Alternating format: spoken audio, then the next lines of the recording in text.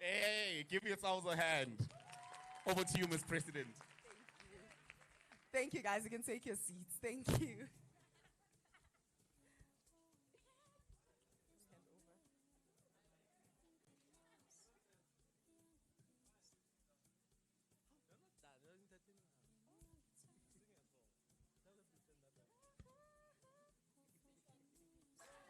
Hey, give yourselves a hand. Over to you, Ms. President. Thank you, guys. You can take your seats. Thank you.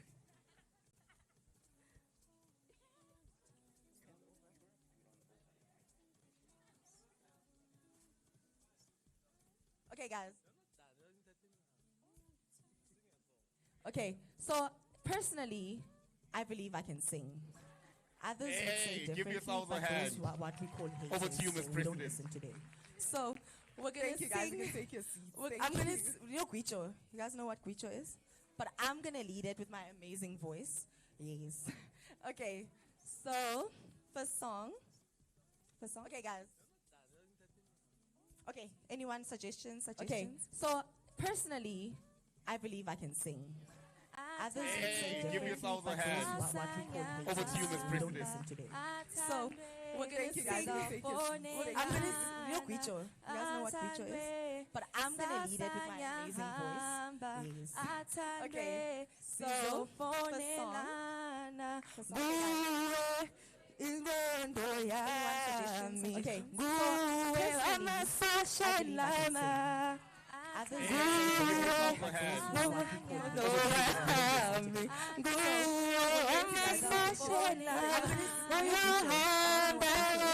but I'm gonna lead it with my amazing voice. So, first song.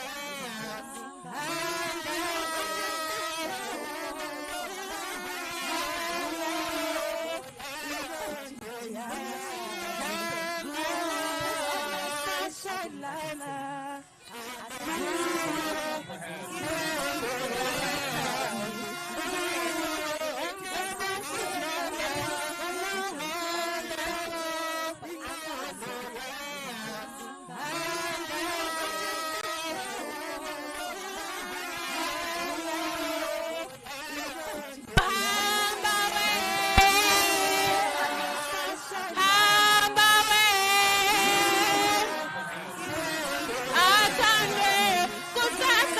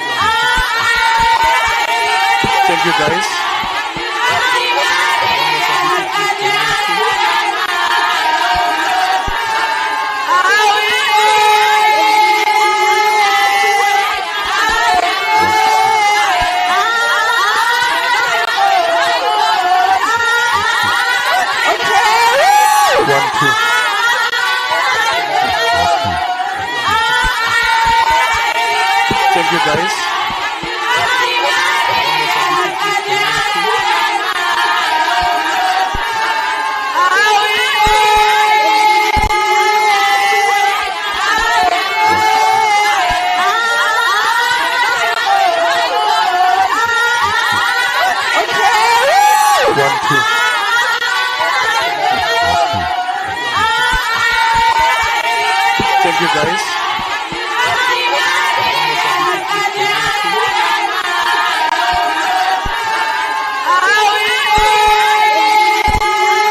Colleagues, good morning. Colleagues, good morning. Learners, good morning. Do me a favor, say to the person next to you, this is a new day. New beginning. Fresh anointing. I'm expecting you to be at your best behavior and participate today. Can we all stand, please? And I can hear that you are singing good morning, equity. Learners, good morning. Do me a favor, say to the person next to you, this is a new day. You will sing equity. New beginning, but now I don't want you to sing fresh anointing as you call it to be. I'm expecting you to be at your best behavior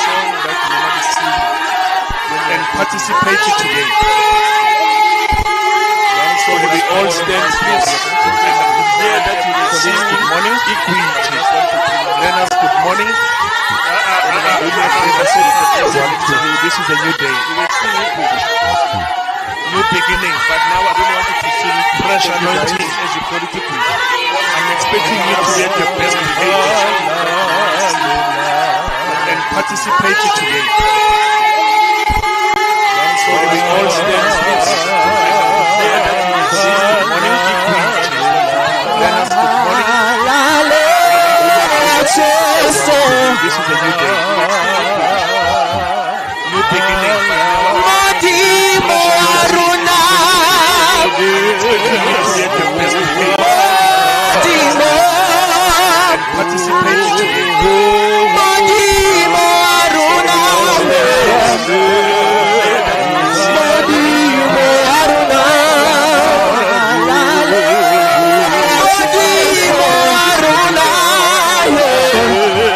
New beginning.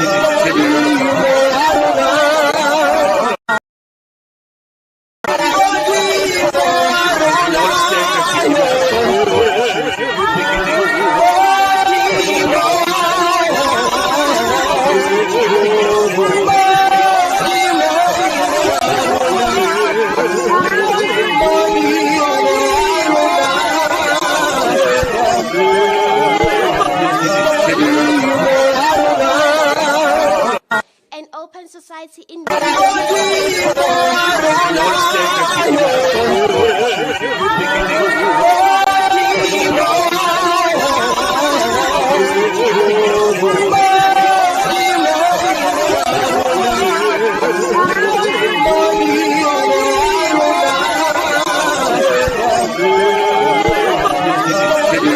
open society an open society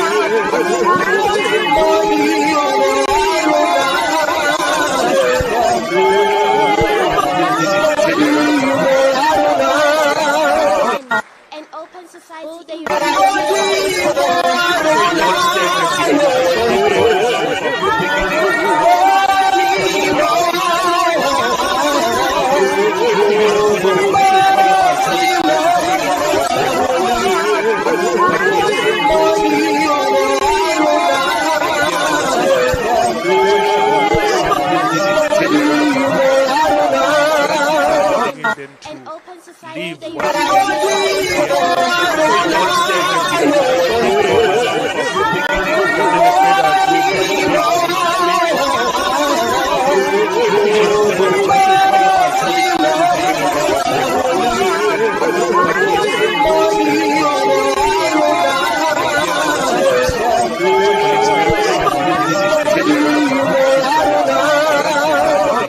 an open society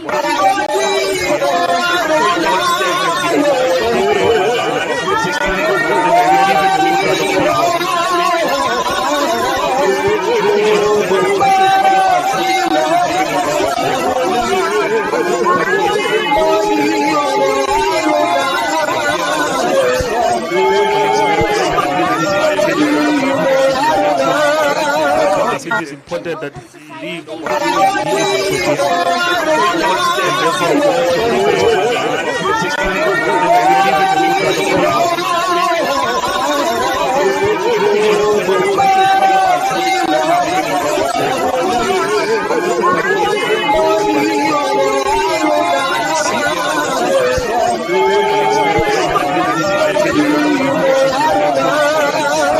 it is important that from me, but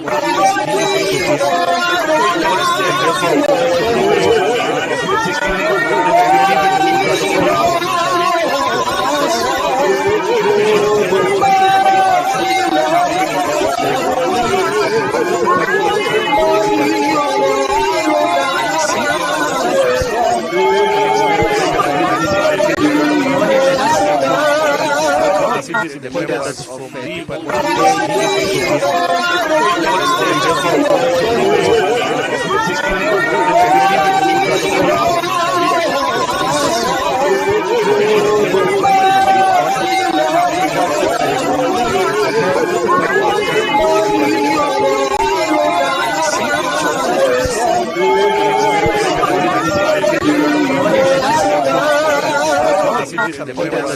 me, but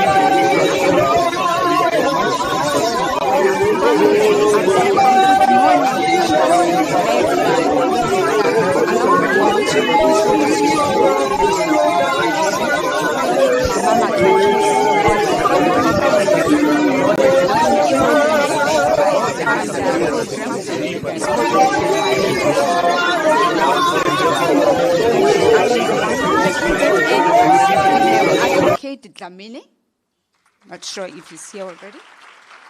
All right, thank you. The Mpumalanga province, the program is led by Mr. Tlajwayo Chris. The Northern Cape, we have Mr. Malunga Fando, but we have Mr. Deriki Farmer standing for him today.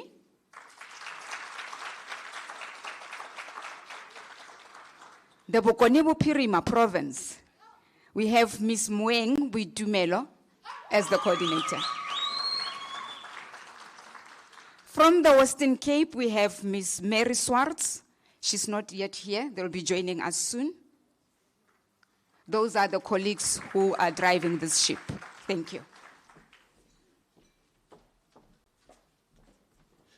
Colleagues, thank you very much. And we also want to welcome Mayor Kiabetri Mabe from MTN. Please just raise your hands. Colleagues, let's give a good round of applause.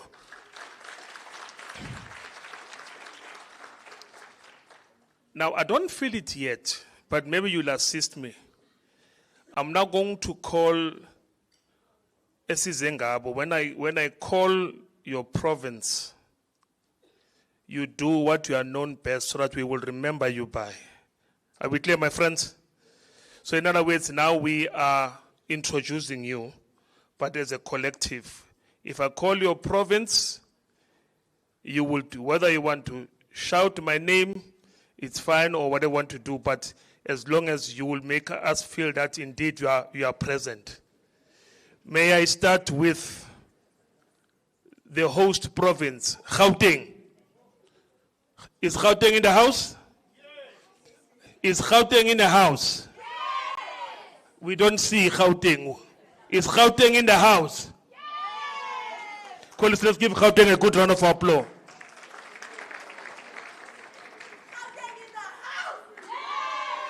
That's better. Free State in the house? Where is Free State? You don't say the Free State. Eastern Cape in the house? That's what I call it. Well done, Eastern Cape. The Kingdom KwaZulu-Natal in the house.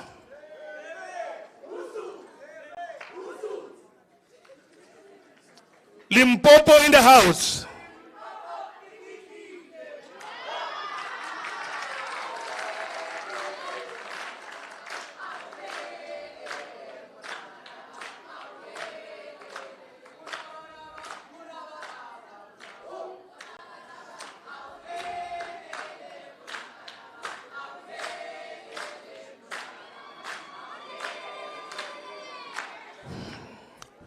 Thank you. Mpumalanga in the house.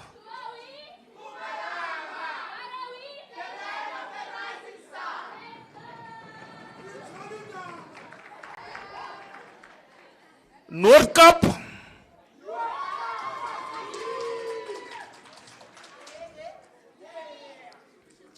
Northwest.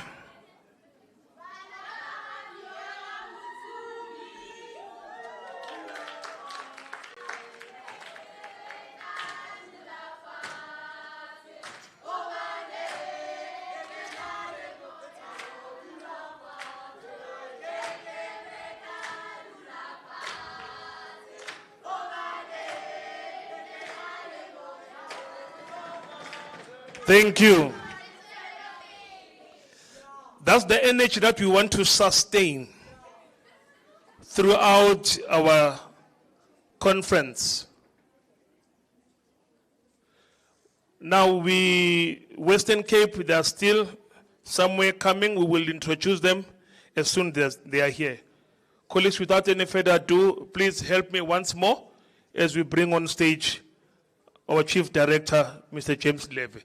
Friends, a good round of applause for him. Thank you very much.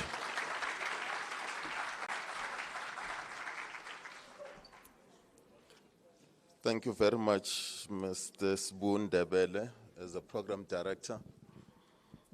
I think the reason why we introduce all of you was so that I should not repeat the names and just welcome everybody as has been listed. I'm told I'm representing the minister, the deputy minister, the DG, and the DDGs, which means I can be on this platform for the whole day, because those are in the program and the time has been budgeted. So I want to use that opportunity to represent all of them. Allow me to do the following. I'm just going to select a few of the learners. If I point at you, please come and stand here, as we can have as many as I want.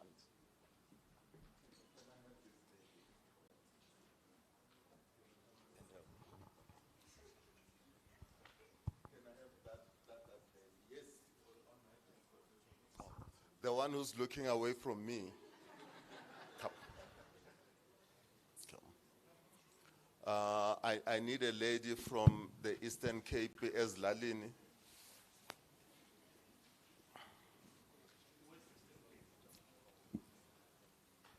Come join. Just randomly picking up. Would you come with your white jacket? Come.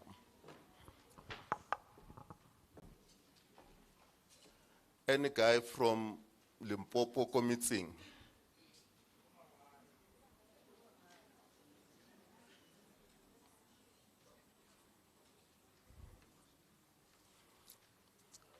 Who's dying to come and join us?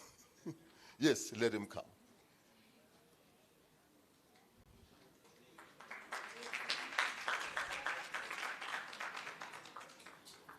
I have to move around and see who else I can pick up, whether they meet my criteria. Yes, baby, come, come.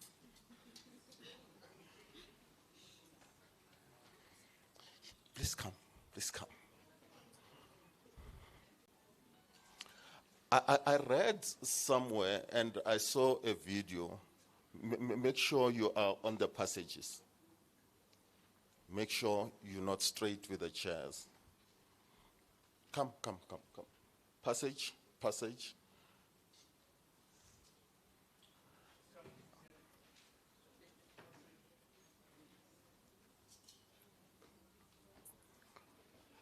There's a video I've seen on social media.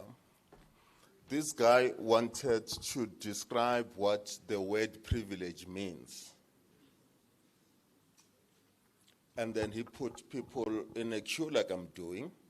Say, we're going to have a race from here until the end. We're going to have a race. So be ready to run from here to the end. Now, listen to my instructions first. If you are male, take 2 steps forward.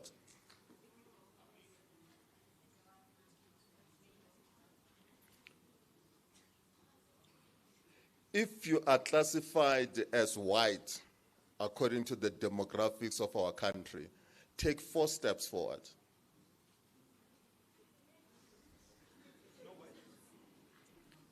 If you are not African, you are of any other color, take 4 steps forward. Fine. If you have both parents at home, I want you to take 3 steps forward.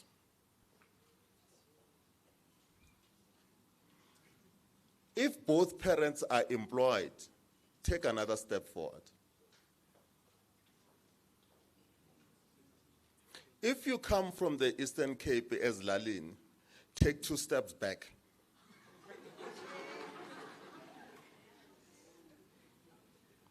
If in your family there are 2 cars, at least, take another 2 steps forward.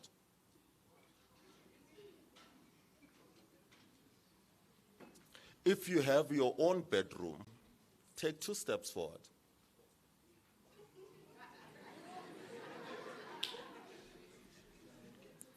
If you happen to have an allowance, every month you know you're going to have an allowance, can you take 2 steps forward?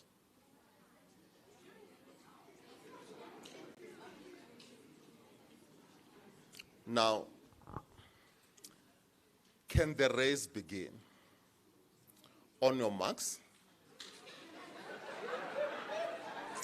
No. On your marks? Get set, ready, and go. Thank you very much. You may take a seat.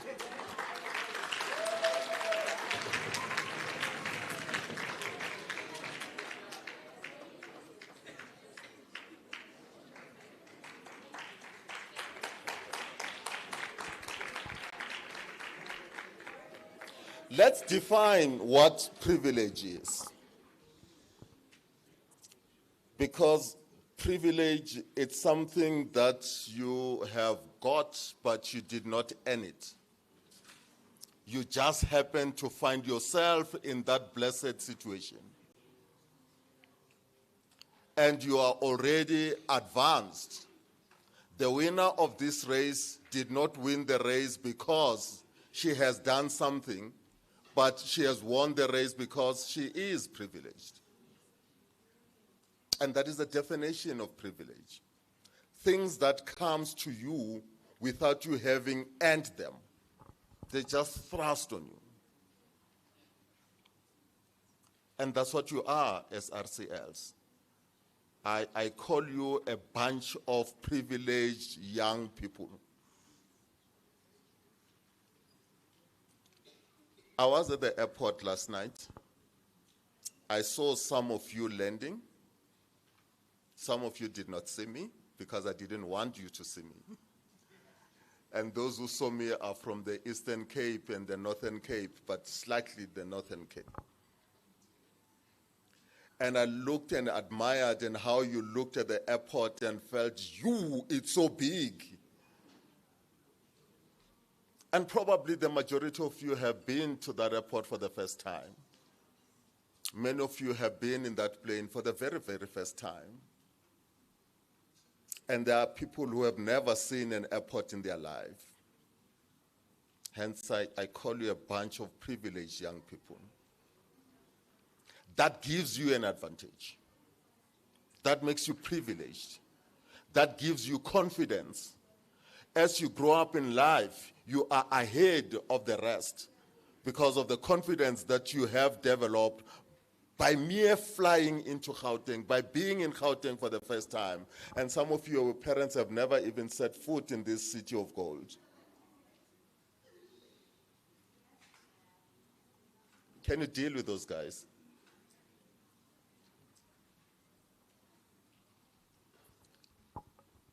So if we were to take you to an interview on any other topic, because you have developed this confidence, you'll be able to excel by being exposed to some of the things that you're being exposed to now.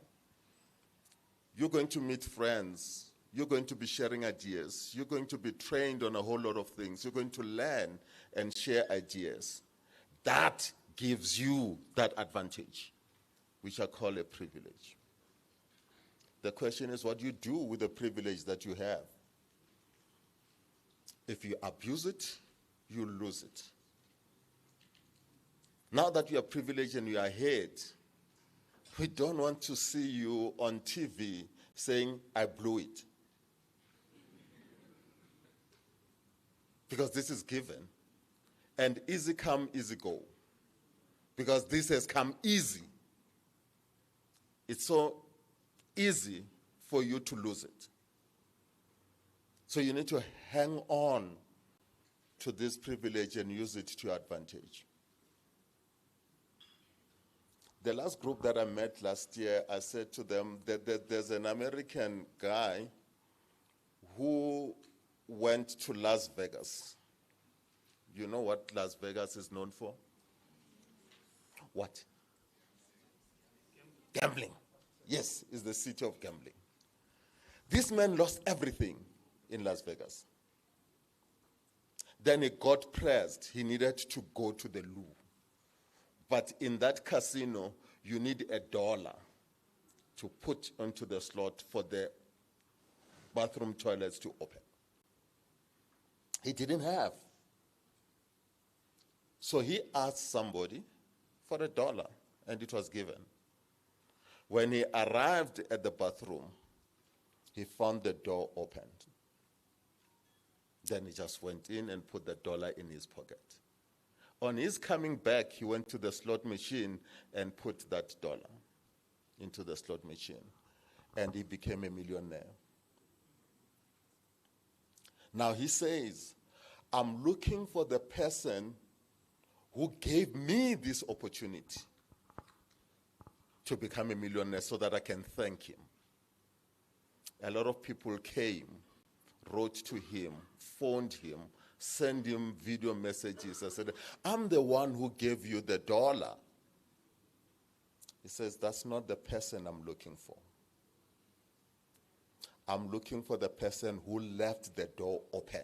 That is the one who made me a millionaire. Because he saved me that $1.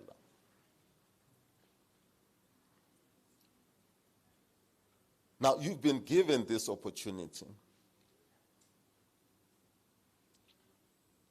And as you have the opportunity and you are advantaged, you are ahead, and you have all these privileges that you have, don't dare leave those behind. The number last person here was not because she couldn't run faster. Is because she's from another country somewhere in South Africa called the Eastern Cape, right as Lalin. She couldn't catch up with the rest because they were more privileged than herself. But I'm saying, you dare not leave her behind when you are privileged. Because leaving her behind will be your downfall. Because those that you leave behind because of your privilege are your obstacles as you progress in life. You can't be successful when the rest is not successful. Your success depends on the success of those that you're leading. Can I mention crime? Can I mention drugs? Can I mention alcohol?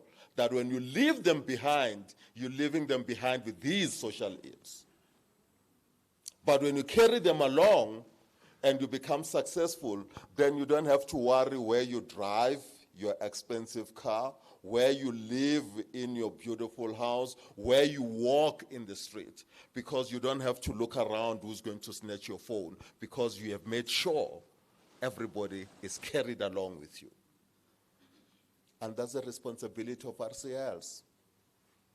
It's not all glory and glamour when you stand on stage and say, here are the RCL and here are the masses of students. And then you don't care what they do. And you don't guide. Because you will progress because you are privileged. And they won't. And when you leave them behind, your life is messed up as an adult because of those that you have left behind. And those who have been left behind, it's not the end of the world. It is important that you know yourself. What do you know about yourself? You know I'm black. It's a disadvantage on its own. You know there's not even a single car. My friends are dropped at school by their parents. I have to walk.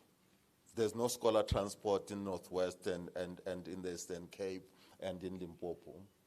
You have to walk. So if you have that knowledge of where you come from and who you are better equipped to face your future than some of the privileged ones. The fact that you don't have both parents and probably you don't have any, that knowledge is important for you. The fact that you're studying in English and you only speak Sepedi and Chivenda and the question paper will come in English, it's a disadvantage on its own, but it says to you, when you know yourself and the obstacles that you have to jump, you have to work double hard in order to keep up with those that are privileged. And it is this knowledge that will make you stronger, more successful, resilient, by working double hard. Things don't just come easy. The 350 grants that we give just come within a day's blown because nobody worked for it.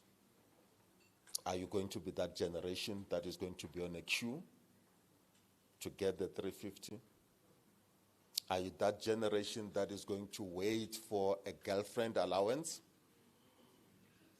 When these things come as easy as like that, you'll never be equipped to face life when it becomes hard. So we're asking you, privileged bunch of young people, that can you use your privilege for the advantage?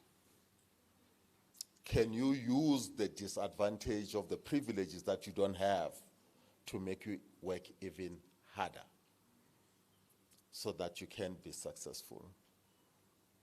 The IEC have closed their offices today. They're all here. Nobody's left there except admin clerks. They're all here. That tells you something, that it is important for you to take control of your own life and your own government and the issues that happens in government. That's why they're here. The day of sitting and complain about a government of the day are over because you need to take over the government of the day. You are responsible for putting those people in there. That's why the IEC is here, to make sure that you take control of your lives. You can't have a culture of silence when things go wrong. Even at school, you know who is a drug dealer. You know who doesn't come to school daily. You know who disrupts education and so on. But there is this culture of silence that we can't stand up as RCLs and fight those ills. Something wrong with that camera.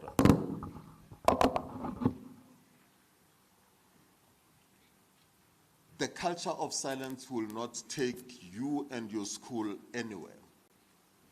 And as young people, we tend to celebrate wrongdoings.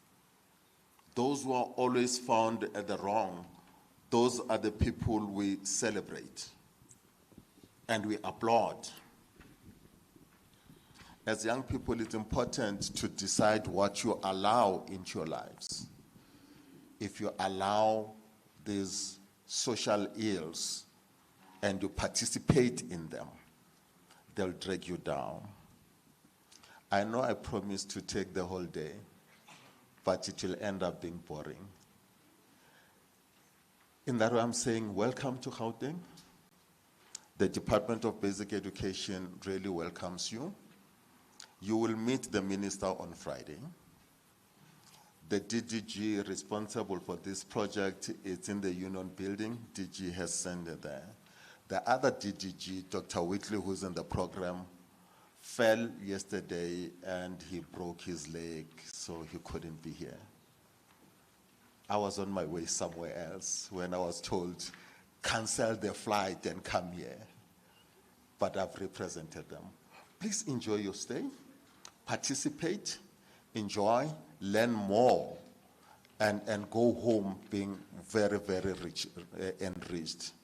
Spundebele, I've done what you've asked me to do. Thank you very much.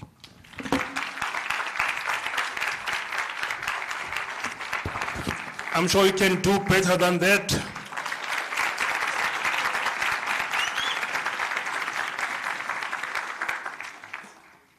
Now you are welcomed.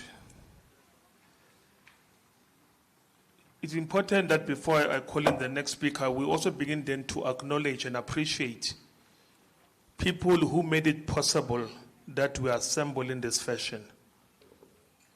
I'm going just to call the organization, and if they're here, may they please stand up and just raise their hands. Agape Youth Movement.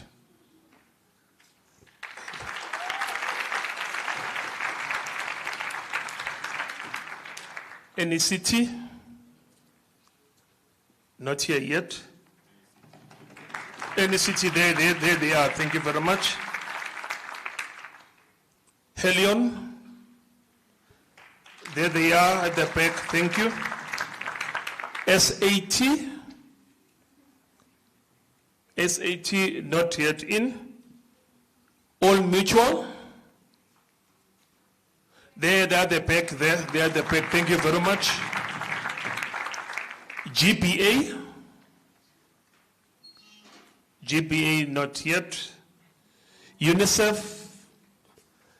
Let's give a good round of applause. Thank you very much. Once more again, the IEC, they will still be coming, but let's also acknowledge them, the IEC.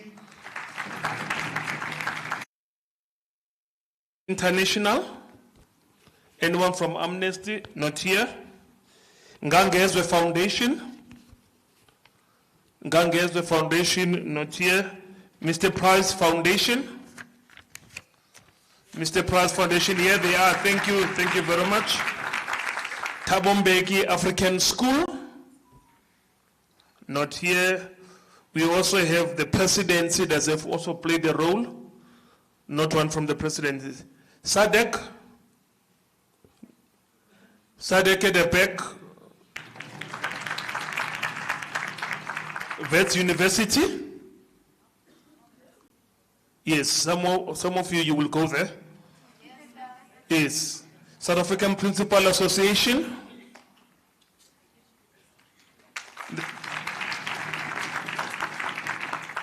NASGB? No one yet. UASGB? South African Human Rights Commission? No one there. And GIZ. And let's give him a good round of applause, colleagues from GIZ. We'll also be able to acknowledge others as they come in.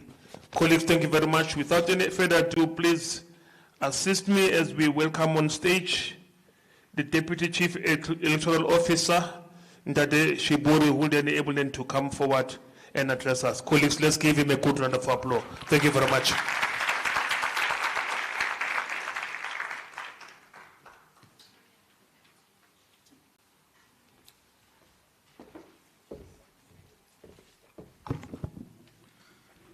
It's not always that one gets the opportunity to stand in front of leaders. If I appear incoherent and sound incoherent, bear with me. I'm intimidated by your presence.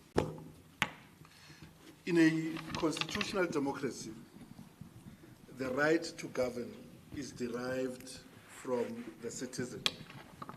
In other words, a government can only be legitimate if it is installed by the people.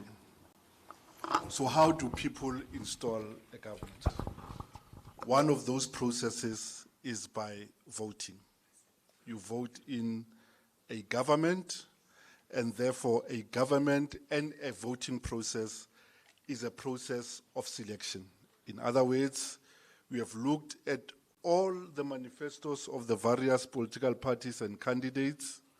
You have assessed them, and you have determined that there's a party that best speaks to your circumstances, to your aspirations, to the things that keep you awake at night as a young person, and you select that party. That is the process of voting.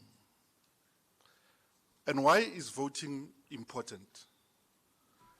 It is important because by that ritual of making a mark on the ballot, we individually and collectively, we cede or transfer our authority and power to arrange our public affairs. We transfer that responsibility to men and women who we elect into municipal councils, into provincial legislatures, into the National Assembly, to on our behalf manage our public affairs, which includes how the resources of the country are distributed.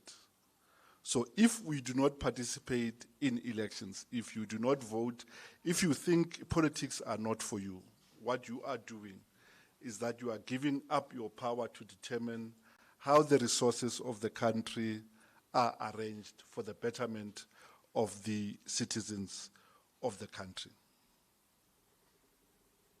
We all know that voting in South Africa has not always been universal, but it was a privilege reserved for certain sections of the South African population.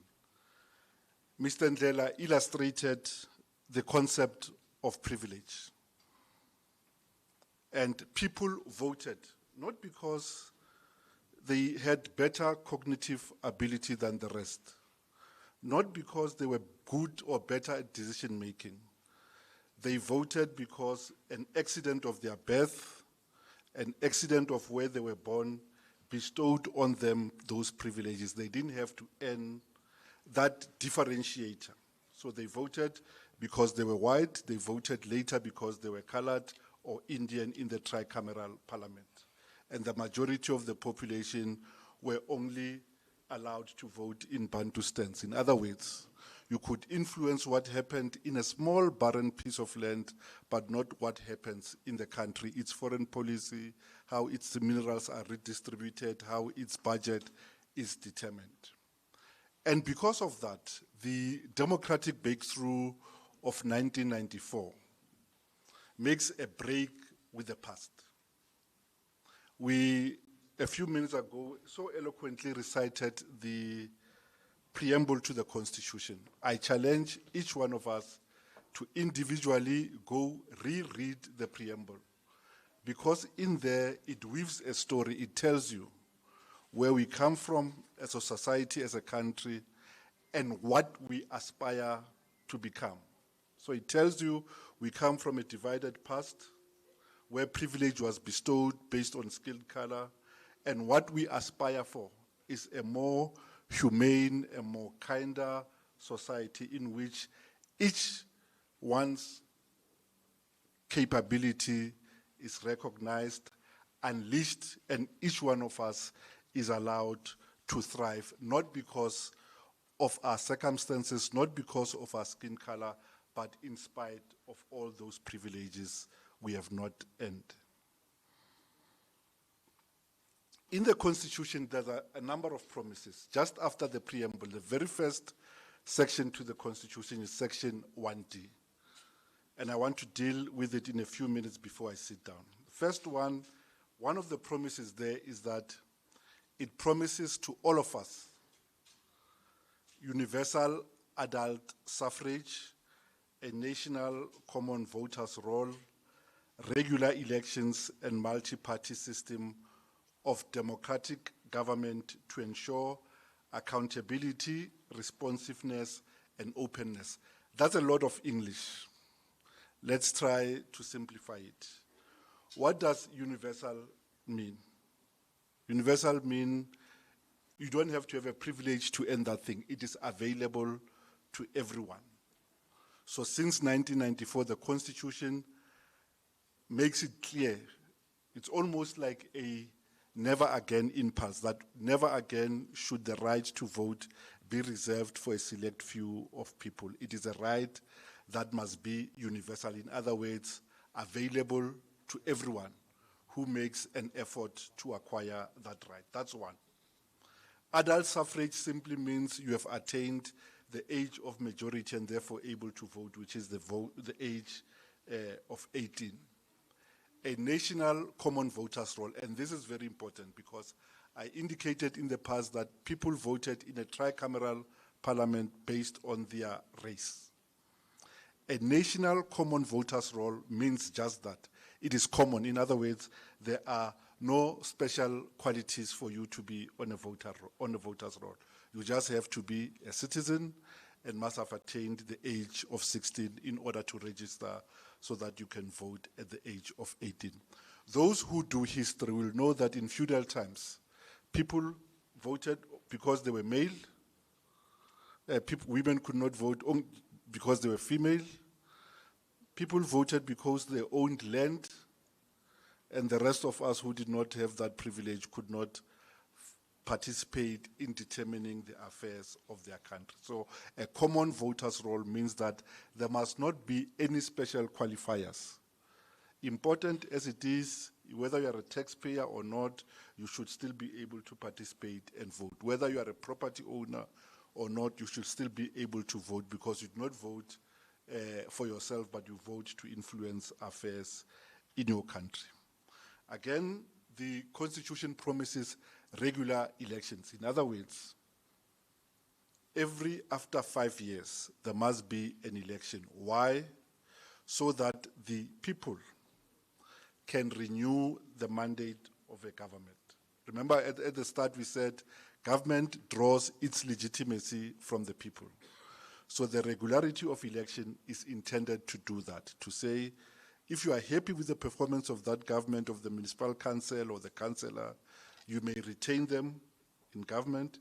If you are not happy, you can change your voting pattern and try somebody else. So the regularity of election is intended for that purpose, to renew mandates so that you don't have a one-party state. Again, the Constitution says we are a multi-party system of governance. In other words, it abhors one-party state. In other words, an election and voting must result from a contestations of ideas, and that people can choose the best among the competing ideas to represent them.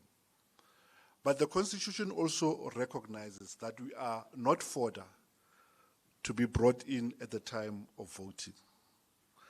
Because we elect people to represent our isms, for us to participate and demand answers from those we elected.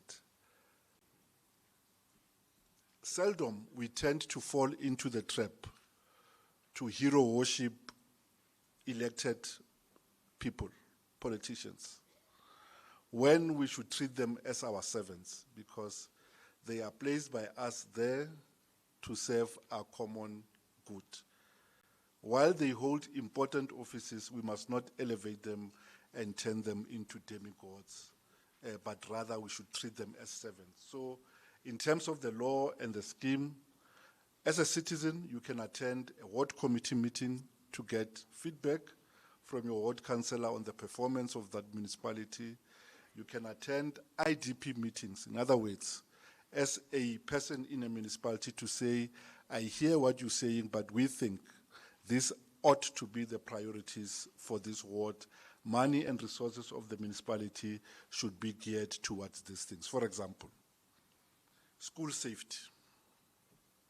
Why should the budget of the country not be skewed to ensure school safety in order to safeguard the outcomes that come from that environment? So those are the issues where you can demand answers either through the councillor, through attending committees of the legislature or committees at the National Assembly, or also participating in the law-making process.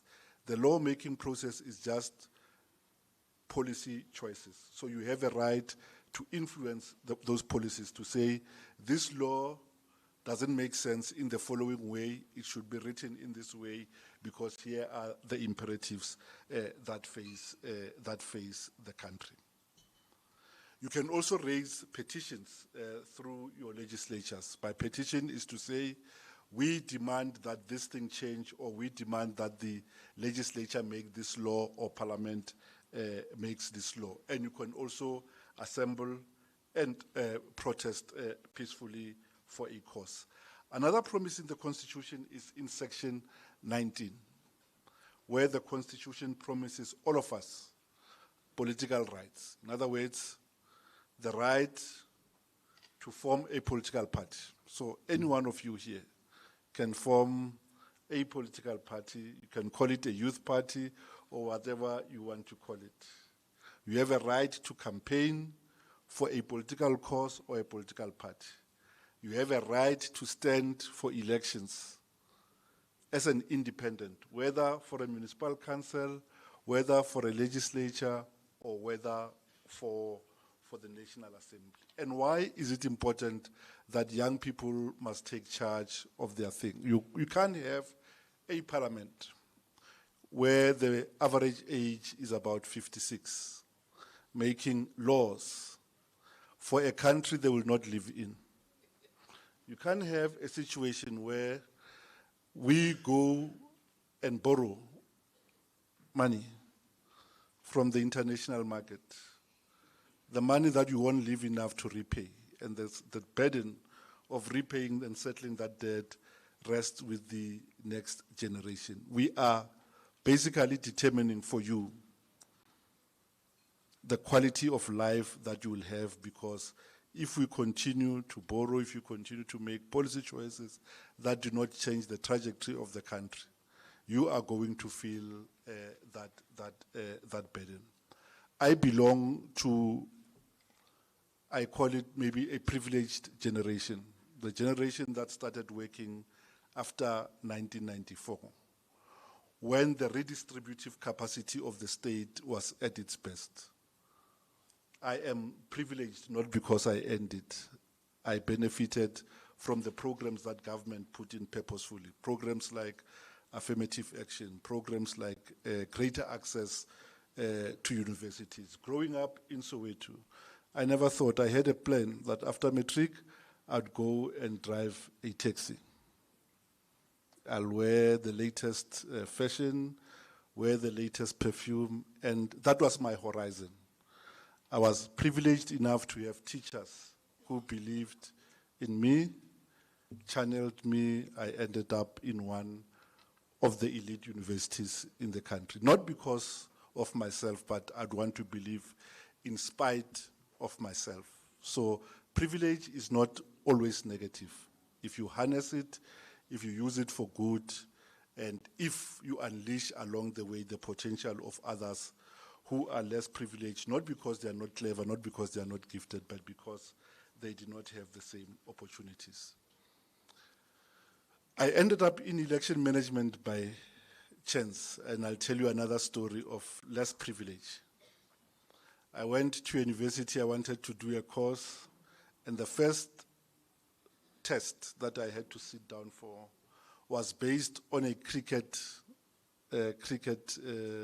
field scenario. They said a bowler bowls at the speed of what, a Yorker or whatever you call those balls. So you must calculate the velocity and what of the ball. People who knew cricket could go straight to the question and answer, apply the velocity and those things.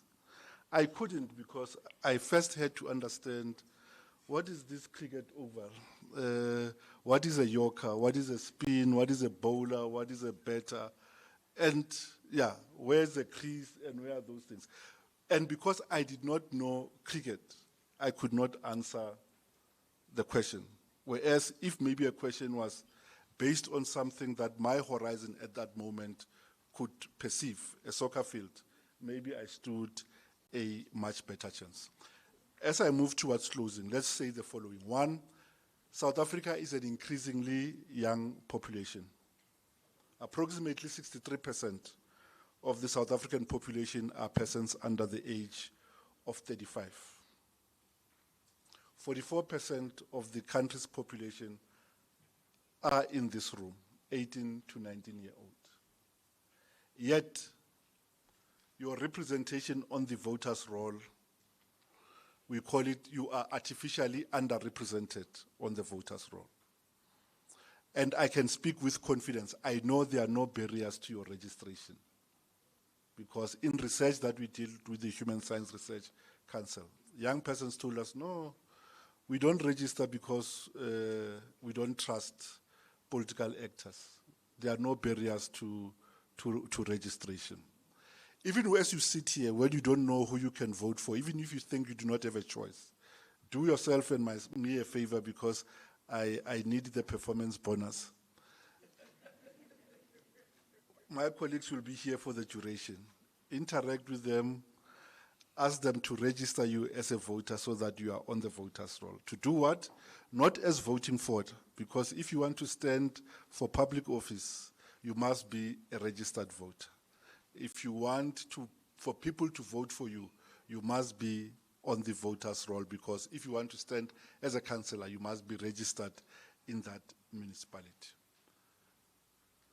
Young people's registration patterns and their ability to participate continues to bother us. We are working, and I'm glad we have MTN in the room, with the big tech companies to ask them with cap in hand to beg them to zero rate some of the offerings that we give. For example, we have a portal that enables persons to register as voters, to say, can you zero rate this URL so that young persons can go onto a portal and register to vote? Because when we asked young persons, they told us, no, we have data, but we'll never use data to access government services, including IEC services. So we're looking at zero rating that if we could, or reverse billing it to us, so that young persons can have barriers to their participation.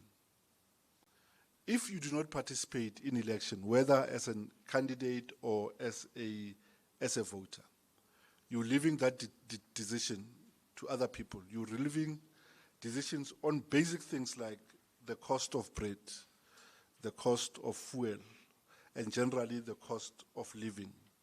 You're saying, I have no interest in determining these things, and you leave it to other people. Those who have resources can afford to create a parallel life. But for the rest of us, we need functional governments to intervene, to equalize things in our country, to intervene, to make priorities that give the majority of us a fighting chance. So as I conclude, what is it that we can do as young persons? Firstly, I challenge you to register to be on the roll. I challenge you to help those in our households to better understand the priorities that municipalities set for them. I challenge you to be fair with the rate structures of municipalities, so you can help those in your household to say, make representation, support or do not support the adjustments of rates. Ask your parents, what is it that they see as priorities in their municipalities? so that we don't have a country that can host a Formula One race, but still have kids that must cross a flooding river in barrels to get to school. So the continued engagement in affairs of your country are just that, to have a say on how the meager resources in the country, the finite in the resources in the country, get distributed so that the distribution meets the needs of the majority of the people of the country and not just for show. Lastly, we have a school democracy program that we run with the Department of Basic Education. You can be a champion in your school to challenge your fellow learners to register to vote. And once you are registered to vote, you can even ask the commission, you can form yourself into a group and ask the commission to accredit you as observers in elections, so that when we have by-elections or when we have election, you can go, observe, and give us the feedback of the things that you have observed during the elections and by-election. But more importantly, nothing stops you. If you think you have been properly equipped by being an RCL leader to be a leader beyond the school premises. Most of our voting stations are in schools.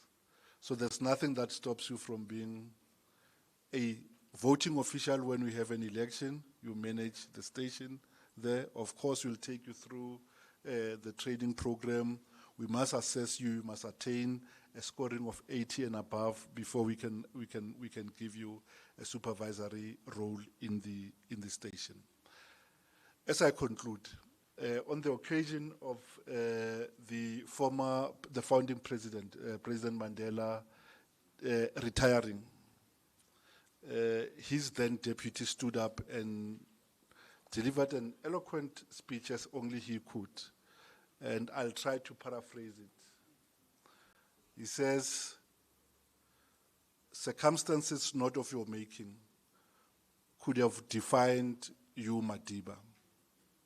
An accident of your birth could have confined you to a region, but you dared to dream beyond the horizon of an eye.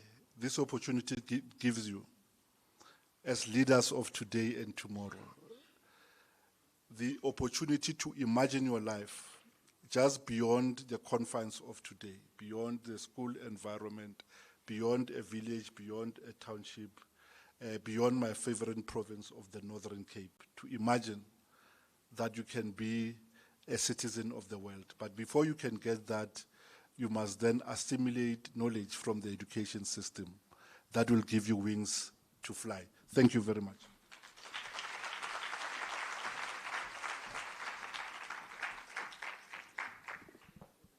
Tell the person next to you, you can do better. And let's give Ndate Shobori a rousing.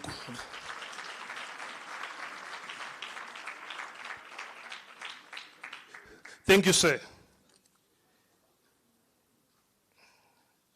If it is to be, it is up to me. Can you please tell the person next to you, if it is to be, it is up to you. Challenges that you have been given. Number one is, don't leave them behind. Ne? Remember that. If you want to have a better life, is don't leave anyone behind. Number two, know yourself. Now there's a third one. They say you can form a political party. So when we come out here, I need somebody who's going to be the president who will decide what's the name of the party. Again, anyone who wants to become the president of the party? None of you. Only three. Hypo. You know, I was thinking that everyone would then say we want to become owners of the party, because if you listen to what Dr. Shubud is saying, people who are now making decisions are making decisions about a life that they won't be in. So it is important that you take a pivotal role in playing the role. You can't say, politics is not me. Because you then have the responsibility to be able to carve for your future. May I please also call on stage, also from IEC, Ubabum Zimela, who will then come and explain the voting process. Because remember, when we are coming out here, we need then to have our own engagement and imbizo of how we form our party and call it Ndebele Party. Then all of you will be able then to come and join. We will decide who becomes the president. Dadam Zimela. Let's give Dadam Zimela a round of applause, colleagues. Good morning, ladies and gentlemen. My name is Velim Zimela, and I'm the Regional Outreach Officer based in Eguruleni. Firstly, we, as the IC, we like to welcome you guys to the city of Eguruleni. You are all welcome. I think this is it's a tall order. Once your principal has spoken on the podium, it's very difficult for you to come and step or fit in that discussion. However, my role is easy today. We all know that later tomorrow we'll be holding the elections of the national RCL national structure. So, what is the role of the IEC? My principal has indicated why it's important for us to vote, and therefore, who manage those elections. IEC is one of the Chapter 9 institutions that are mandated by the Constitution of the Republic of South Africa to manage elections of national, provincial, as well as local government. And we need to make sure that those elections are free and fair. And lastly, we need to make sure that we declare the results of those elections within a short period of time. So that is one of our constitutional mandate. Each and every election, there must be a nomination. What is a nomination process? A nomination process is where you select a candidate that you strongly feel that they need to be on a ballot and elect them to the leadership positions. So the nomination is where you'll be selecting or nominate someone to stand for a certain position. We all know that we've got 5 positions that will be contested. Firstly, we'll have the position of the president, the position of deputy president, position of secretary, deputy secretary. Lastly, we'll have the position of the treasurer. So these 5 positions must be contested. Who qualifies to be nominated? It's all presidents of provinces. So when we issue out the nomination forms, make sure that for this position, you nominate the president of your provinces. Are we together? During the day or between 2 and 5 today, we'll be issuing out the nomination forms. Why is it important to nominate someone? So that the IEC are able to prepare the ballot paper. And in that ballot paper, you need to see the candidate who will be contesting. After my presentation, there will be an opportunity for presidency of provinces to do the pitching of Mr. Price. That opportunity, that's where you'll determine the best candidate to stand for this election. So it is the way of them canvassing for this position when they are doing their Mr. Price pitching. So that opportunity, make sure that you pay attention and have a name that you'll nominate for all those 5 positions. What will make the nomination form to be disqualified. In a nomination form, you need to state that I, Velim Zimela, nominate Babunkosi, and there must be a seconder of that nomination. I, Mr. So-and-so or Ms. So-and-so, nominate, second the nomination of Mr. So-and-so, as well as the province where that candidate comes from. Make sure that all nominations are signed. If it's not signed, we'll disqualify that nomination. So in a position where there is no president, you can nominate the second in charge. If in that province there's no president, you'll nominate the second person who's in charge. So we'll give a 5-pack of nomination form based on the position. So therefore, you'll nominate per portfolio. One candidate per portfolio. When done with those nominations, we'll collect the nomination as IEC. We'll put a ballot box at the back where you'll be able to deposit those nominations. And then we'll have the election for those positions the following day, which is tomorrow. I thank you. Babumzimen, before you leave, I think please come back so that there's clarity.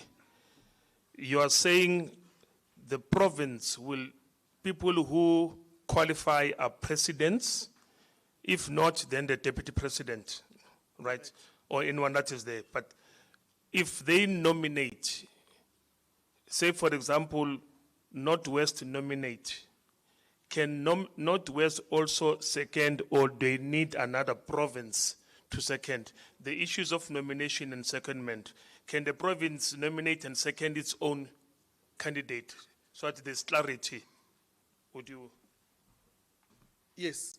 Once you've nominated per province, you will ask other province to second the nomination. Because there was a possibility that they can nominate and second being the very same province. It's also allowed. Is it also allowed? It's also allowed. Okay, so it does not matter who second as long as there's a signature. There's a person who's seconding. Okay. Are we ready, colleagues? Are we ready, my friends? Presidents, are we ready?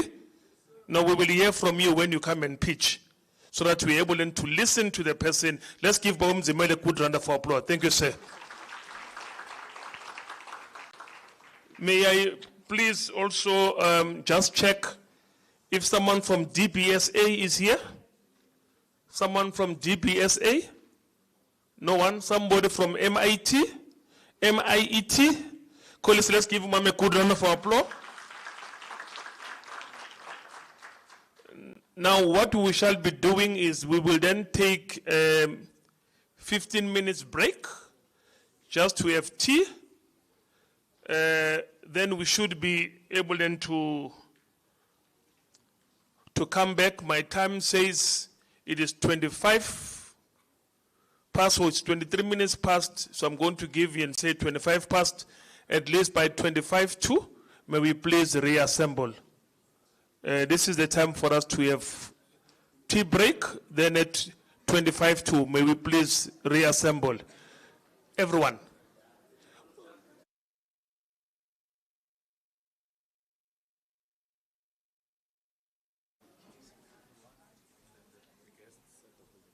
Okay. All our guests, Tabang, just remain here. All our guests will follow Ubabu Tabang because he will be able to show you. But all of everyone else, you just have to go into that room. That's where.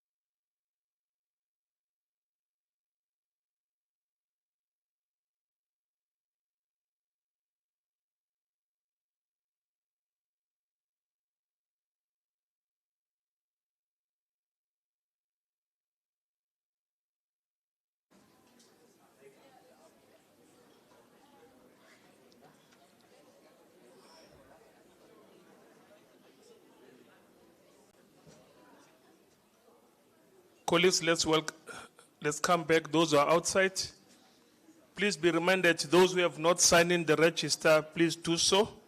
There are ladies at the back next to quality public education and those outside. The president of World School van der Bijlpark, the president, you are.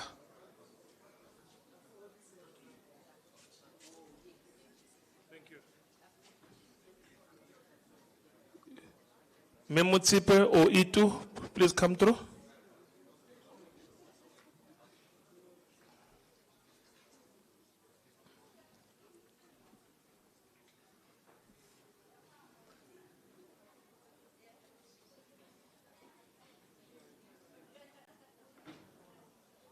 Itu.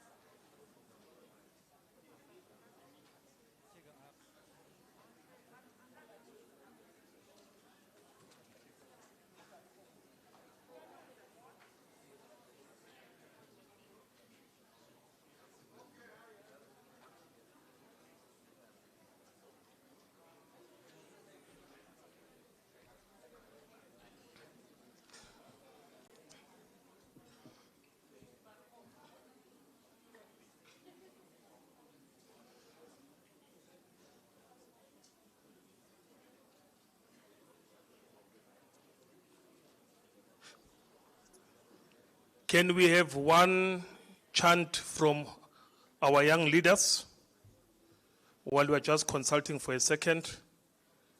Young chant for, there's this one that you were singing when we were coming in, where you had to do this round robin.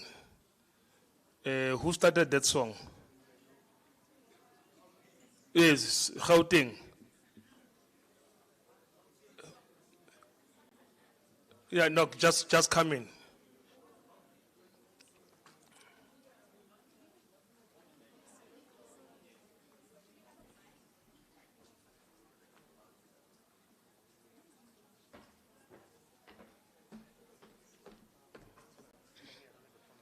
Okay, should I use this mic? Good morning, everyone. May you please excuse me, I can't sing, but I'll try my best. Okay? Okay. Okay, so we're gonna sing that song, One Man from Next Door. Is that okay with you guys? Okay. One man from next door went to the river. One man from next door went to the river. One man from next door went to the river. One man from next door went to two men. Welele went to the river. Two men, one man from next door went to the river. Three men. Welele. Let's go. Three men, two men, one man from next door went to the five men. Oh. This is not only meant for the young ones, even those who are young at heart. Those who are young at heart, just follow them. Don't lead us in a discord. Let's start from the scratch. Okay, guys, I need energy from you guys. Okay. One man from next door went to the river. One man from next door went to the river. Two men.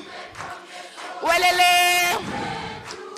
Let's go. Two men, one man from next door went to the 3 men. Welele. Let's go. 3 men, 2 men, 1 man from next door. Went to the 5 men. Welele. Let's go. 5 men, 4 men, 3 men, 2 men, 1 man from next door. Went to the 7 men. Welele. Let's go. 7 men, 6 men, 5 men, 4 men, 3 men, 2 men, 1 man from next door. Went to the 10 men. Welele. Let's go. 10 men, 9 men, 8 men, 7 men, 6 men, 5 men, 4 men, 3 men, 2 men, 1 man from next door. Went to 12 men. Welele. Let's go. 12 men, 11 men, 10 men, 9 men, 8 men, 7 men, 6 men, 5 men, 4 men, 3 men, 2 men, 1 man from next door. Wait. 20 men. Welele. Let's go. 20 men, 90 men, 18 men, 17 men, 60 men, 15 men, 14 men, 13 men, 12 men, 11 men, 10 men, 9 men, 8 men, 7 men, 6 men, 5 men, 4 men, 3 men, 2 men, 1 man from next door. Wait, 30 men. Thank you. I saw when they were saying 20 men, there was a problem mathematically with some that I will not point out. Because they could not count it from 20 downwards. They stopped somewhere by the wayside. But the question is, what was the man doing by the river? Sometimes we're seeing things that we don't even understand. You need to share us a story. What was this man doing by the river?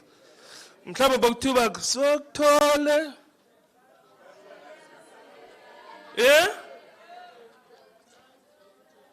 Mlanje. Itini?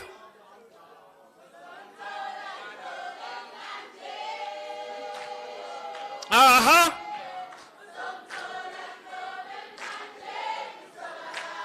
Utini yena?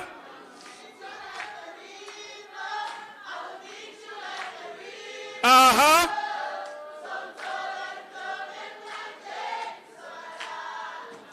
Yeah, ninga blow me game Mlanje. We are here. We're in Johannesburg. Tabang, I'm just waiting for you. We now have to go, colleagues. We were waiting for the professor. They're not here, but we'll then be able then to move a step ahead. We just want to confirm Tabang was here. He vanished.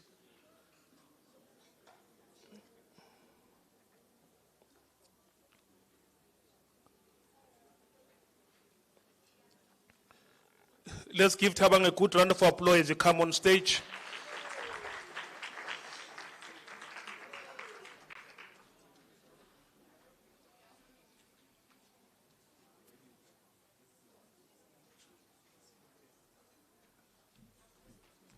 Okay, Utabang says they just need just few minutes. Can we have another song?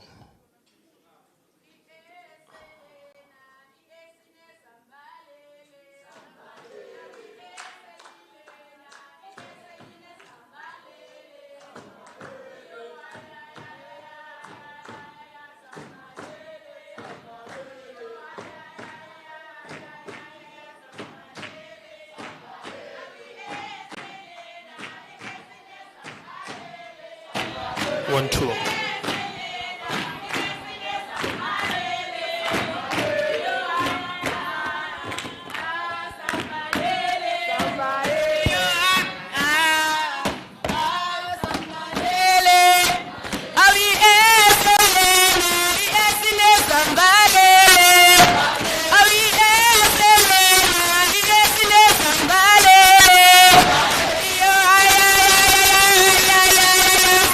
Hey!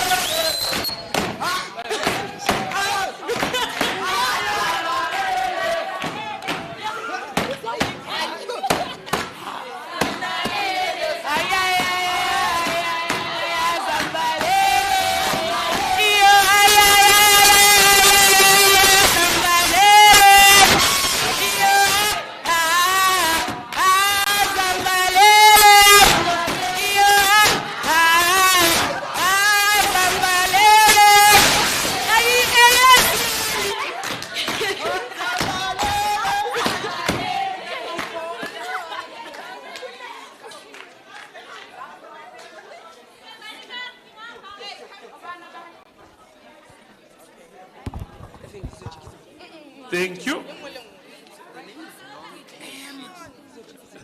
May we take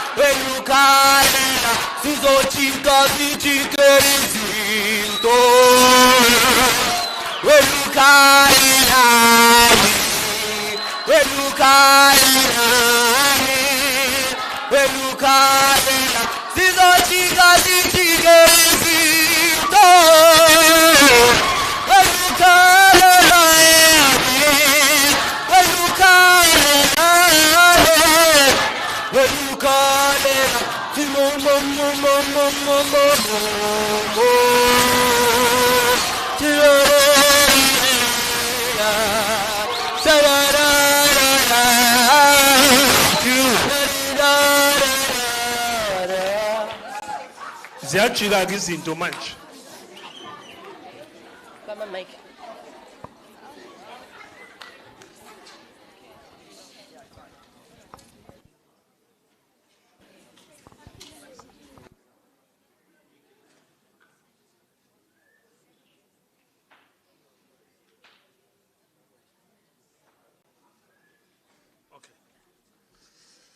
Now we are moving on. I'm just going to call on stage from the Prize House Foundation, who will then come in and just take in the slot.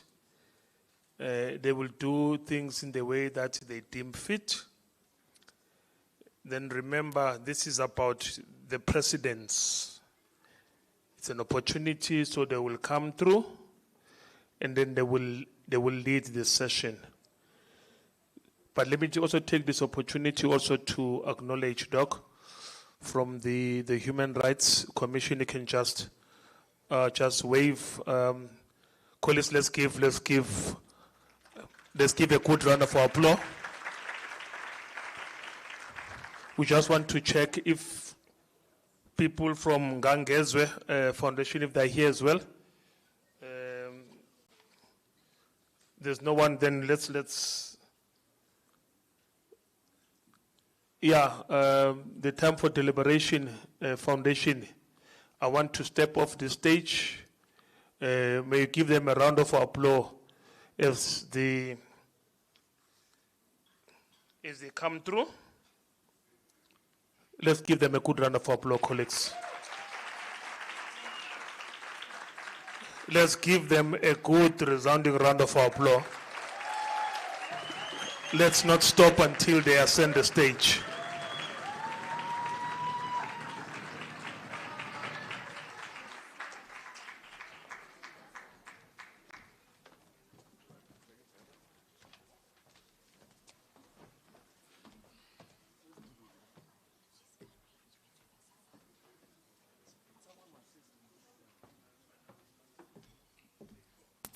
Good morning.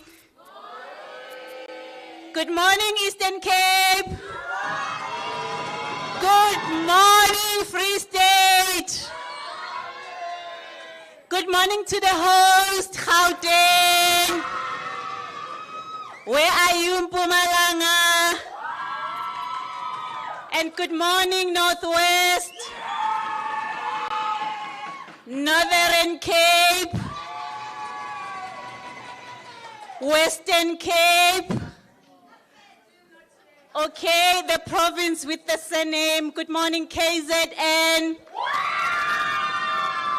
Now the mood is that of a conference. Are you ready for the prize? Are you ready for the prize? The prize is for screaming. If you don't scream, no prize and no lunch for you.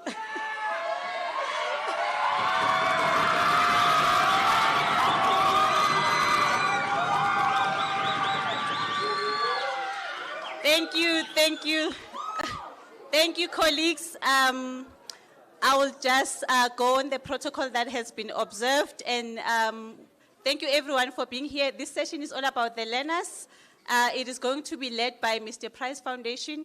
So my task is very short. I'm just going to introduce the panel, and then I step away so that I can see if the prize indeed is really there. Okay, do you agree with me? I must go and check the prize if it's there. Okay, so my role is just to introduce the panel. I am Tongolozi Pembe. I am with the NECT, that is the National Education Collaboration Trust.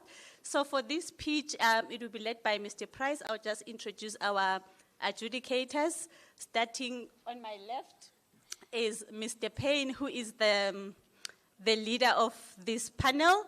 And then followed by, he's from Mr. Price Foundation.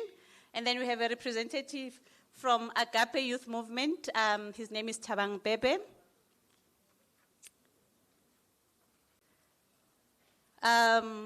We have a representative from the NECT. Her name is Precious Mukhohlwa. And then we have a representative from DBE.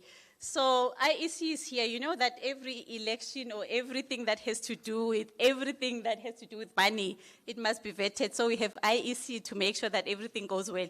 That's why they came in the earlier session, to make sure that we are aware of how the nomination process goes. So that is my task, and then I'm going to hand over to Payne. Just before I do that, I think I forgot Mr. Rastaba's province. How can I do that? Hello, Limpopo! Again, Limpopo Dumela. Thank you, colleagues.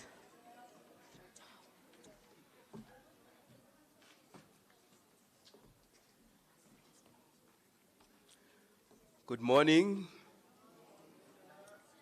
Ayeye KZN, ayeye. Ayeye KZN, ayeye. Anginizo. KZN, ayeye. Ayeye Gauteng, ayeye. Ayeye Gauteng, ayeye. Northwest, ayeye. Wow. Wow. Did you hear that? Did you hear that?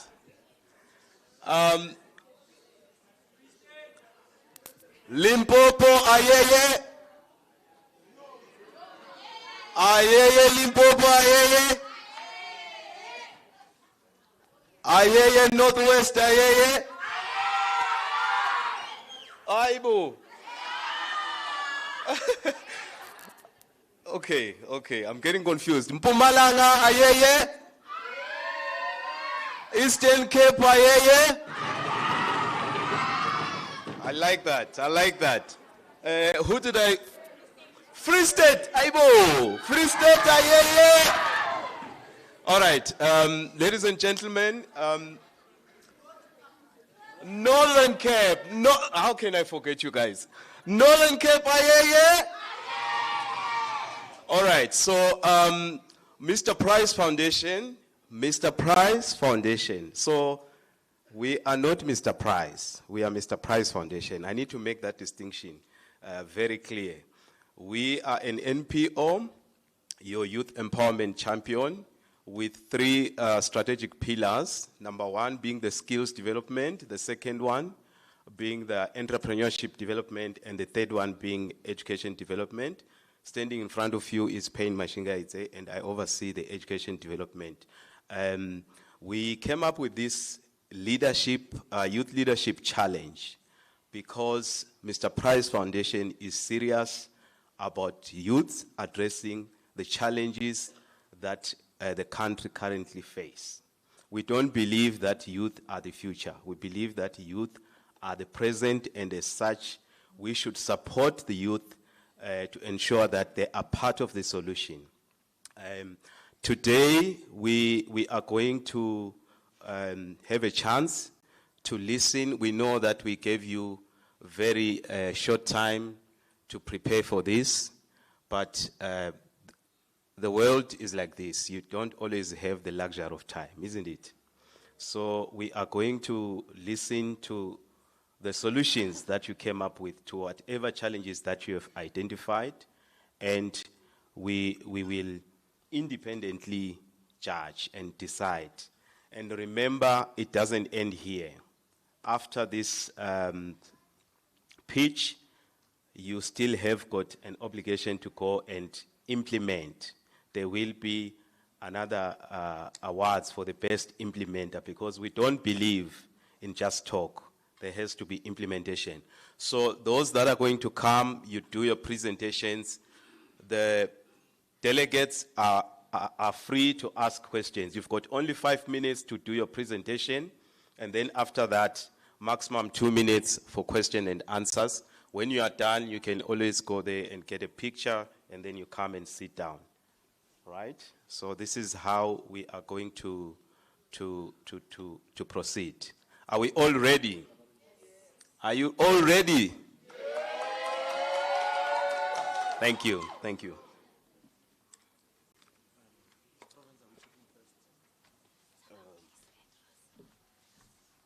Good morning. Good morning. Oh, I thought I was not audible. We're going to start with the Northwest. If you have a presentation, please take it there. And the stage is yours. Northwest.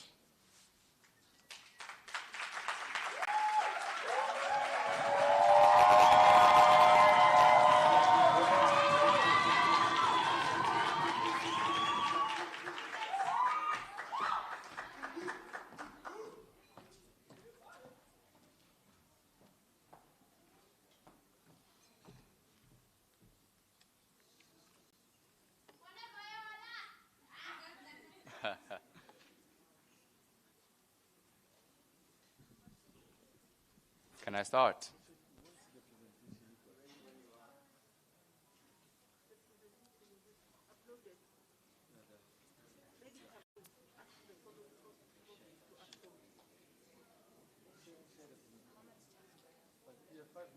Okay, should I start?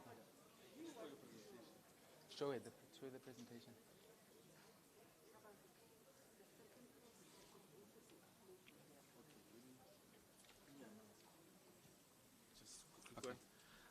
While we are sorting out technical difficulties, can Mpumalanga, Free State, and Eastern Cape please load your presentation so that we don't have this delay? Thank you very much.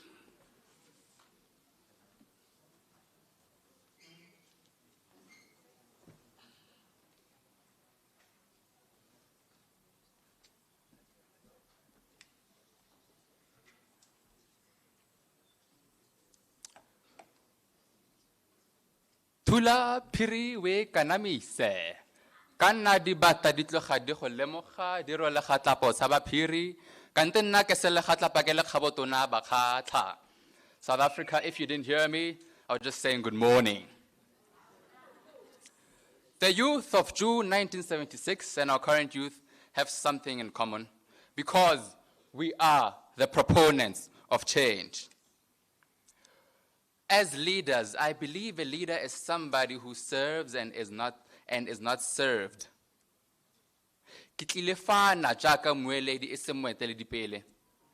I came here only to amplify the voices.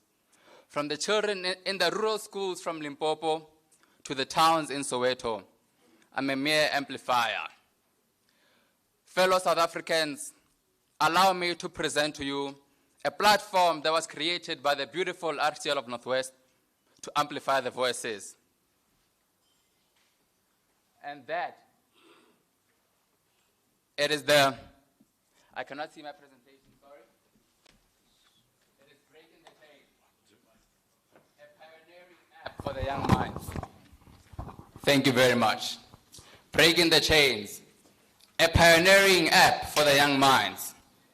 This app is meant to tackle the issues that learners face on a daily. Now you're wondering, what is the purpose of this application? This application, it is something innovative, something not any youth would come up with, aiming at tackling the issues that we face. How it will work is that learners will go to an app, and in this app, the learners will be able to access a section of menus. It will be shown shortly. you will be able to show which problem that you're currently facing. You are going to go at it and pick which menu or which current problem that you're currently facing. This is how the app works. And now, we empathized, we chose, and we managed to connect to the people. What is the real problem that we are facing now? What is the current problem that our youth are currently facing? And with that,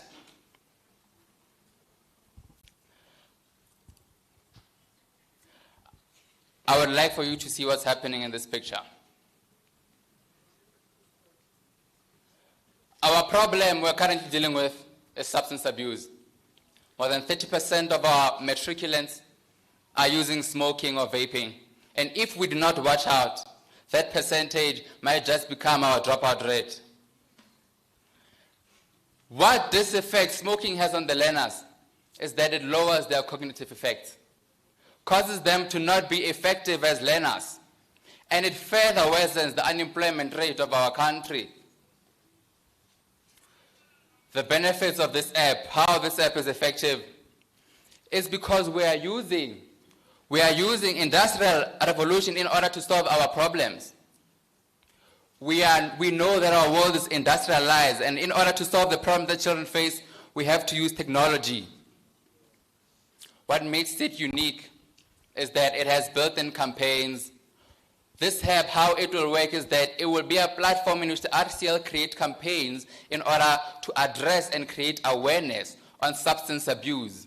Our sustainability plan is that this app will not only be used to address substance abuse in the future, but it will also be used to address issues like lack of awareness of talents, like bullying and etc. As the proponents of change, we have a panel of people who are dealing with this project. The RCL of Northwest, they are dedicated and hardworking. Just to mention a few, in our diversity, we find unity. That's like the motto of South Africa. We find strength in our differences. The final words, I believe, in order to solve South Africa's biggest problems, we have to come with very innovative solutions to our problems. And by creating this application, we are showing you that in order to solve the biggest problems, we have to be innovative.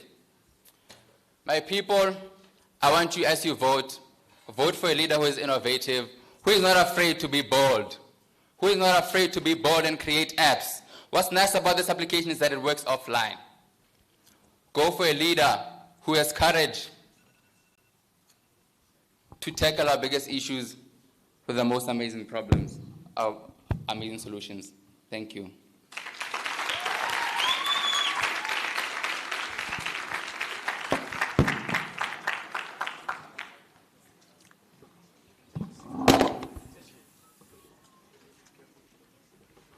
Let's just give him another round of applause.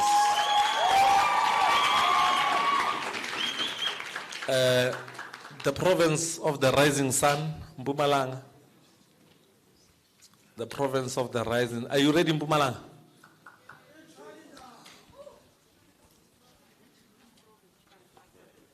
After Mpumalanga is Free State. Free State, please prepare your presentation. After Free State is Eastern Cape. While they are just getting ready to load, is there any questions on the app, innovation app from Northwest? President, please come back quickly. I'm taking 2 questions. I'll take the gentleman over there in black. Can I have a roaming mic at the table of, what province is that? KZN, and then I'll take the female here. Yeah. Okay, the team can help the president to answer the questions. Ne? Can we start with KZN, please? The gentleman.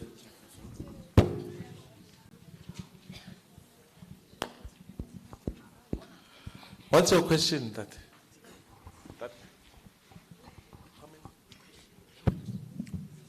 Good morning. Hi. We love your presentation as it's very informative, and we love how you came about like technology and education. But my main question here is, in a country where accessibility and lack of resources is like a prevalent issue, how do you ensure that people and these learners from these different communities and different backgrounds will access this app, and rather, how will it be effective enough in order to address the core issue that we are facing? Thank you very much for your interest. Firstly, to answer the question of how we're going to ensure that everyone in South Africa, especially our country, taking the fact that we are very short on resources, will access this, is that it's a website that you can use when you're offline. So children from rural areas don't have to worry about internet access in order to access the portal. That's number one. Number two, the portal is something that we want to instate in every single school. That means that every single school must actually have a resource that will allow children to access it. I'm not sure if I answered you. Did I answer you? Okay. Can we... Thank you, Northwest. There's one more question from Gauteng. Yeah?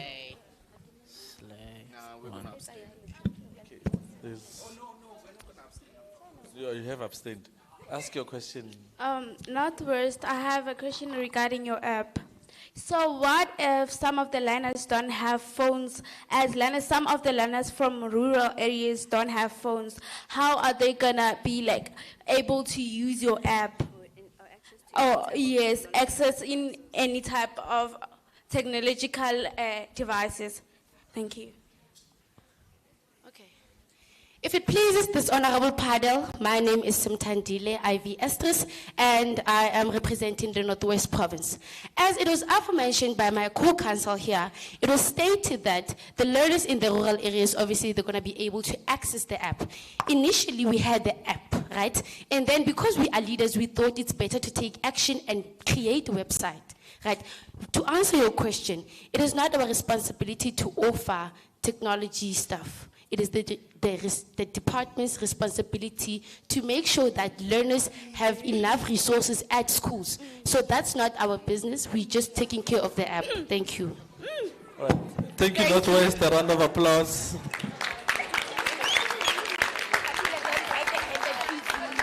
Okay, the province of the rising sun, the stage is yours. 5 minutes, ne, guys? You started 2 minutes ago. She's gonna give you 1 minute left.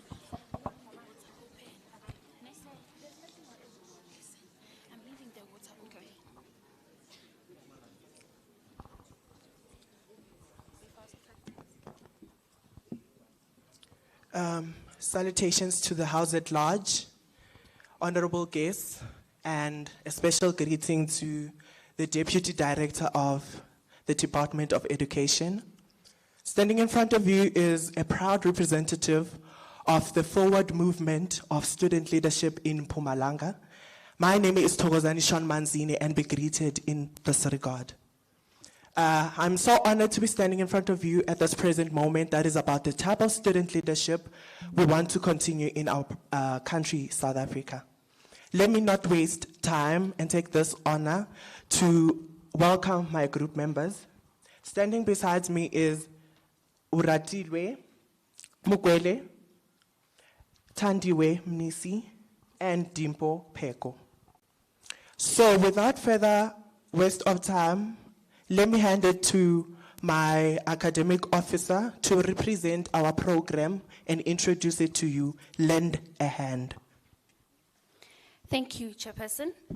Greetings to you all. My name is Mogolo Oratile, the Provincial Academic Officer for the Mpumalanga Province. Today, our presentation is based on the Lend a Hand project. Now, you're probably wondering, what is Lend a Hand? What is it all about? The Lend a Hand project is a project founded by the Mpumalanga RCL Executive Council, which aims to deal with a very serious problem found in communities, which is the lack of career guidance and skill development in high schools. Now, you're probably wondering, why is this so important for us to deal with? Well, majority of high school students find themselves going into varsity spaces and ending up in a state of confusion. They end up picking careers that are not up to their fullest potential, careers that depress them, or careers that are just don't align with their interests and or skills and strengths. This usually leads to mental health issues such as anxiety, depression, and in extreme cases, suicide. Now, what does Lend a Hand aim to do about this? We aim to incorporate a number of activities, including job shadowing, career expos, and a career development assessment. Job shadowing is a process where a student gets to spend a period of time in a certain profession to learn the ins and outs, as well as the daily requirements of what it takes to work in that said field. Career Expo is a day where professionals will come to schools to visit students, and students get the opportunity to inquire, understand, and get answers from personal experiences from professionals. A career development assessment is where a test is given to students to analyze them based off of their personalities, strengths, interests, and so much more, which then crosses out careers that are most likely to make them depressed and careers that they will not excel in, and highlights careers that they're more likely to succeed in and live and work in a happy and healthy environment. Now, this project aims to cover over 150 students across the province, and it has the potential to grow nationwide. Let me hand this opportunity back to the chairperson. Sean?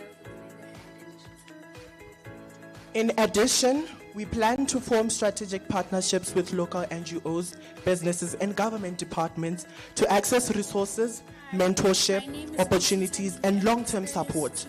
These collaborations will help expand the program's reach while building community ownership and commitment. So how do we plan to sustain our program from its initial phase? We plan to allocate schools with this document that we've formulated so that the program is in reach while we are not there. Let me take this opportunity to give it to our secretary to further elaborate. Thank you. We have conducted a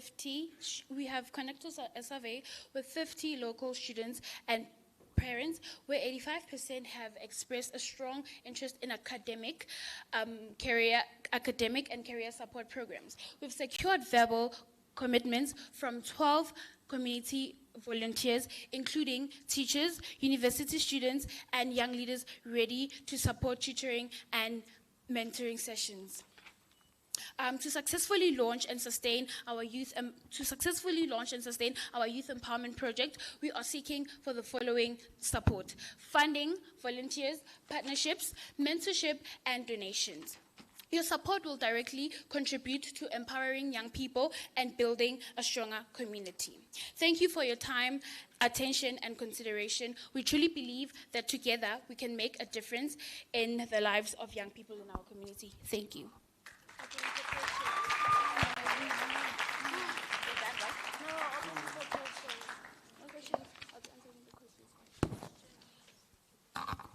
Okay, let's just give them an applause for that. You don't have to go, ne? You can take the questions from the stage. I'm going to take 2 questions as usual. I'm going to take my good sir here in white. Where's the roving mic? KZN. You're intimidating us. I'm joking. I will not take that hand from KZN as well. Okay, let's give Northwest a chance to ask. Where's the roving mic, colleagues?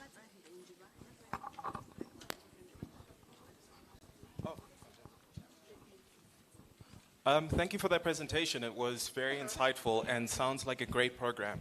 I just had a 2-part question. Firstly, what were the 3 components of the program? You mentioned career guidance, but the first slide went so quickly, I didn't catch the other 2. Yeah, you can answer that. So our program focuses mainly on career guidance and skill development. Now, the reason we chose this is because we found that in many of our communities, we find high school students without an idea of what they're going to do when they leave school. Hence, we have such a low pass mark, students with no motivation, students who end up just going into varsity spaces, and they just do whatever feels right. So hence, they end up also picking careers that do not please them. Have I answered? Yes, thanks. I just wanted to get... Can we avoid a dialogue? We only have 1 question. Is that a follow-up to that? Quick Yeah, it's a quick follow-up. And then secondly, have you given thought in terms of what incentives you'll be providing for potential employers for things such as job shadowing? Because bearing in mind, as people have mentioned already today, such a low unemployment rate and, such a high unemployment rate and low employment opportunities, what incentives are you thinking of putting in place? You don't have to answer that now, but something to consider in your plan to actually get private sector and employers on board to create these opportunities and open up their workspaces to young people without qualifications. We had a question from Northwest. Okay, KZN. Limpopo. Oh, Tobela.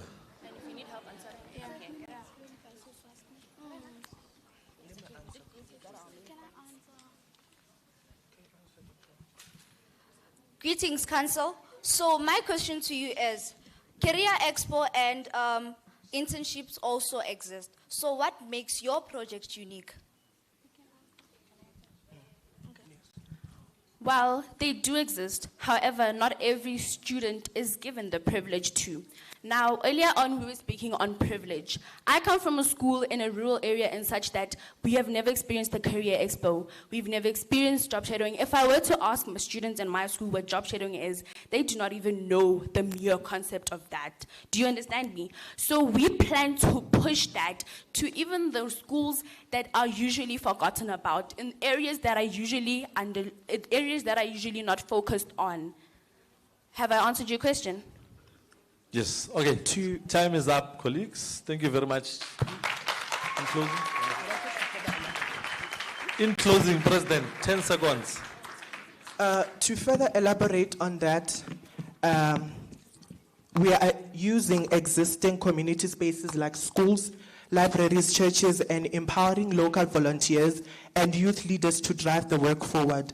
This not only builds trust, but it also creates a sense of ownership and pride.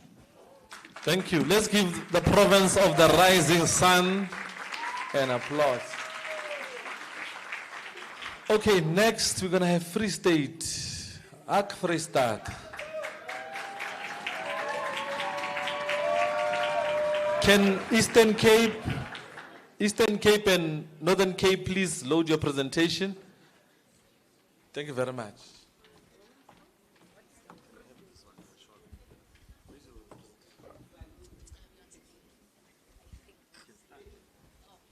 Testing 1, 2. Whew. Yay! Finally, I'm visible on a podium. Perfect. Right. Greetings to the House at large. My name is Dikhabiso Sekheye, and I am representing the Free State PRCL as the president. And today I will be presenting to you my team's pitch. Right. So I figured that we would be thinking of, quite serious problems, right? Where's the pitch? Sorry, could you please put the thingy? Could you please put the thingy on screen? Sorry. The presentation, yes, please. Okay, yes, I am very patient. All right, like I was saying, let me just move on. Now, we were thinking, what big problems do we have, right? How many problems could we possibly have in one district? How many problems could we possibly have in one province? And how many problems could we have in a country? And then we thought, you know what? There are like millions of problems, right? But let's narrow it down here. Let's think of basic things that annoy us on a daily basis. Problem 1, homework, right? Please note, all national officers, I do write my homework. Everybody writes their homework. Please. All right. Youth-led solutions for thriving schools, Bright Minds Hub, homework thingies, homework heroes, yes. Now, like I was saying, we don't really like homework that much. We only do it because we have to do our homework, right? But for us, it might be a small thought. You go home, you do your homework, you study, you sleep, right? But for different people with different circumstances, it might not be as easy for them. Like we said earlier on, different people have different privileges. So if you don't have two parents that work, when you get home, you have a home-cooked meal, where you just eat and you can sleep, it's not so easy for you to get home and just do your homework and that's it. You get home, you have to maybe help your mommy with your siblings, you have to help your grandmother with the cooking, etc., etc. Now we as the National RCL have to consider all the various possibilities and all the various what's the word I'm looking for? Scenarios that different learners go through, right? So we have that one where learners might not have the privilege to go home and just do their homework simply and finish. Oh no, okay. And then we have learners also have poor time management, so because we all like procrastinating, if it was a subject, we would all get level 7s. Let's move on, right. Now, so we might think that not doing your homework is not really a big thing, and you only get one you get one detention for the week, and that's all, right? We don't think that it's really something that could impact us in the long run. But in reality, if you think about it, you might miss an entire concept, and then later on, you might be poorly prepared for the exam, and then you fail the exam, and then you fail the entire term, and then you start overthinking things, and then you think, oh no, my life is over, my future is in the oh no. Okay. I'm so sorry my presentation is long. Basically what I'm trying to say is, in a single scenario where a learner might miss a single homework session, it could build up to be something a lot more than just a day where you get detention and whatever. Right, here is our solution, the Homework Hub. So the Homework Hub would be a reserved space from the school where learners are allowed to do their homework. Now, if you're not going to travel home immediately and go do your homework at home, if you're not going to, what's this? Sorry, what was I saying again? Oh, if you're not going to go home immediately and do your homework, if you're not going to be in a loud space, if you're not going to be constantly disrupted to go wash the dishes, I think you'll be able to do your homework, right? It's a nice space, it's a something space. And then the hub would also allow learners to have time management. It would allow learners to properly manage their time, where they know that the homework hub opens at this point, and they will also allow us to do our homework until a certain point, and then you have to go home. So no more procrastination, because hello, you won't be able to do your homework at home, right? You need to finish it at school. Okay, let's go on. Right, so now we have a SWOT analysis right there of what the Homework Hub would be, right? We have a few strengths there, such as peer-led engagement, which will encourage relative effective learning. All right, let's move on. There are other, see, we have an entire SWOT analysis that I will not be able to present because of time. Yes, and then we have a planning guide, because nothing can be done without a plan, people. Now, I am so sorry my presentation is going to be cut short, but the Homework Hub is a place where learners can do their homework in a quiet space where people want to help you. People will let you finish. We all understand that you need to finish, right, your homework the next day. We understand that you need to understand your concepts, etc., and we will be understanding enough to help you with that. Thank you.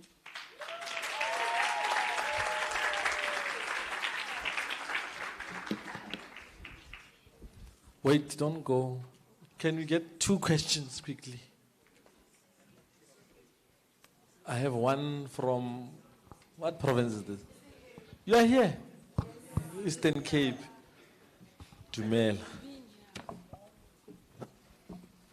Hello, everyone. So my name is Linda Gutlepik. So I just wanted to ask, you're talking about the hub. Does your hub only provide a place to do your homework?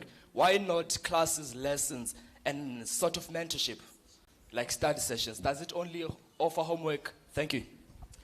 To answer your questions, our Homework Hub offers study sessions where it actually helps learners to effectively study at Homework Hub. It does not only offer homework help, but it also offers help for studying and for better grades. I believe I answered your question properly. Can we have another, Gauteng? Stop Yes, intimidating other kids. Last question from Gauteng this session. It's your home, I cannot. The question is, your idea of a homework hub can be done by any school without any funding needed. Why would you need funding, and how would you utilize it? Well, you need funding in terms of building the actual infrastructure of the homework hub, such as buying containers or actually buying the land or the property where the homework hub would actually be stationed in. So that is why you'd actually need the funding. All right, thank you. Let us give Freestad a round of applause.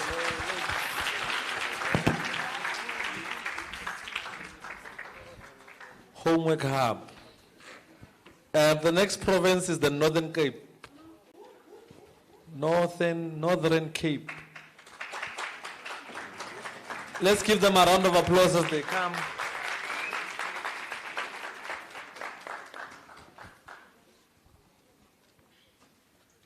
We are right here. The stage is here where I am. Is their presentation ready?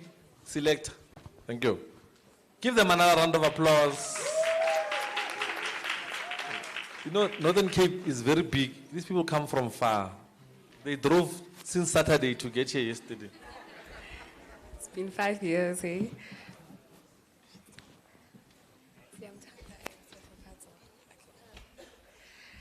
Hope in Action by Unity Builders. Empowering communities through education, support, and collective action. Good morning, ladies and gentlemen. I am Oletus Lingile, the chairperson of the Northern Cape Province. And here I am accompanied by Siamtanda /CJ and Tejo. Yes, Tejo. We were told that education is the key to success. But what happens when the lockhead is rusted with poverty, pain, and broken systems? What happens? In our communities, we face so many challenges. A community is more than just a place, more than just a group of people in the same area. It's a place shared with dreams, support, and development. However, some of our communities are burdened with serious challenges. The community problem. Limited access to quality education. Can you skip it? Can you do it? Yes. Yes. Okay. Sorry.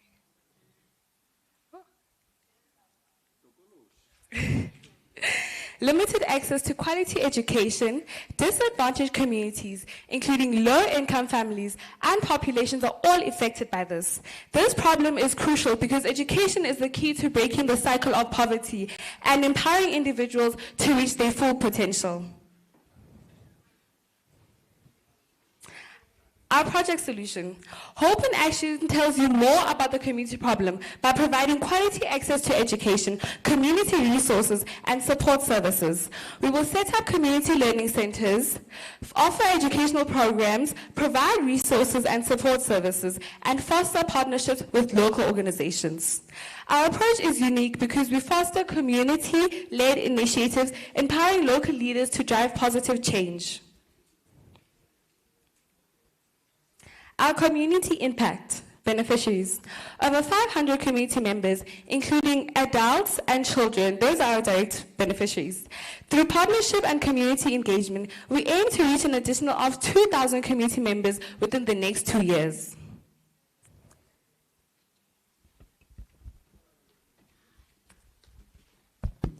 Okay, so our project works like this. We set up community learning centers in community halls or town halls, even classrooms.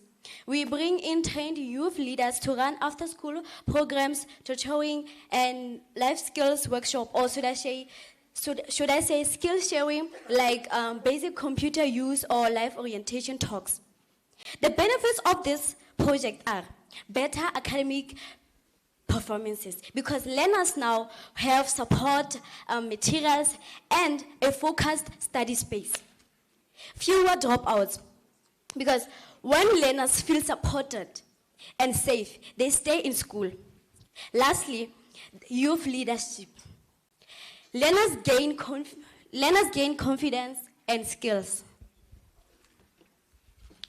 Thank you. So the question is, how are we going to keep it sustainable? We're going to keep it like, after launching it, it will continue through trained peer tutors, donated study materials, and partnerships with libraries and schools. We'll set up permanent learning corners that remain active even when we're no longer there. We believe this creates a culture of community learning, support long-term access, and reduces the gap between learners with and without resources.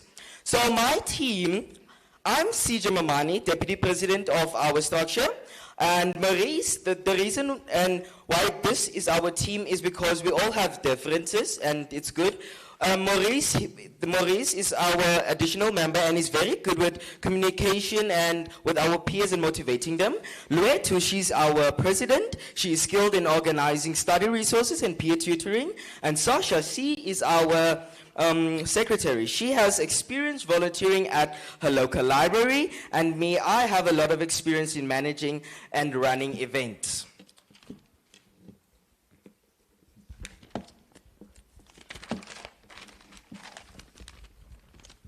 Okay, so the progress we made so far. We tend to go listen to our learners because we are leaders. And we put it up a survey, and like for each of our schools, we put it up a survey for 20 learners, and 56% of those learners agreed with our idea into doing what we're doing. We are planning to, and what we're also doing now, we are planning to host weekend study groups. And what we will need to do this is 10 to 15 volunteers for tutoring our group and support. We will need mentors to help and guide us. We will need book donations. We will also need about 2,000 Rand for printing and learning materials and signage. Thank you. Thank you, Northern Cape. Can I take 2 questions? Wait, don't go. We're going to take that 2 questions. In fact, there's a program that DBE has. I see the funder here, so I'm just going to give you an idea. There's this lady, her name is Hannah from UNICEF. She used to support a program called the GEMBEMS, very similar to what you are doing. And she's got lots of money. I know. I took some from her last year. A couple of millions. We're going to take 1 question from Northwest and 1 question from Limpopo. Can I have the roving mic for those 2 questions? Remember, and she's sitting. Good morning, everyone. So my question is, how will your educational program be unique? How does your project include inclusivity? I mean, we are all diverse. And according to my researchers, disabled people or learners are not getting accessibility to this kind of programs. Thank you. Did you get the question? Can you please How will your educational programs be unique, and how will your project include inclusivity? Thank you. In short, how are you going to accommodate diversity? Like you mentioned, disabled, differently abled people, and all those. As we said that we will be including trained youth leaders, maybe some who have experience of disabled people, being able to help them during such sessions. So we are going to use the funds that we'll be getting to train our youth leaders, to train the people that are going to be conducting our programs. So with that being said, meaning that each and every person will be allowed within our youth centers or whatever that we'll be doing. Okay. There was a question from Limpopo. Hello, Just leadership. before you ask your question, can Eastern Cape please go load your, and then followed by Limpopo and KZN? Eastern Cape? Oh, who's next then? Limpopo. Okay, leadership. My question is, you mentioned limited access to quality education. Are you saying that our government is failing to give us proper education? And in your view, what is the quality education you are referring to? Because with the education we are currently having, we are passing, we are getting the distinctions. So when you are saying quality education, what are you actually talking about? Because we are getting results. Is our government failing? Thank you. To answer that, yes, our governments are failing us, because one of the most things that I've noticed about these things is that they are more focused on science learners. And truly speaking, from my province where I come from, we usually come last within the what do you call it, percentage pass rate of our South African pass rate, we usually come last. So yes, I can proudly stand and say our departments are failing us because they are more focused on science learners. To be honest, that's what we are facing as Northern Cape. Thank you. Thank you. Let's give Northern Cape a round of applause.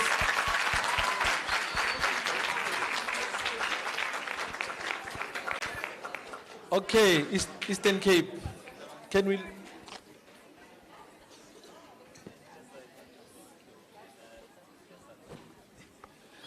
And colleagues, don't be afraid, ne?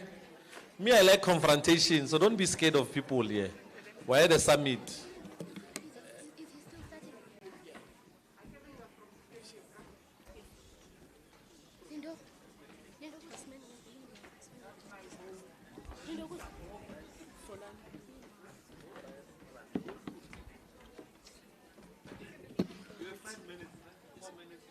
Ladies and gentlemen, allow me to greet you in my mother tongue. Ulimi lwenkobe ukutsho nditsho ndithi andizibamde zawuxaphaxaphisa ndicela isisecele kuthi ikhona iqela lokuqaba inqabakazi yokuqhela kube ingqele ndiziqhelile xa ndenze njalo mawethu ndiyabhodisa ndithi nqanga nenzi bazali mandinikele kulo mzi asivulela namhlanje.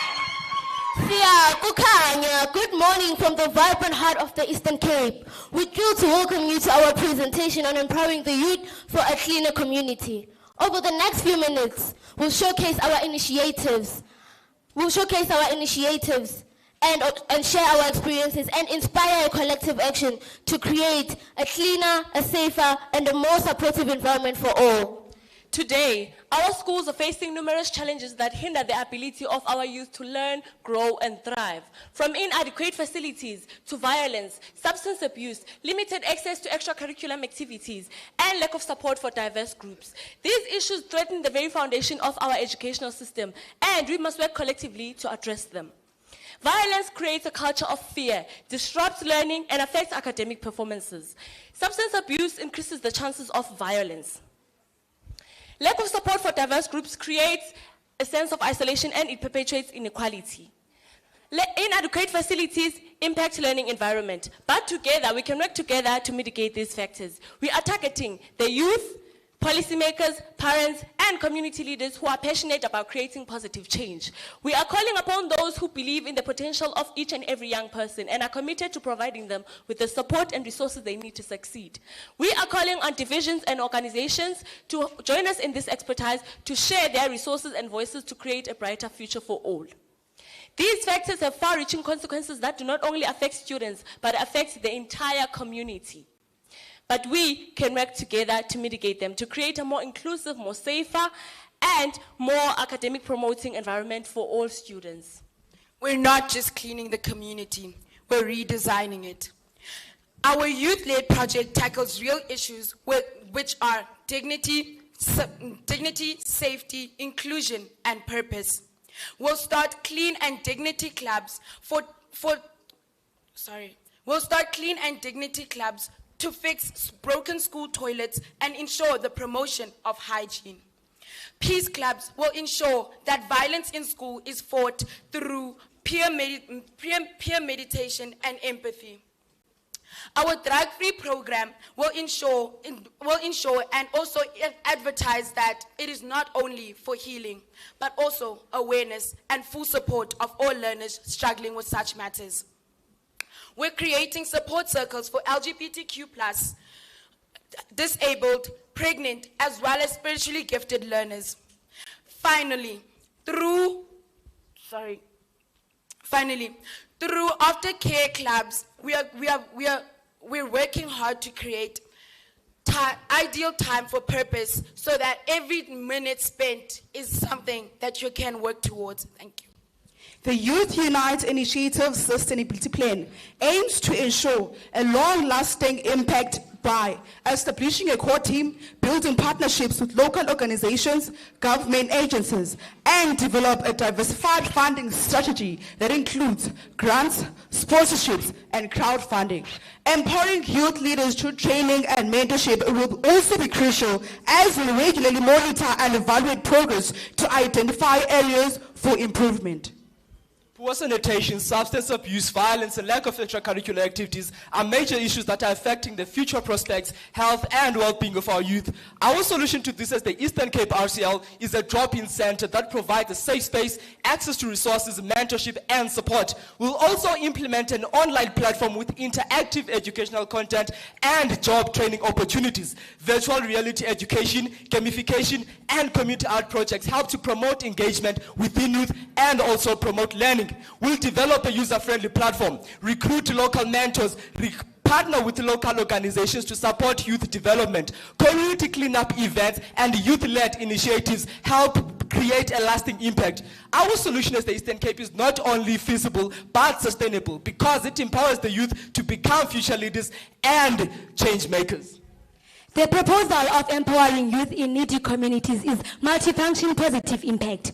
It improves their health and well-being, increases academic access, empowering their leadership skills, and promoting community engagement.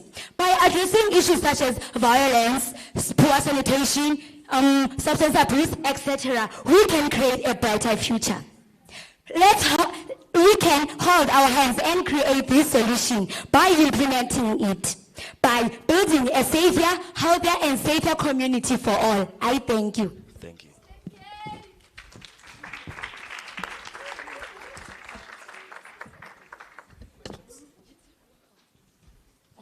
Can we take questions quickly?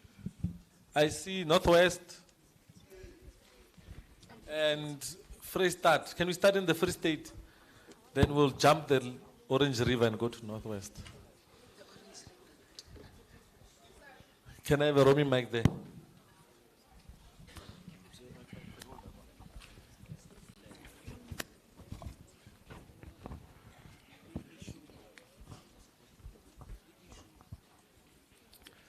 Hi. While learner-led clean and dignity clubs promote responsibility and leadership, what mechanisms can be put in place to prevent challenges such as lack of consistency, unequal participation, or burnout among learners? And how do we ensure these clubs do not replace the duties of school staff responsibility for hygiene and discipline? Thank you, Free State, for that question.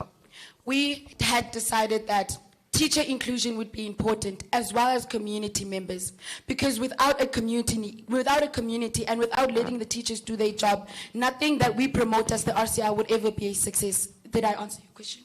Yes, ma'am. Thank you. All right, there was one from Bukoni Bupirim.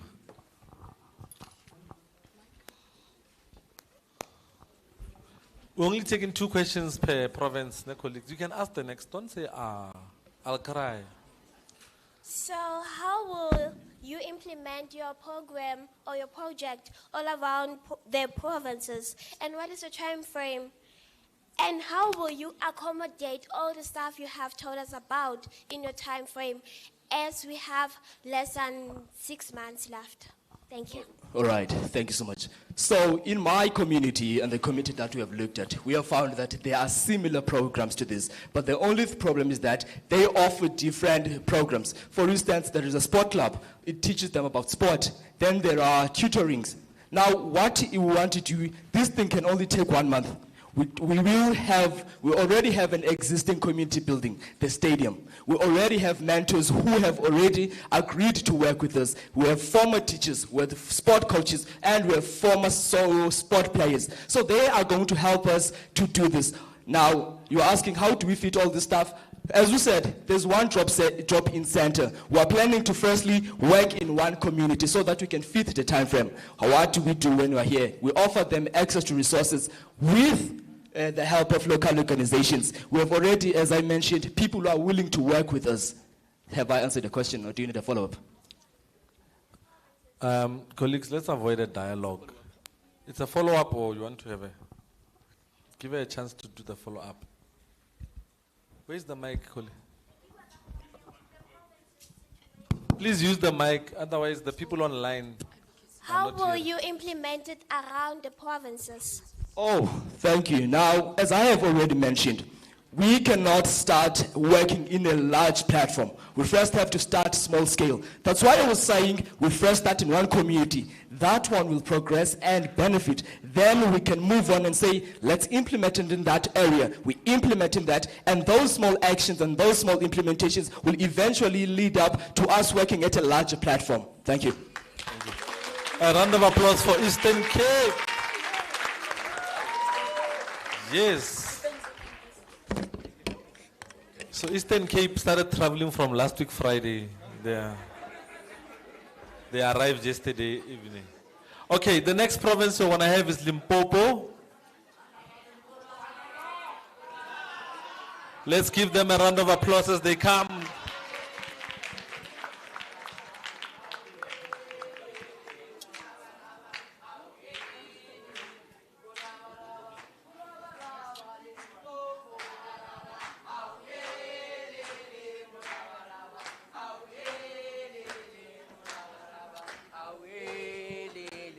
Politiki di chanchite Limpopo awelele murabaraba awelele murabaraba awelele murabaraba.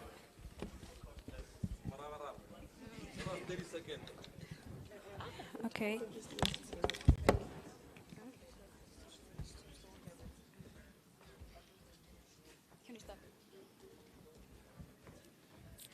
Sepedi sa gesho sare boshigo ke tau borogo sa re tlholane ka ona mantseo ke leta mishabana o tsobane yo mosolo khuna di yo moshwana.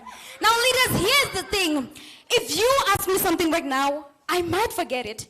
And if you teach me something again, I might try to remember it. But when you include me, I can learn. Well, ladies and gentlemen, my name is Mazara Priti, along with Muima Kemiseto. And together, we are the representatives in Limpopo. Now, we asked our communities, our schools, and our learners, what are the problems that you're facing? Now, they told us the lack of practicality in the education that we have. So then, how do we address such skills to build confidence in our learners, but also developing skills? Because we are innovative leaders. Our Honorable President, Sandra Leshabela from Limpopo, or Honorable Madam, has given us the opportunity to further explore it. Now, going to the second slide.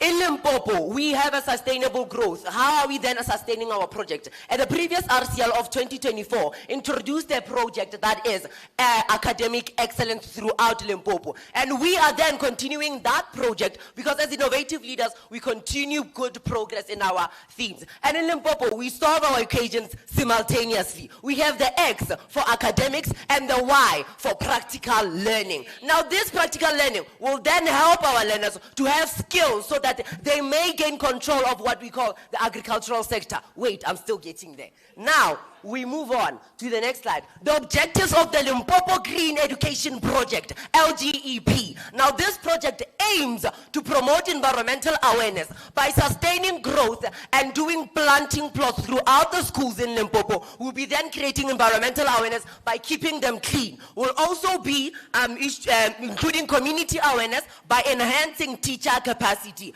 And by that, we'll develop practical skills in our learners and increasing food security. Now, the beneficiaries, our duty as the RCL is to enhance learners' voices. And the beneficiaries, the primary beneficiaries, will be our learners. They will benefit skills and from the harvest. Then it will grow to the community and other stakeholders. But then, how do we then go on and plan? That's where we include the plenary, my leader. But that's where we include the survey, the seminar, the plot preparation, and the planting. Not forgetting the resources and the stakeholders that we will need. The farming equipment and the seeds. As the RCL of Limpopo, we have drawn the budget of our project. We have 6,000 rands which will be needed for the seeds, 5,000 rands each for the catering and venue, 7,000 rands for the equipment, 2,000 rands for the transport. And all in all, we have reached a milestone of 25,000 rands. Now, one may ask, how are we going to benefit from this? At the end of the day, we're going to have actively empowered learners, the green jobs, the climate change reduction, entrepreneurship, not forgetting sustainability practices. Therefore, our project will add as an extracurricular activities. We also partner with local NGOs to sustain growth, peer-to-peer tutoring model. Now, ladies and gentlemen, by providing learners with practical skills, promoting environmental awareness, and fostering community involvement, empowerment, we can create a more sustainable and equitable future for all. Join us in shaping the future of education in Limpopo. And before we conclude, we would just like to mention if that we as a Limpopo or as an entire country maintain our learners to get skills, especially in the agricultural sector, trust me, the economy will grow. And together we say, hashtag, let's green it.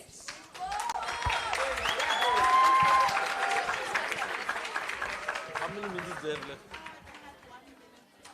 President, you want to say something? You have 1 minute left. Thank you so much. Greetings to the House and its fullest capacity. Standing before you as Sandra Leshabela, and I am the president of Limpopo, right? So me and my team have come to a conclusion that as President Ibrahim Traore has given his country independency, or has led his country not to be independent on other countries, he has fostered what? Agriculture. That is why he stands now as a man that he is, not afraid of any other country. Now, ladies and gentlemen, let us go to section 24, subsection 1 of the Constitution. We speak about everyone has the right to an environment that can be protected for the future benefits and the present benefits. Right now with our project, we are protecting the government, the environment for the present, which is to grow seeds. Now this is a skill that can never be learned. For an accountant to be an accountant, you need to study, but this is a world that does not need for you to go to school. Let us create a South Africa that is dependent on its own. And ladies and gentlemen, the future is Sandra.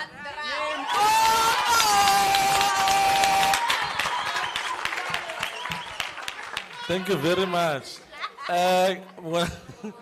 Okay, comrades from Limpopo. Can we take the questions now? I'm going to take one question from Eastern Cape. Northwest. Happy Northwest is not far from here. I can take you home and get there before sunset. Eastern Cape, and I'll take Mpumalanga there. Mpumalanga and Free State. Roving Mike. By the way, Limpopo took 5 minutes to get here via brooms. I'm joking.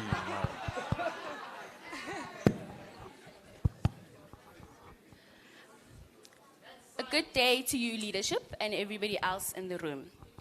So my question is, you've given us your budget for your project, obviously indicating specifically how much you need for every aspect. Now my question is, funds don't last forever. At some point, everything that you've indicated there is going to run out, and funds will not last. So how do you plan to keep your project going after the funds run out?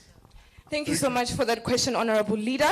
Now we need to remember that with culture and farming and agriculture, it's replicable, meaning it constantly replicates, right? Unlike being a lawyer, as I've given an example, you need to learn. But however, if I grant a seed, even after 1,000 years, 1,000,000 years, I'll still find it there. So with the budget that we've indicated, this is a conference where we get to indicate learners. We get to teach them about this particular project. We get to teach them about its sustainability. We get to teach them about what type of good doings it will do. At the end of the day, it's only a matter of time.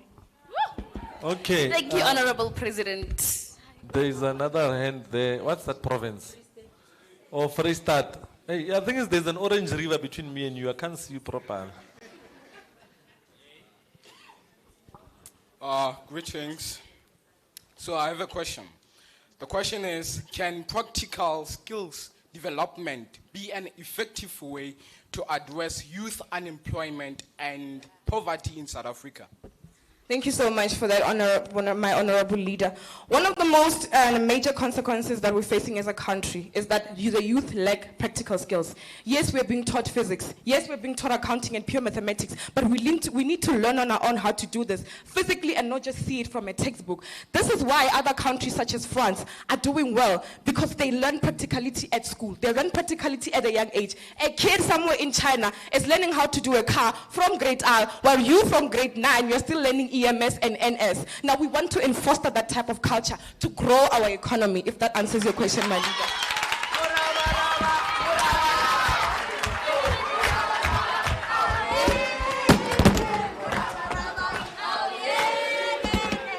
Okay, let's give Limpopo a round of applause.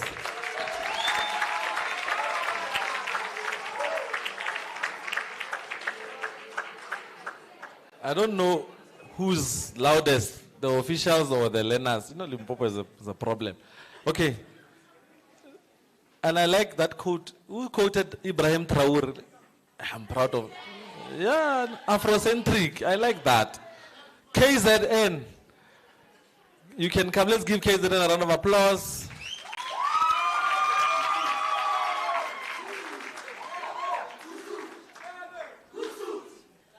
I thought they were going to wear traditional like they're going.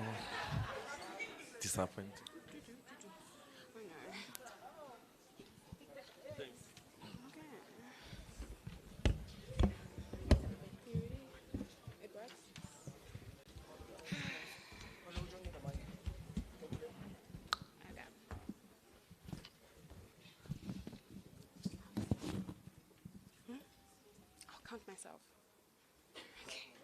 I'll count myself in 3, 2, 1.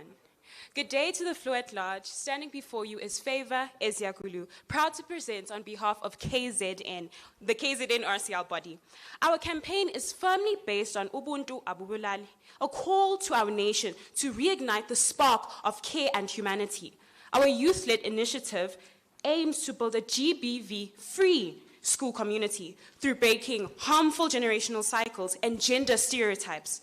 This is a universal issue that's slowly making its way into our schools, degrading the quality of our education and future. This newly found form of violence, according to Harrington Johnson, shows that 3.2 million students endure abuse by their peers. The government has placed much of its attention into providing preventative measures and support for victims and citizens, which is all well and good, but have they addressed the root cause? Studies by UCT suggest a clear link between childhood bullying and later perpetration of GBV. To reduce the staggering rate of GBV, we need to confront the rising issue of bullying and school violence. There is a need to educate the youth on the rights and protections they have against violence and GBV. GBV destroys the mental well-being of the learner, normalizes abuse, creates an unconducive learning environment, and in the long run, we experience a social and economic setback. Allow me to paint a bigger picture for you guys, and stay with me. We will identify schools with the prevalence of violence through the Department of Health Outreach Program and data collected from that school. Using this data, we will identify a school with the prevalence of violence to set up a meeting with the RCL chair and principal to discuss simple logistics. On the same day, we will conduct a survey with the learners of that school. This will allow for a customized session with the support of organizations like Lifeline. GBV and bullying in itself is nuanced, so it is only right that we conduct talks that speaks to a school-specific GBV-related issue. We have seen how the generic talks have done little but repeat the same narrative. It's time that organizations engage directly with the learners and facilitate discussions within that school. To further echo the words of the NGO, RCLs and teachers will undergo a workshop equipping them with skills on how to identify and diffuse situations of bullying and violence. We will propose to that school to host assemblies once a term discussing and reminding students about bullying, violence, and its relation to GBV. To facilitate discussion and promote empathy, we will implement an anonymous reporting system that will be read once a month so learners can confront their actions. The most important step to our project is that we will conduct quarterly surveys with the RCL committee of that school to track progress and gather feedback. The benefits of this project are aligned with the 17 Sustainable Development Goals, particularly decreasing bullying and violence, improving mental health and academic performance, and teachers that are better equipped with anti-bullying tools. We are actively reteaching learners that are overlooked and ensuring them dignity and safety. Our district directors and future collaborations with hopefully Tears Foundation and Women's for Change will garner more attention and sustain our project. We hope to build a strong relationship with these organizations and the RCL so that when we leave the template for this project, future RCL bodies can continue this good work. The money will go towards transports, survey sheets in case the school is lacking in digital infrastructure, and resources for the workshop. This is our team right there, or there instead. They went over and above formulating this project even while writing exams. We conducted a survey across KZN with around 400 learners, capturing their authentic experience on GBV. This opened our eyes on the necessity for this project. Ubuntu abubulal. Humanity doesn't kill, violence does. Through this project, we are taking practical, meaningful steps to break harmful cycles and rebuild the South African identity. We know we can't solve everything overnight, but each step chips away at the roots of GBV and moves us closer to a safer, more unified future.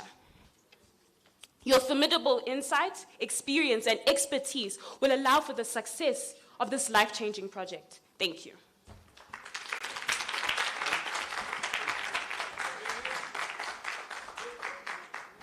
One, two.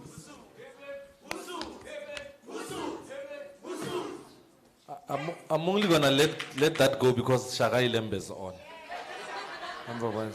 I'm gonna take two questions. I want provinces that have not asked questions. I have not had a question from Northern Cape, for an example. I'm inclusive in nature. What are you? Wait. Okay, we'll take one from there and another one from Northern Cape. Thank you. So, KZN, may I ask, your project is about GBV, right? We know we have many policies that are trying to solve the GBV thing, and we have police who are trying to come over, principals, everything. What makes your project unique, and what would you do to solve that problem we are facing? Because we know it leads in many things, it leads in societal, it leads in kids drop out of school, so forth. Yeah. What makes your project different and stand out, unique? Thank you. Thank you very much for for expressing your opinion. First of all, we do agree with you that this issue of GBV does really, really affect our youth. It's detrimental to our youth. What makes our project unique is that it is a youth-led initiative. Instead of just relying on the teachers and on the principals and on policies and rules that young people don't follow. Because as we all know, there are rules in schools, but we're rule breakers.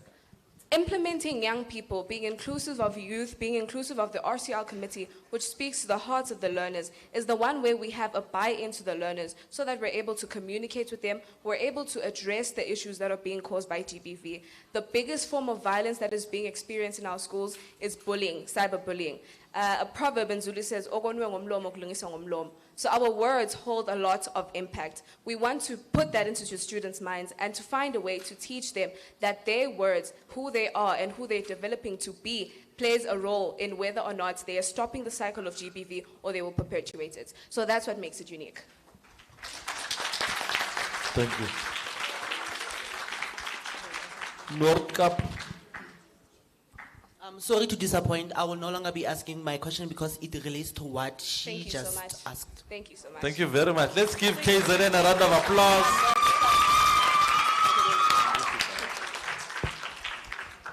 Okay, and the second last province to come is going to be Gauteng. Now, we are still waiting for the Western Cape. There was a cold front and the flight engines were frozen, so they couldn't arrive last night. But this morning the ice melted, so they just landed now at 12.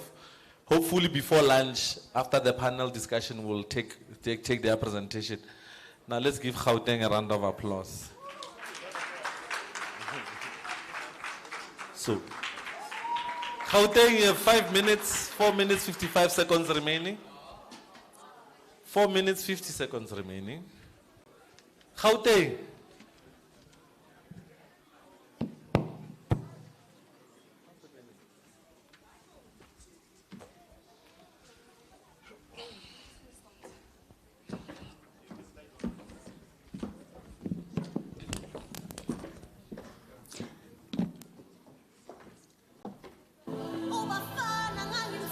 Run for her life so she doesn't have to. Good day, honorable members. I am the president of the Gauteng Representative Council of Learners. We are representing the Gauteng RCL. Now, we all bore witness to it, the turning point, brought to you through a story that resonated with every grandmother, that touched every mother's soul, and stirred a long-awaited fire in today's youth. The point where we stopped talking and started to act. The point where we where we stopped bearing witness to injustice, but refused it being our futures. The point where we began a legacy that we can be proud of, all through the Justice for Twekwe movement. But I dare ask, what about 17-year-old Palesa, who died from injuries after her father dragged her onto the streets and beat her for having gone to a nightclub? Or 37-year-old Mporama Brane, who was forced into marriage to cover her father's debts, giving birth to 3 children against her will? I dare ask, what about her? It is said that the wheel is the greatest invention of all time. This is because the wheel has given rise to many other inventions. Well, ladies and gentlemen, I give to you our wheel. Run for her life. Run for Her Life is a marathon that is designed to raise awareness, educate learners, and honor the 5,578 women who lost their lives to GBV in 2024. If you are not stirred by that, we have serious problems amongst these delegates. This marathon is centered around addressing the past, empowering the present, and equipping the future. My colleagues will further elaborate on this.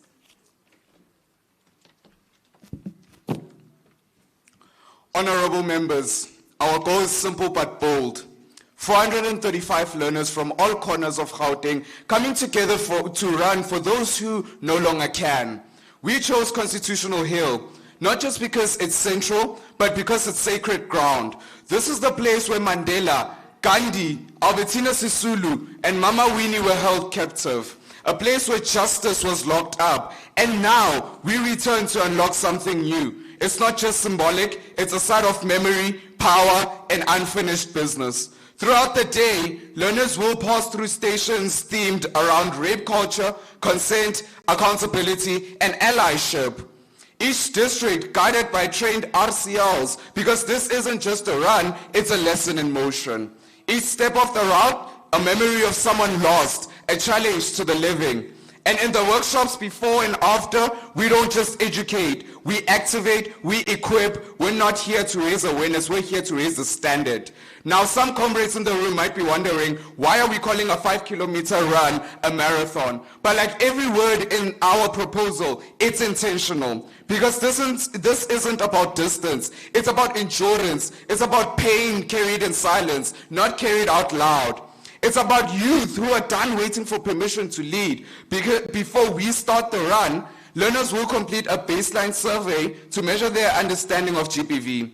And after the day is done, after the sweat, the tears, the talks, they'll do it again. But this time with more than answers, with insight, empowerment, and purpose.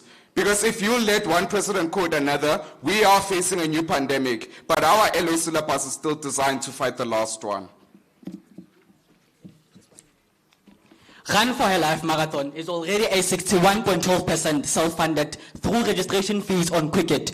With your help, we can make a joint marathon for raising awareness against gender-based violence. We, as Team Gauteng, are already invested. The question is, are you delegates, just like Team Gauteng, invested in creating a safer South Africa?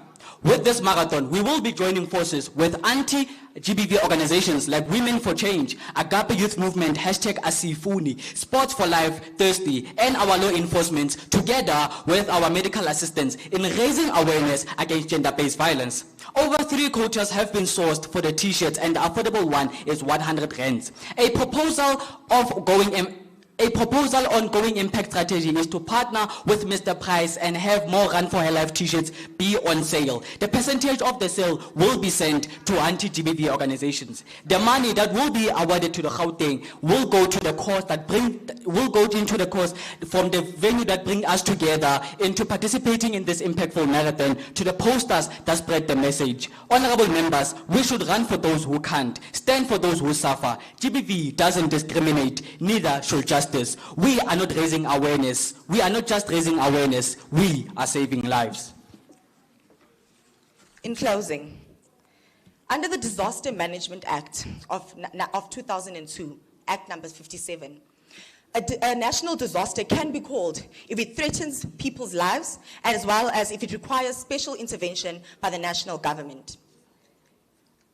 Tell me, should the President not be responding to our request for GBV to be declared a national disaster? 1, 2, 3. We will not be silenced. Thank you. 1, 2.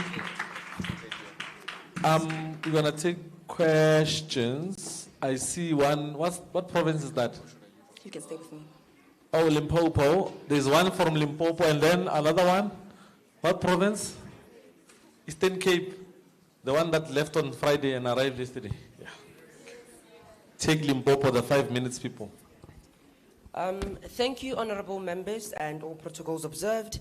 Honorable leaders, how is raising awareness actually going to help prevent the problem? Because we already have existing programs such as the 16 days of activism that tackle gender-based violence diversely so. And one another thing is that yours is only concentrated on her life. And as the RCL, we are representing diverse learners, even boys and the LGBTQI plus community. So are you actually saying that we should be concentrating more on gender-based violence specificated on females? As RCL, our learners, they're not only females, so please just highlight me a little bit there. Thank you so much for your question. For your first part of your question, where you're asking about the 16 days of activism, thank you so much for mentioning that, because that is exactly when we are targeting to host this event. Because we as the youth have been talking for way too long, honestly. What can you say is a mass youth program that we, led by the youth, for the youth, to change the future of the youth? Give me one. There isn't. And that is exactly what Run for Her Life is. Then your second question was, what was the second question, sorry? Diversification. Within his speech, he spoke about the implementation and within programs. That is exactly what we want to focus on. That, what did he say? Kenza had said justice. What did we say?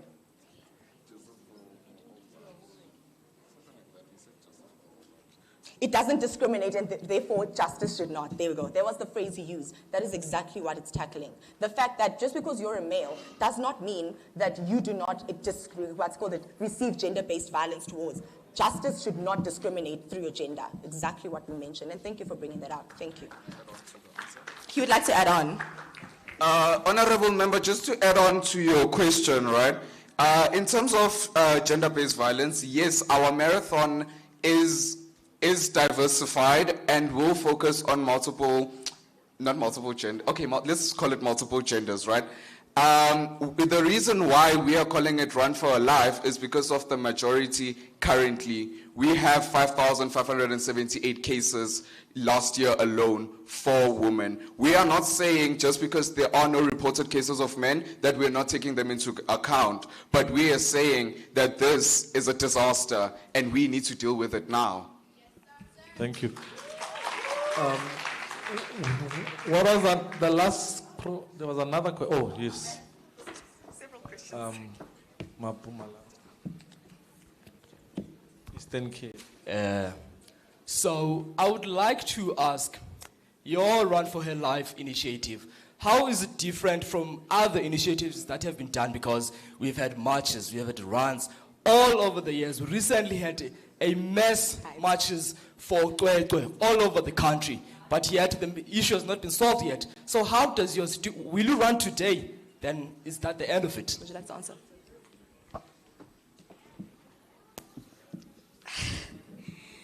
Thank you for your question. But like Honorable Fezi had said, we are not called, a 5-kilometer run is usually called a fun run, right? But if you have listened to our wording, we have called it a marathon. And that's because our initiative is meant to last longer than we will be on the road and long after we have crossed the finish line, right? So there are initiatives even before the run, like the LO educator consultations and the surveys, so that we can investigate the causes and the gaps in GBV education in our schools, so that we can compile a report right, and say, okay, our teachers feel like they're not equipped, or our learners feel like they need to be told this more, 10 children don't know consent and stuff. So it's more than just a run. It will start running long before we do, and it will keep running long after we do. Thank you. Thank you. Let's give Gauteng a round of applause. How, guys, you can do better than that.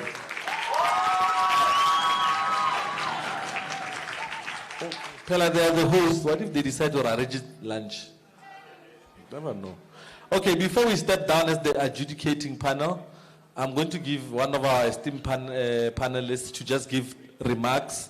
We're still going to have one more presentations from the Western Cape, but he wants to appeal to some sponsors with deep pockets and our conscience to collaborate. Yeah, thank you, Tabang, and good morning, everyone. I think we will all agree that it's difficult to stand here after these passionate youth leaders have spoken. I might not be allocated as they are, but I want to appeal as the judges. So firstly, what we will do as a process, the results won't be announced today. They will be announced on Friday by either the minister or the deputy minister in the job session. So that's how we're going to proceed.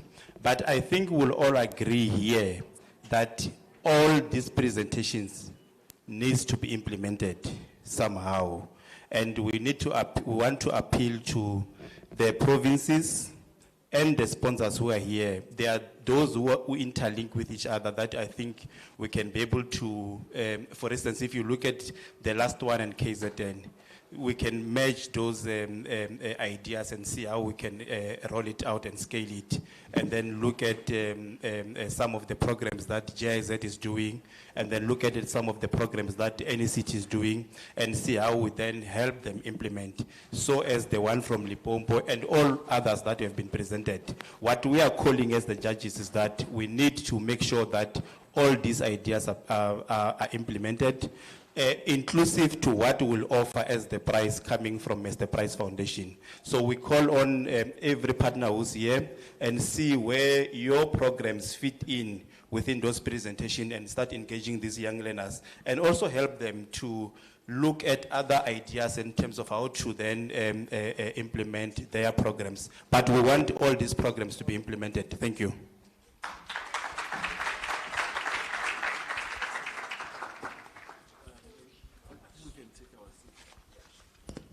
Thank you, colleagues. You can give the panel a round of applause. We are going to hand over. Thank you. We are going to hand over back to the esteemed Swoon Debele, our MC. Let's give him a round of applause as he comes. This man is wearing a three-piece. You can't just clap like that.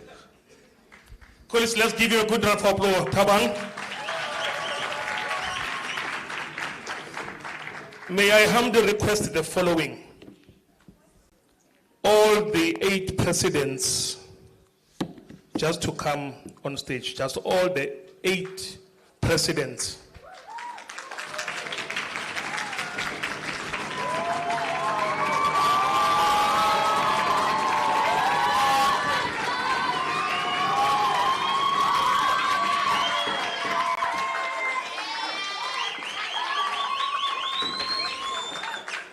I want you to stand in the order of your province, alphabetically, starting with, don't harm me, starting with Eastern Cape.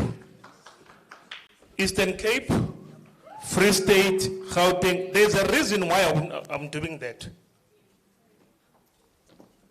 You are Eastern Cape, Free State, Gauteng, KZN, Limpopo. Where's Mpumalanga? Yes. And you are Northwest, and you are, tell me, between Northern Cape and Northwest, who must come first? Oh, okay. We have seen them, right? We have heard them. Remember, tomorrow is the big day. Are we clear? Because quite a number of people have said a lot, and quite a number of people participated. It becomes very key that when you're going to go through that process, you remember.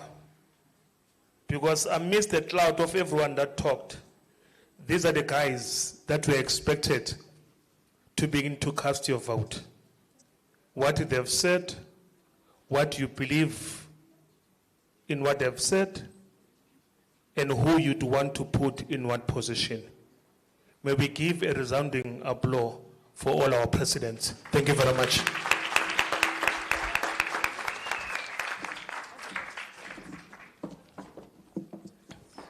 Thank you guys, and we want to thank the panel.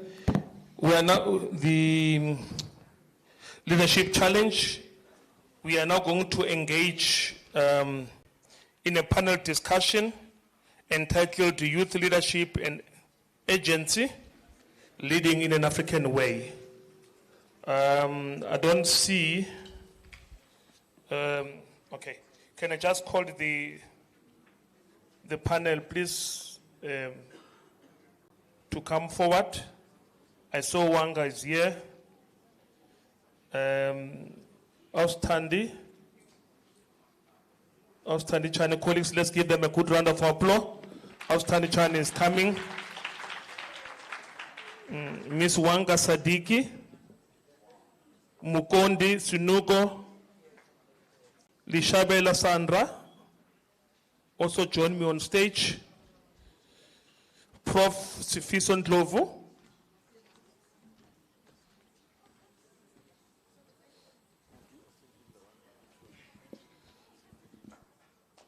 Prof. Josia Libaking. Yes.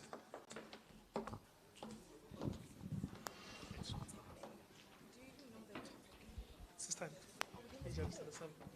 thank you. It's good to see you. Prof, we don't have Ukajen yet. Yeah, we will. Yes, we don't have Ukajen yet, but we have Umamtandi, and we have Uwanga, and we've got our lovely girl Sue. I'm not too sure whether you want to sit there, you want to be in the middle, but yeah, be in the middle so you are able then to engage them, but maybe we need to have one of our girls coming in so that at least we balance the scale. We have that one too. Prof will then leave it to you. You'll be able then to engage them. May I then give you the roving mic and I'll be stepping off. Colleagues, let's give our panel a good round of applause. You can do better than that. How? You see, if I was in Limpopo, you know, Limpopo. But Limpopo is not here. That is why. Mufururu!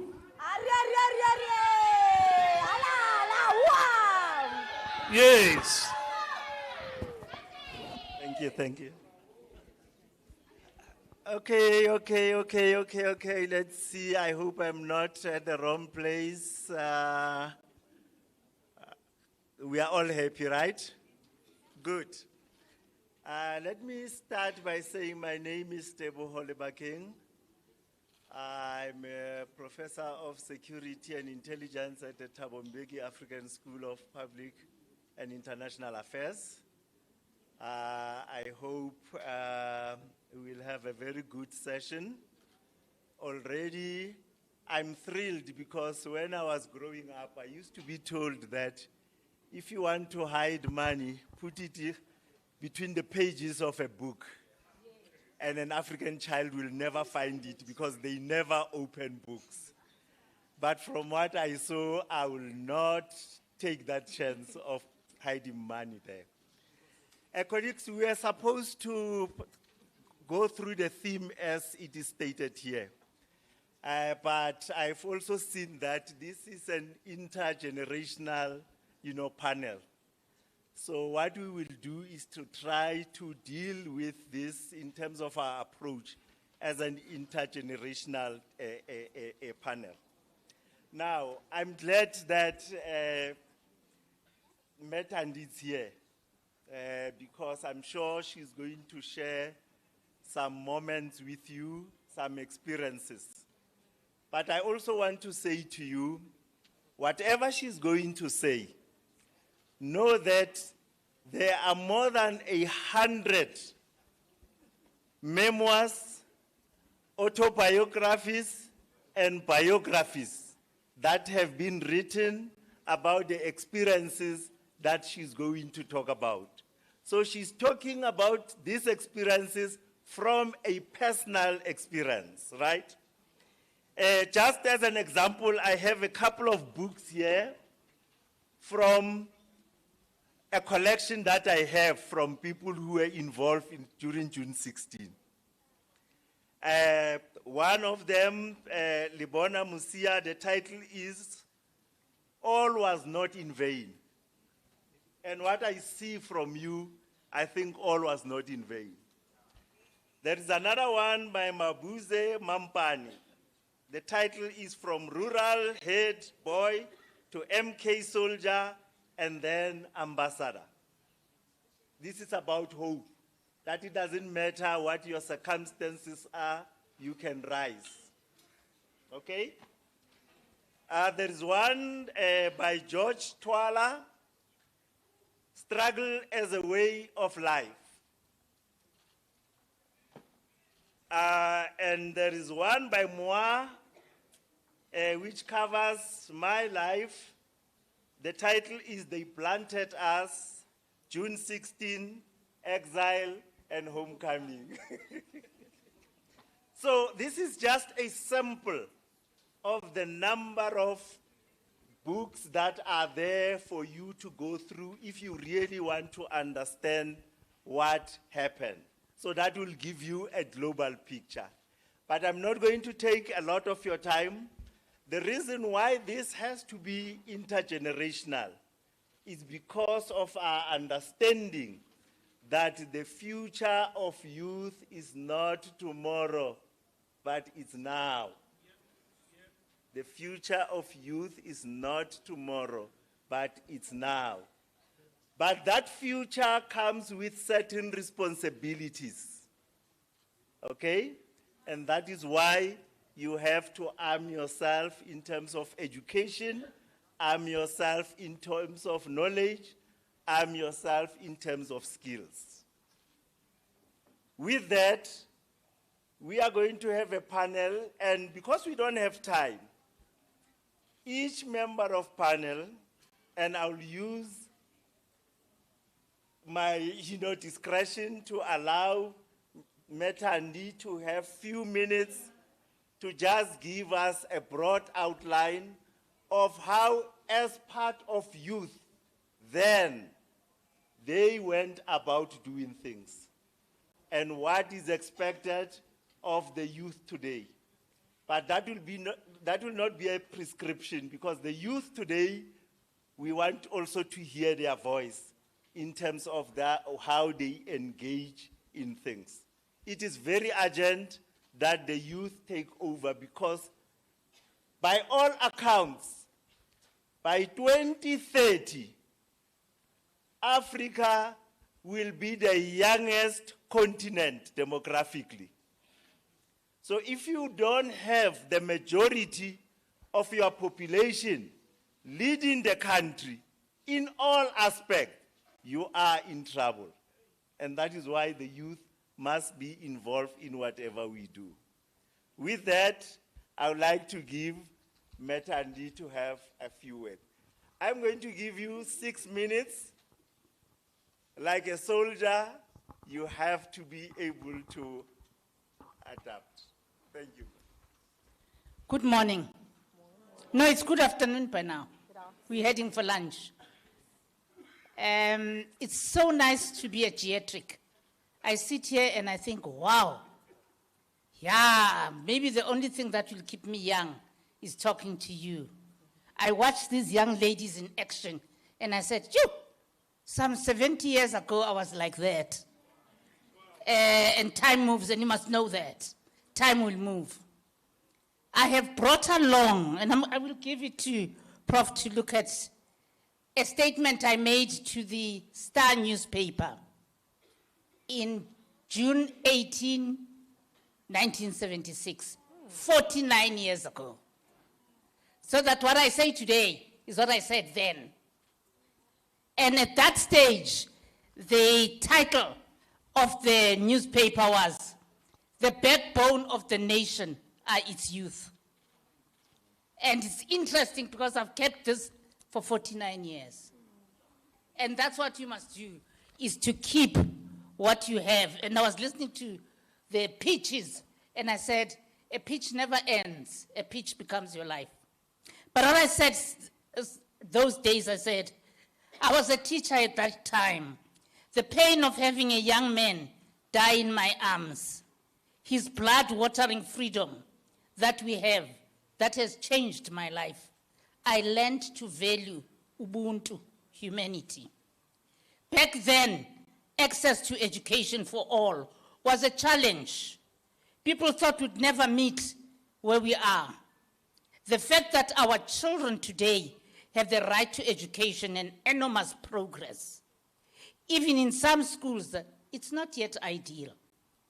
June 16 broke the barriers. Women now have information and tools to succeed. Socially, we have a feeling of being called South Africans, less of being seen as aliens. But our youth need to harness and maximize the opportunity they have. And we are not reaching out and sharing enough information. Developments have been very poor in our rural towns. Development has been very poor for those who are poor. Perhaps we're still at the same step that we were 49 years ago. I want to share with you that it was June 16 was a very interesting morning. It was a morning like everyone who lives in the Highveld would know that in the Highveld we bask in the sun. And some of you don't know how privileged you are. You have no understanding of the silver spoon you sit on. You have no understanding of the blood that was shed for you to sit at Anew Hotel. You need each time to reflect and understand that there are certain people who did not get that opportunity. But the first thing is that there were 4,087 students at Orlando High that morning. They sang. You guys today argue when you are 40 in a class. The last class I taught in 1976, which had Somizi Mhlongo as one of my students, was a class of 91. I didn't remember their name. I used to call them Klein Cop, Crowd Cop, Right Cop, big eyes, small eyes, little eyes, because I couldn't remember 91 of them. But they were disciplined. They had a form of dignity. They had respect. They had focus. Ask yourself, do you have that? That is the question that intergenerational debate should be saying, are you as ready and as committed as the young people of 1976? Because those young people had a focus. It could have been inside this room, would have been Tsietsi Mashinini. Inside this room could have been Khoto Siyatlolo. But they were different because they knew who they were. I sometimes doubt that you know who you are. Cell phones have made you not know who you are. I was very impressed to actually silly talk because sometimes you actually forget that you're African. And this land belongs to you. What Mandela did every time at Robben Island, every morning, he went to those he was incarcerated with. He gave them a grain of sand and said, this is your land. And 1976 students knew that each piece, we can't destroy any piece. Each piece belongs to us. And today I'm making a call to you to say, if you want to be the kind of leaders, you need to have a vision, you need to be coordinated, you can't be in competition. There are no borders. We just seem to be living in different places.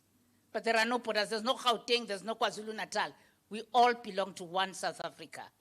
And we should fight and coordinate our activity as one country.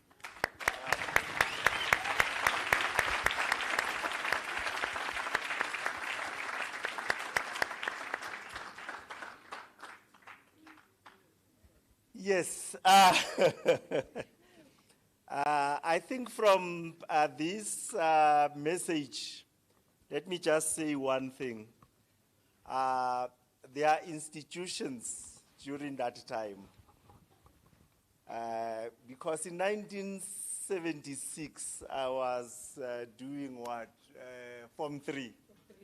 I was already 18 years old by then, 1976. There were 3 institutions that formed character. The family was one of them. The school was the second. And the third, of course, was social movements.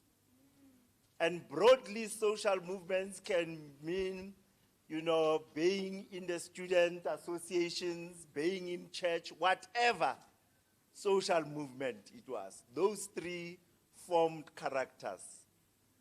But when Methandi says you are privileged, understand that during that time, there were only 3 options for jobs. It's either you became a nurse, a teacher, or a police. And look at the privilege that you have today. And grab the privilege. With that, let's go to Wanga. What time is it? No, Afternoon, everyone.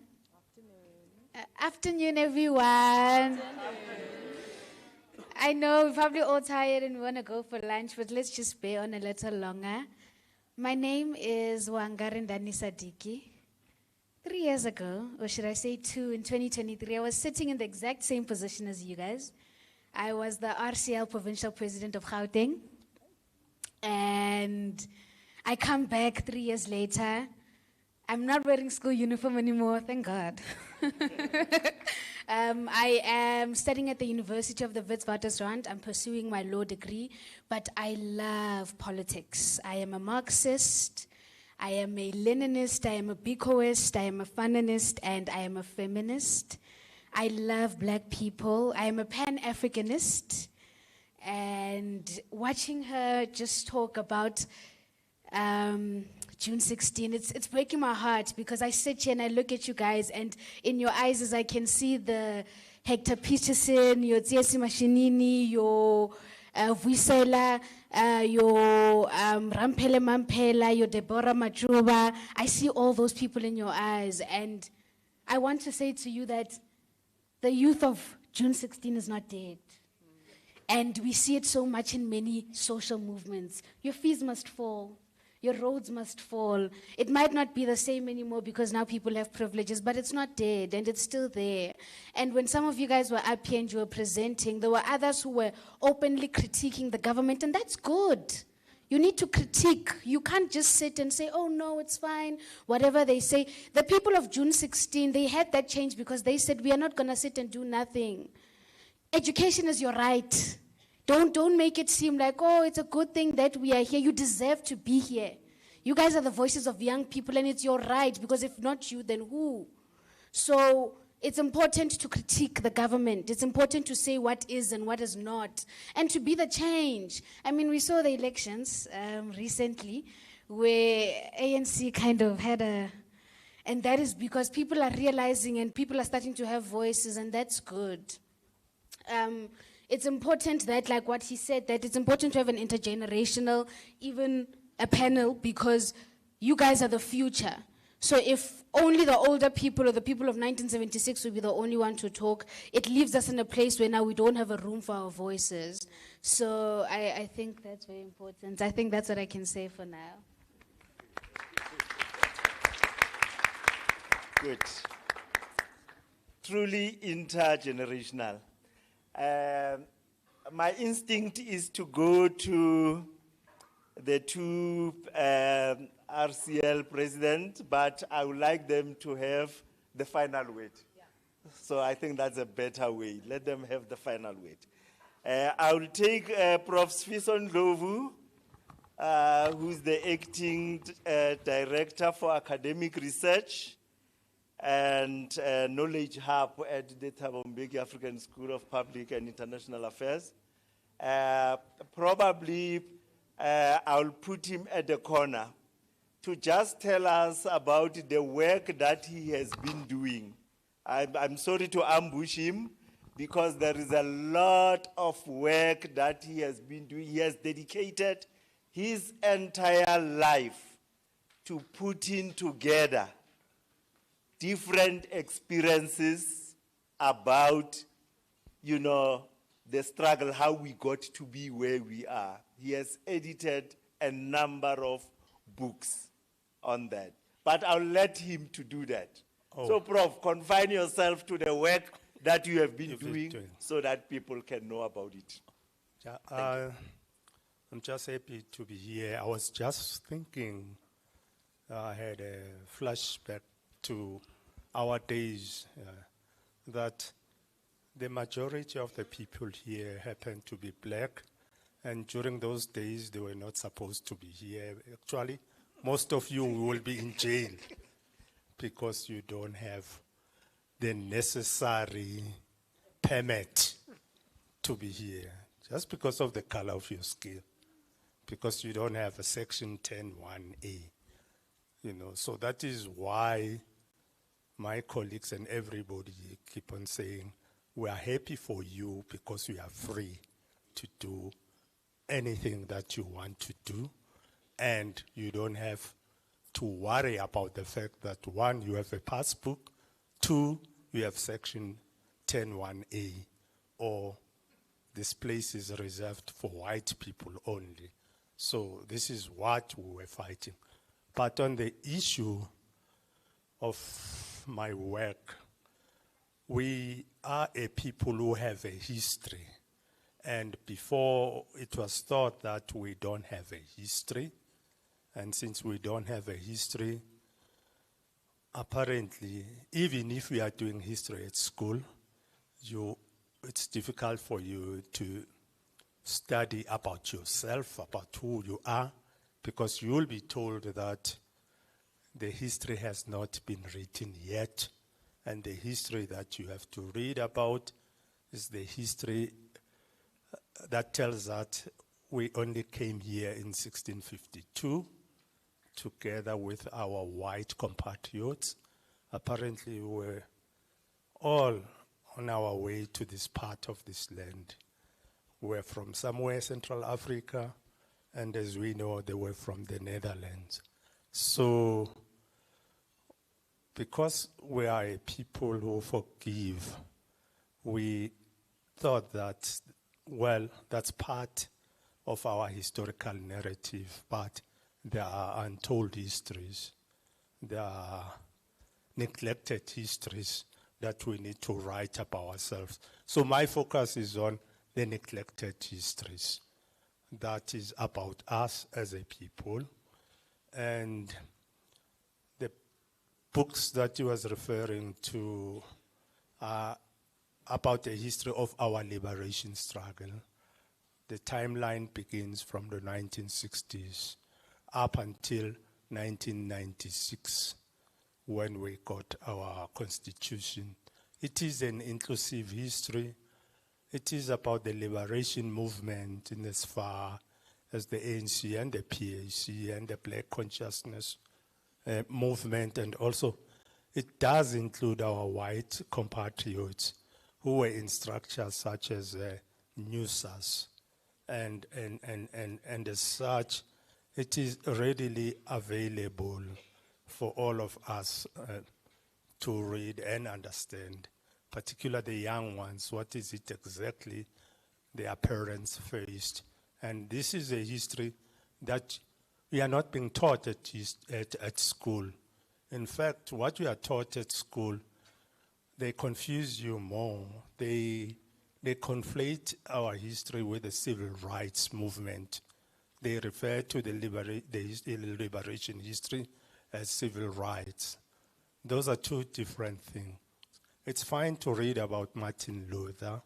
They were free then, and that is why they were pursuing issues that are about civil rights, which it's more than civil rights.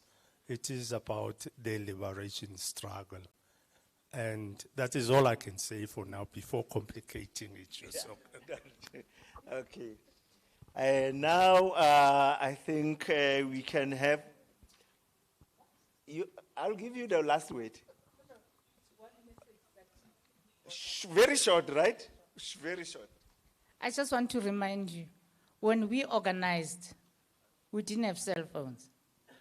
Just imagine how we got the whole country and every young person coordinated. That's the history he's writing. Wow. Okay, since you have a mic, I think I'll give you a moment to reflect.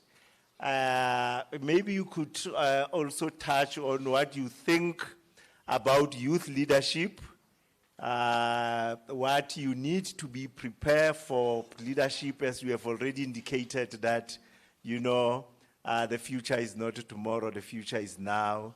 And once people say your future is tomorrow, they are taking you out of making contributions in policy making, in decision making, that will affect you. And that is why you have to be involved. You could reflect on that. And then I think you also...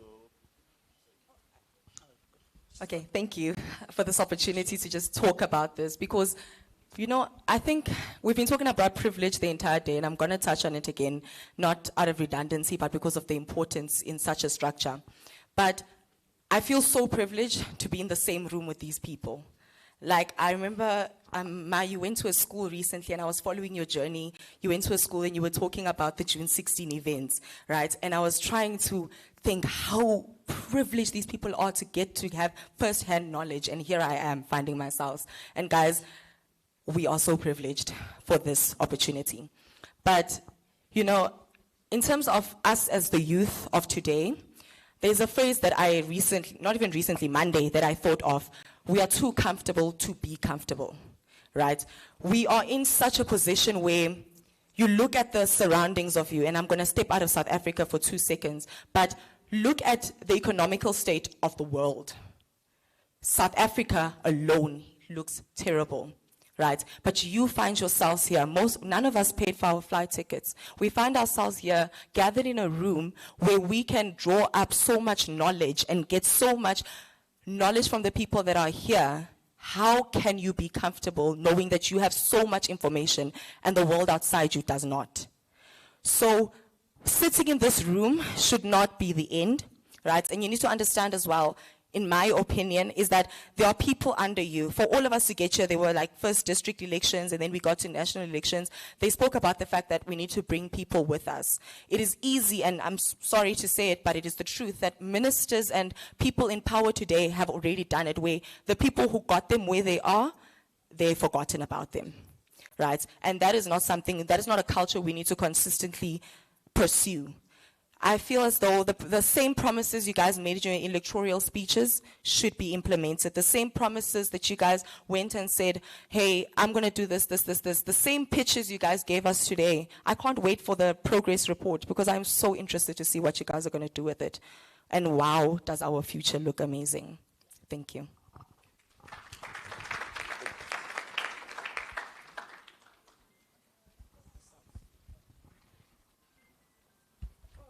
Okay. Firstly, thank you so much for this opportunity to stand here with legends. When I say you're legends, I literally mean that. It's such an honor and a privilege to know the nature of June 16. Not that just June 16 is a day where you wear school uniform, right? And honestly, what I got and what we would use as the youth to enhance what you've already put in place, is to not forget that we as the youth of South Africa, we are born and bred from struggle, right?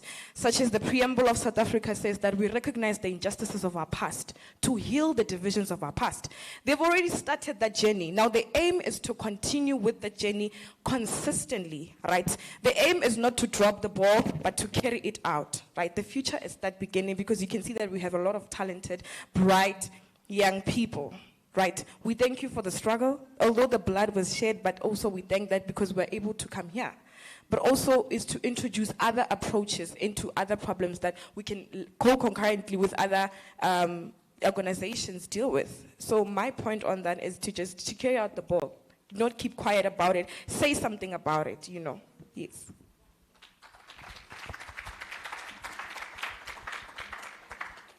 Yeah, another round of applause. For it. Thank you, thank you. What we are going to do is probably to open up and find out if there are people who like to ask questions or who like to make very short comments, recognizing that we don't have much time, you know, at our disposal. That is very important. If we can have engagement maybe of at least 3, whether they are questions or comments, or you just want to say, stand up and say, wow, it's fine. Just 3 people. You want to say, no, you can't ask a question, they have to ask you questions. You are part of the panel. Okay. There is 1. There is 2. There is 3.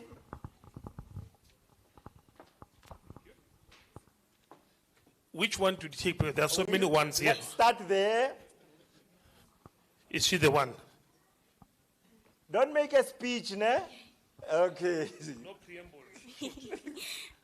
I'd just like to comment on Ms. Wanga identifying herself as a Pan-Africanist, and my President Mukondi mentioned how we need to look outside of South Africa for a moment, right?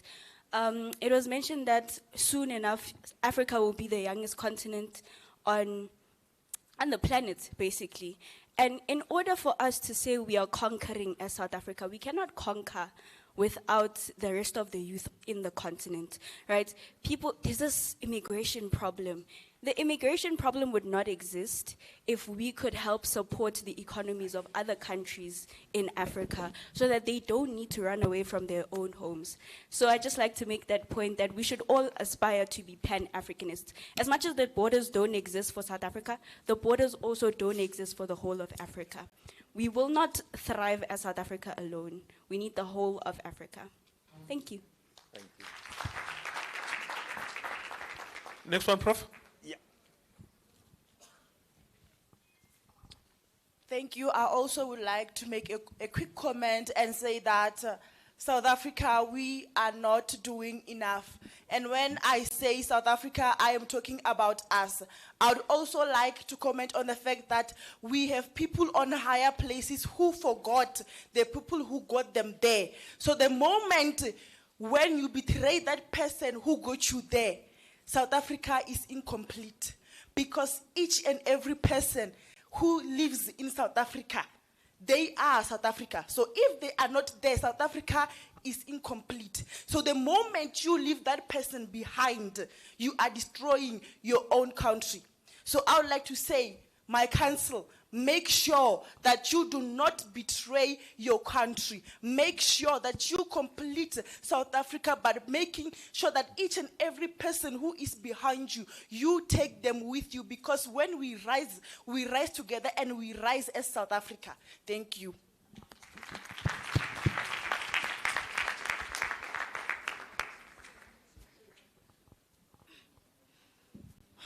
Thank you. I'd like to say, as youth, as RCLs, as they were talking about June 16, we have to know that June 16 didn't end with Sarafina, Hector Peterson, and all of that. They are the youth who fought for us. And I believe that as young leaders, we'll fight for other generation that is coming. And I know that if we conquer together, we can do it. As we know that today a leader, tomorrow a leader, forever a leader. Thank you.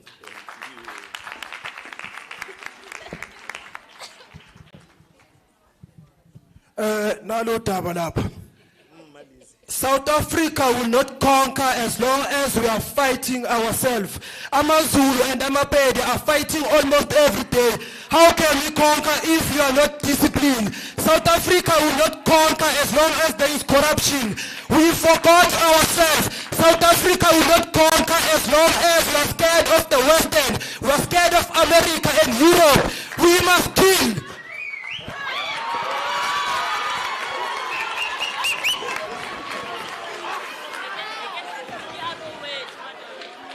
Okay, guys.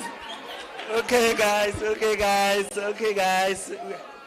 Okay, guys. With the excitement, I see that two more hands that are still like, if we don't ask them, the world will burn. So we are going to have them engage. Yes, there's a. Okay, there's one, and then there's another. People. In South Africa, you are always acting as victims. It is always, what did the government do, but never, what did I do? How did I change my community? It's always, why didn't the government supply grants? Why didn't the government give us this? Why aren't the NGOs giving us?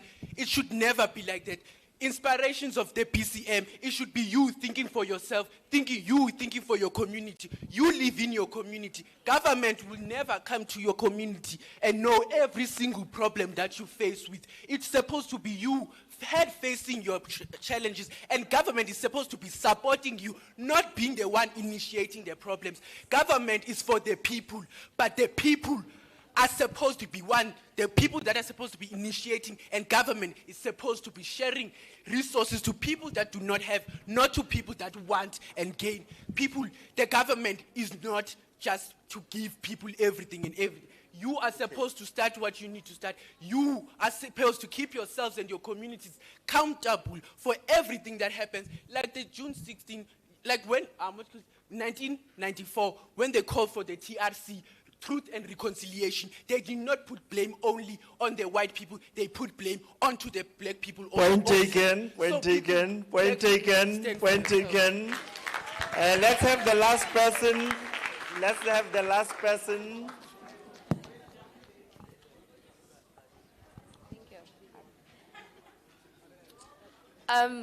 Firstly, I would actually like to address what was just being said right now about us as the citizens of South Africa actually not victimizing ourselves. We are not victimizing ourselves. We are exercising our right to have a democratic government that governs us. We cannot be the people, vote for people, and then govern ourselves. If it was a matter of us initiating our own programs to drive our own progress as individuals, then there is no need for us to have a government. We might as well start governing ourselves. So there's a structure that is there. They must do their job, which is to govern their people, ensure the prosperity of their people. That is what they do. They are there to serve, not to enjoy the glamour, not to enjoy the presidential suits. They are there to serve the people. Point taken, no need for debate. Okay, guys, I think with that,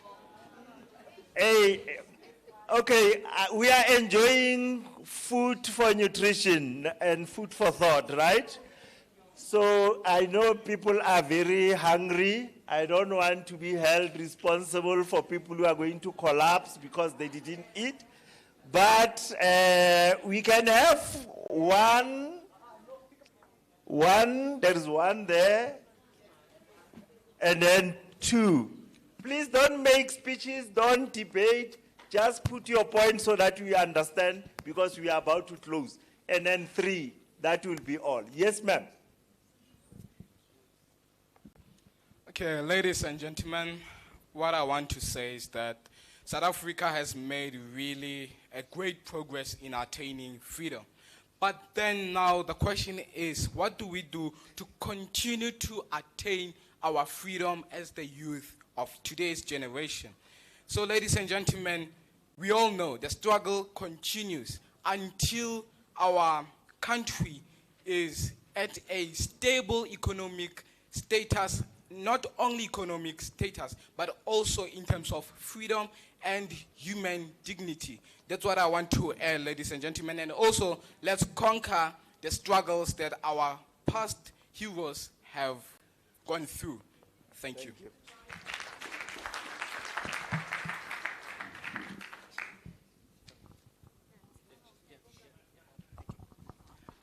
Thank you for this opportunity. I would just like to comment on and adjust my opinion.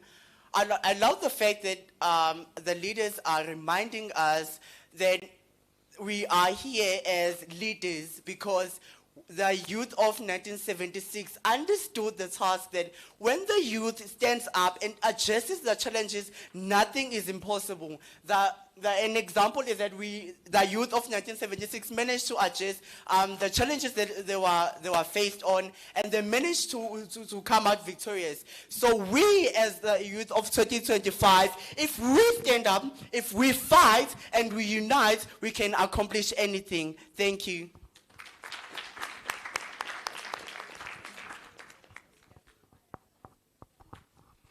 Good morning, everyone.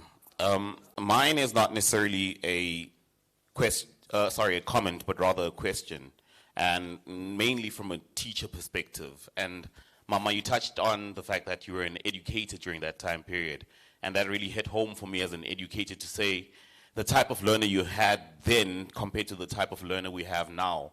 And my question is, what advice can you give us as young educators who are currently teaching the type of learner we're teaching now?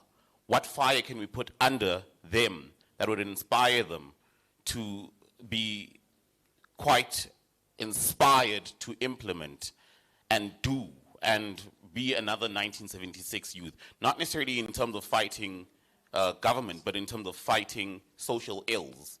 What can we do as educators? How can we protect ourselves from losing our passion for being educators? Because so many who are our colleagues are walking away from the career rather than staying and inspiring the young people.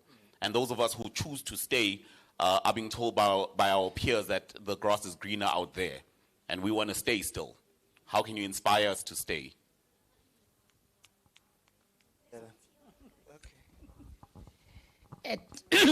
Teaching is not a job, it's a passion.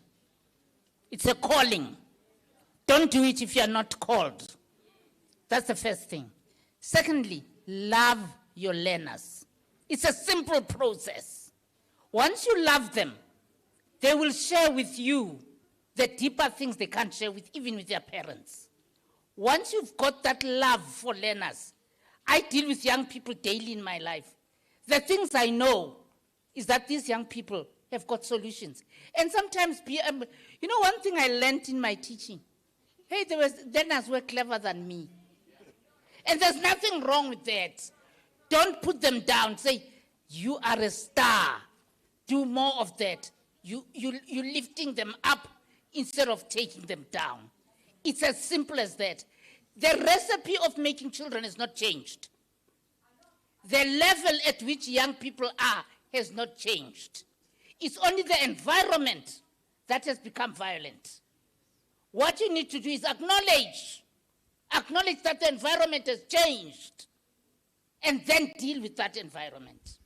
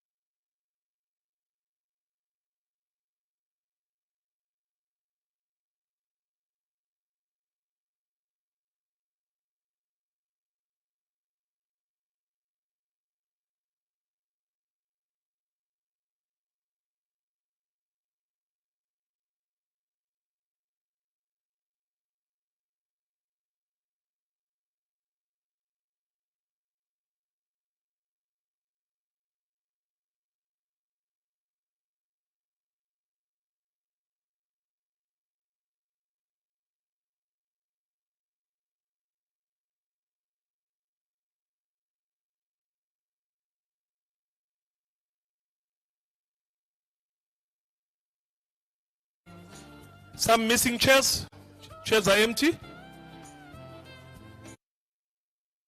Limpopo. Thank you.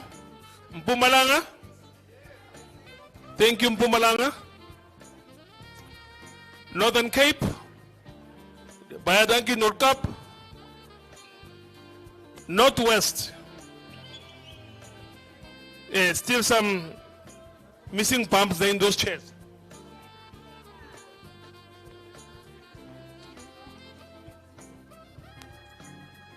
If you happy anymore, clap your hands. If you happy anymore, clap your hands.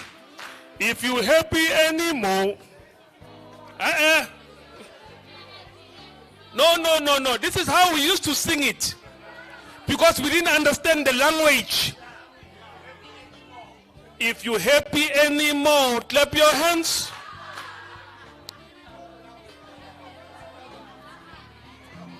You see, you are privileged. I'm not privileged. If you happy and you know, clap your hands. If you happy and you know, clap your hands. If you happy and you know, and you really, if you happy anymore, nod your head. You see? Don't cram. Don't cram. We are not going to wait for those who are outside because we have given the time, and time is important. We will now get into another panel session. May I please bring on stage, help me, Ms. Hannah Yoshimoto from UNICEF.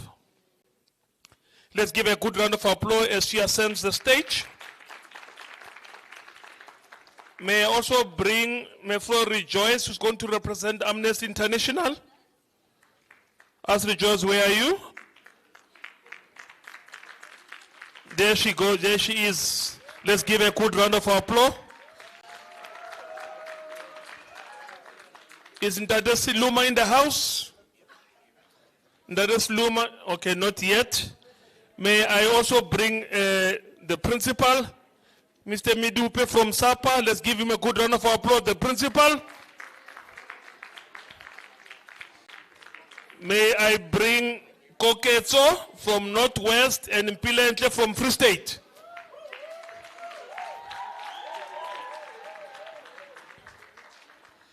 Koketso from Northwest and Mpilentle from Free State. May I also bring on stage Umhlekazi Umdingi from the Eastern Cape. Umhlekazi Umdingi from the Eastern Cape.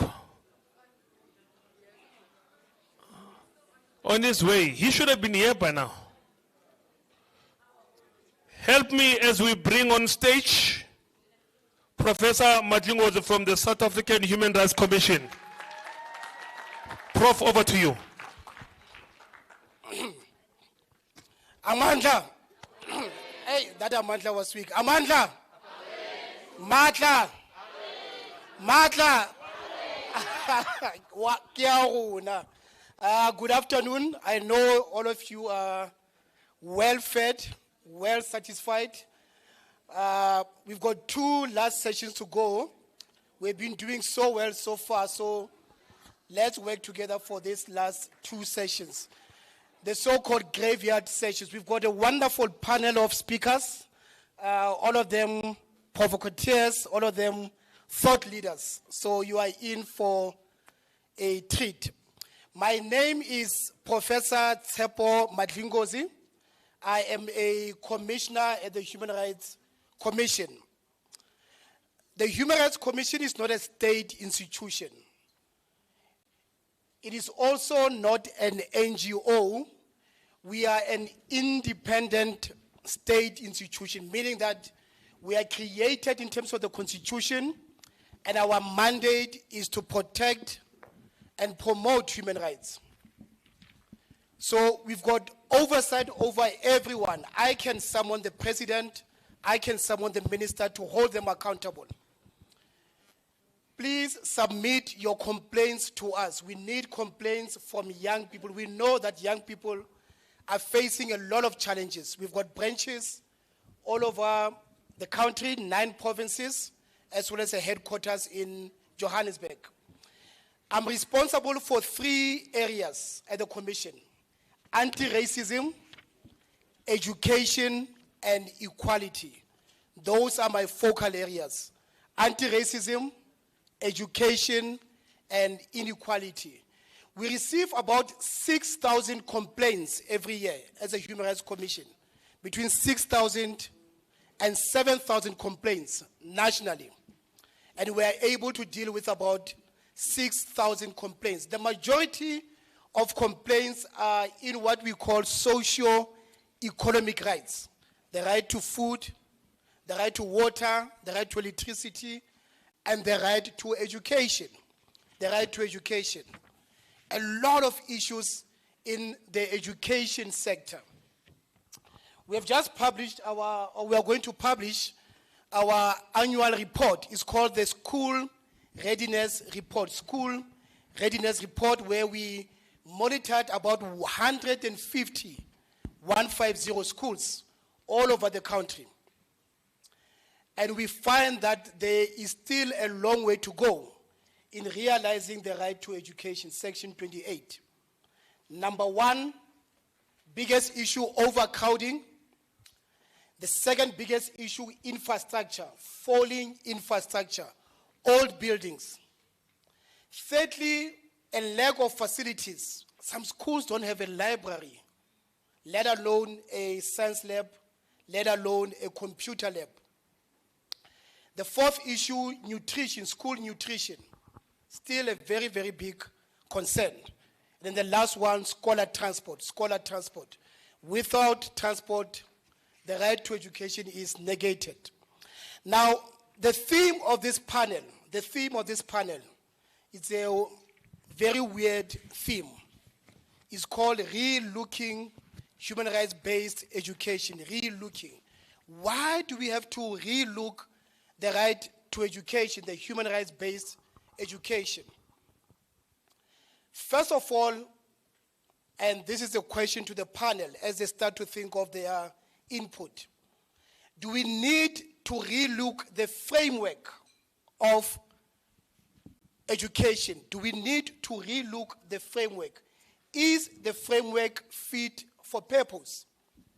What is the framework? Number 1, the South African Schools Act. Number 2, the BELA, the Basic Education Laws Amendments Act, BELA. Number 3, the Children's Act.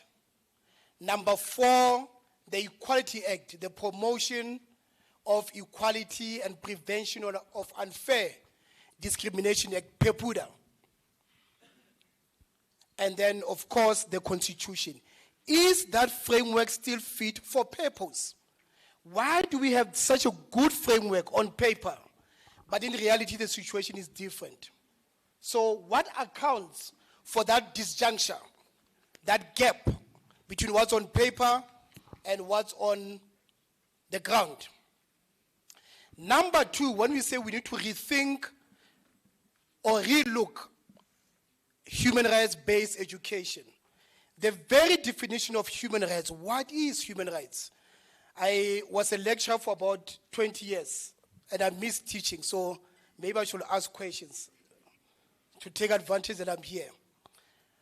But our human rights understanding is very European. It's very European. It is about an individual claiming rights against the state, against other people. It's very individualized. We say it's a Western-centric understanding of human rights. How do we relook this and move towards a Ubuntu-based human rights? A Ubuntu-based human rights emphasizes interconnectedness, right? That is not just about you as an individual. You are part of a community. And there, as a Human Rights Commission, we really emphasize this notion of duties, responsibilities. You've got rights, but you've got duties. Please don't use our name as a Human Rights Commission to do funny things and say, I've got rights. You've got rights, but you also have responsibilities. What are your responsibilities as far as the human rights-based education? Thirdly, what kind of graduates are we producing? What kind of matriculants are we producing from a human rights perspective? If we say we want to produce learners who are active citizens, who are responsible active citizens, what is missing? What is missing in our education sector? And then lastly, the right to education itself. We say that education must be accessible. Accessible education. And there we mentioned the 3 dimensions of accessibility. 1, non-discrimination. Education must not discriminate. 2, we talk about equitable access. Equitable access. Everyone must be able to access education. Non-discrimination, number 1. Number 2, equitable. Remember, fees must fall. There's also fees must fall at the basic education sector, right? Equitable education. Don't leave aside marginalized people. And then thirdly, economic accessibility. It must be affordable. It must be affordable. It must be affordable. So the panel, you only have about 5 minutes each because we don't have a lot of time. So bullet points, bullet points, and then we'll open the floor for questions. Re-looking human rights-based education. Let's start with UNICEF from an international, global perspective. We then come to Amnesty International, then we come to our principal. Thank you. Thank you so much.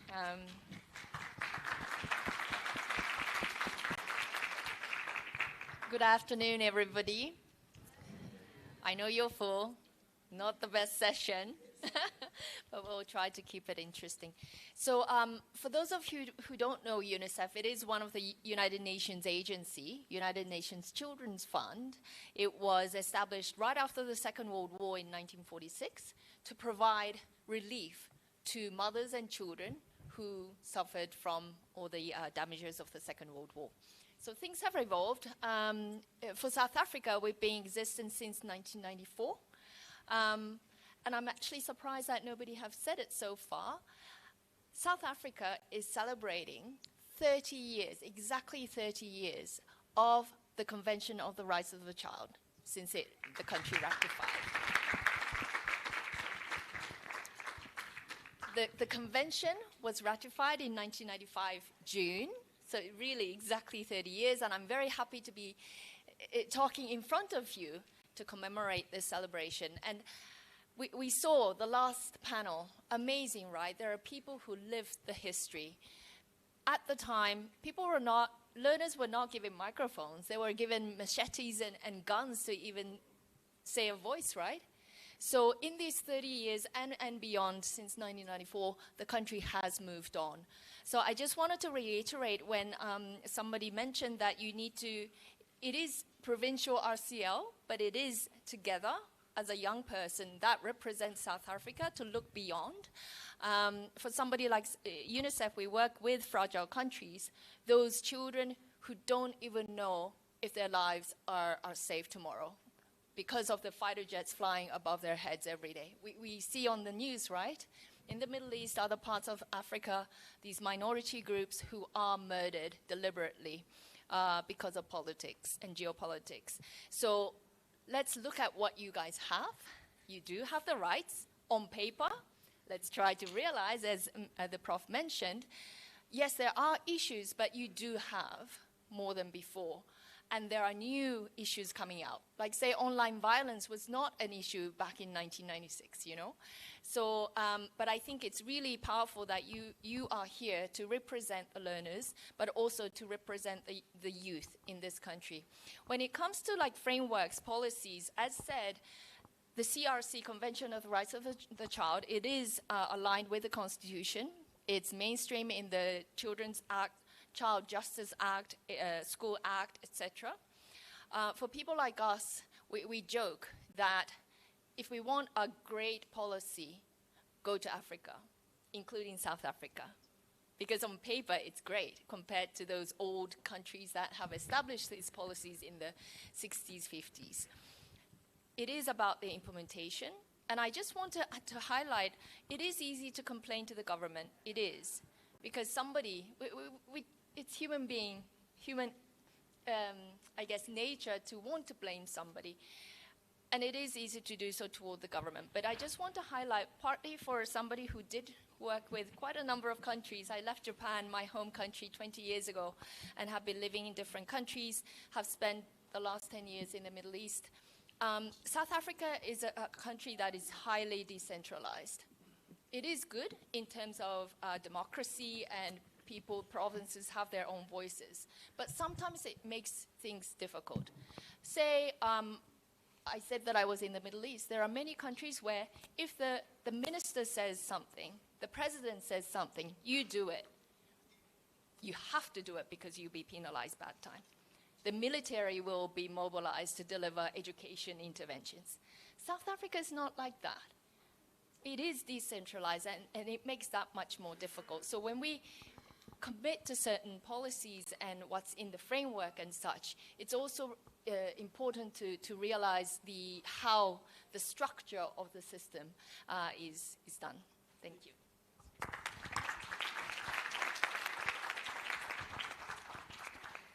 Thank you so much, and good afternoon, everyone. My name is Rejoice Mutaung. I work for Amnesty International, South Africa, and I currently oversee the activism program as well as the human rights education program.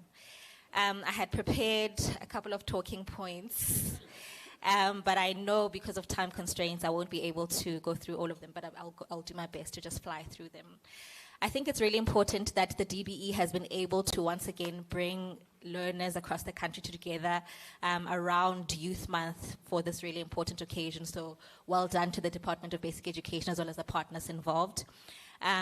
When we talk about re-looking at a human rights-based approach to education, as Amnesty International South Africa, well, as Amnesty International Global, what we do is that we are a research and advocacy and campaigning organization, right? And under campaigning, what that means is that we do human rights education as well. We would have clubs at schools where we work with children or learners to basically start campaigns and then help them execute those campaigns throughout, right? We saw earlier, I was watching online, that there are really great initiatives that are being started or that are being planned by the RCL this year, and I'm fascinated. I look forward to seeing what this is going to look like next year and the progress that you will have made in terms of implementing that change that you're looking for, right? So for us as Amnesty, what we think about when we want to rethink a human rights-based approach to education is that the approach, the entire system has to be holistic, right? Each and every person within the system plays a role. What that means is that the learner has a role, and in this instance, the RCLs are the representatives of the entire learning body, right? There's teachers that play a big role. There are principals, there's the school governing body, there's people that are staff on the ground that also have to play a role to ensure that this space is human rights friendly, right? We've seen our law, like our lady here was saying that in practice, right, South Africa experiences many challenges in terms of implementing what's written within our frameworks, within the Constitution, all of that. We have the Constitution, and there's a lot of different sections that I can speak to that talk to equality, human dignity, freedom of expression, all of that. And then there's also international law that we also have to look at. She also spoke about the Convention on the Rights of the Child, which is great. Article 13 of the International Covenant on Economic, Social, and Cultural Rights is also something that we also have to look at when we're looking at how human rights globally are being represented, right? And I have a quote here that I wanted to state, that the state parties to the present covenant recognize the right to everyone to have an education. They agree that education shall be directed to the full development of the human personality and the sense of its dignity, and shall strengthen and respect and show respect for human rights and fundamental freedoms, right? So what this means is that in practice, human rights are not just supposed to be taught at a curriculum level, right? They should form part of the entire personality of the schooling environment and just society in general, right? So now I'll go to the code of conduct, because as part of the topic, we're looking at how do we strengthen the code of conduct. So the code of conduct that we currently have, they basically include human rights values, and they promote accountability by staff and learners. It's clear that not all schools have the same kind of code of conduct, and we understand that in practice, in terms of implementation, that's where the issue comes in.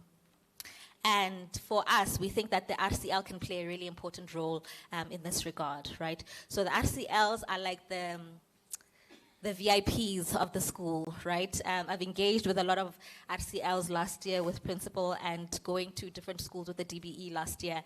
And you guys are basically seen as the stars of the school, right? And that sometimes causes a disconnect where some of the learners feel like, hey, I'm not sure if I can trust these ones because, you know, if this and this happens. But also the teachers are expecting you to behave in a certain way because you are a leader, right? You are supposed to be responsible. 1 minute, okay. Okay, I'll be done quickly. But what I want to highlight here is that you have different responsibilities as the RCL, to lead by example, to advocate for respect and human rights, and basically represent the learners, right?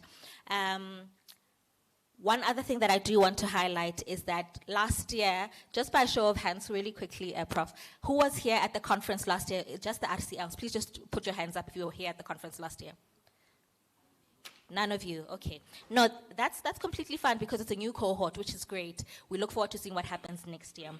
Last year, what happened when we were having the Human Rights Commission, I think it was day 3, the RCLs complained that there was not enough training that they received from the DBE, as well as, you know, their teachers and all of that around human rights and how they can implement this at schools, right?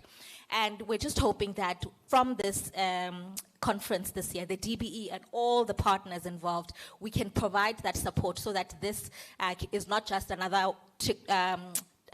talk shop or tick box exercise, but when we come back next year, we're able to reconnect. Even if you're not here, those that come after you are able to say that, hey, our province committed to doing 1, 2, 3, and they were able to do that. So for us, I just want to reiterate that our commitment is just seeing that this human rights-based approach should be holistic. Every person has a role to play, and we should all be playing our role. So thank you.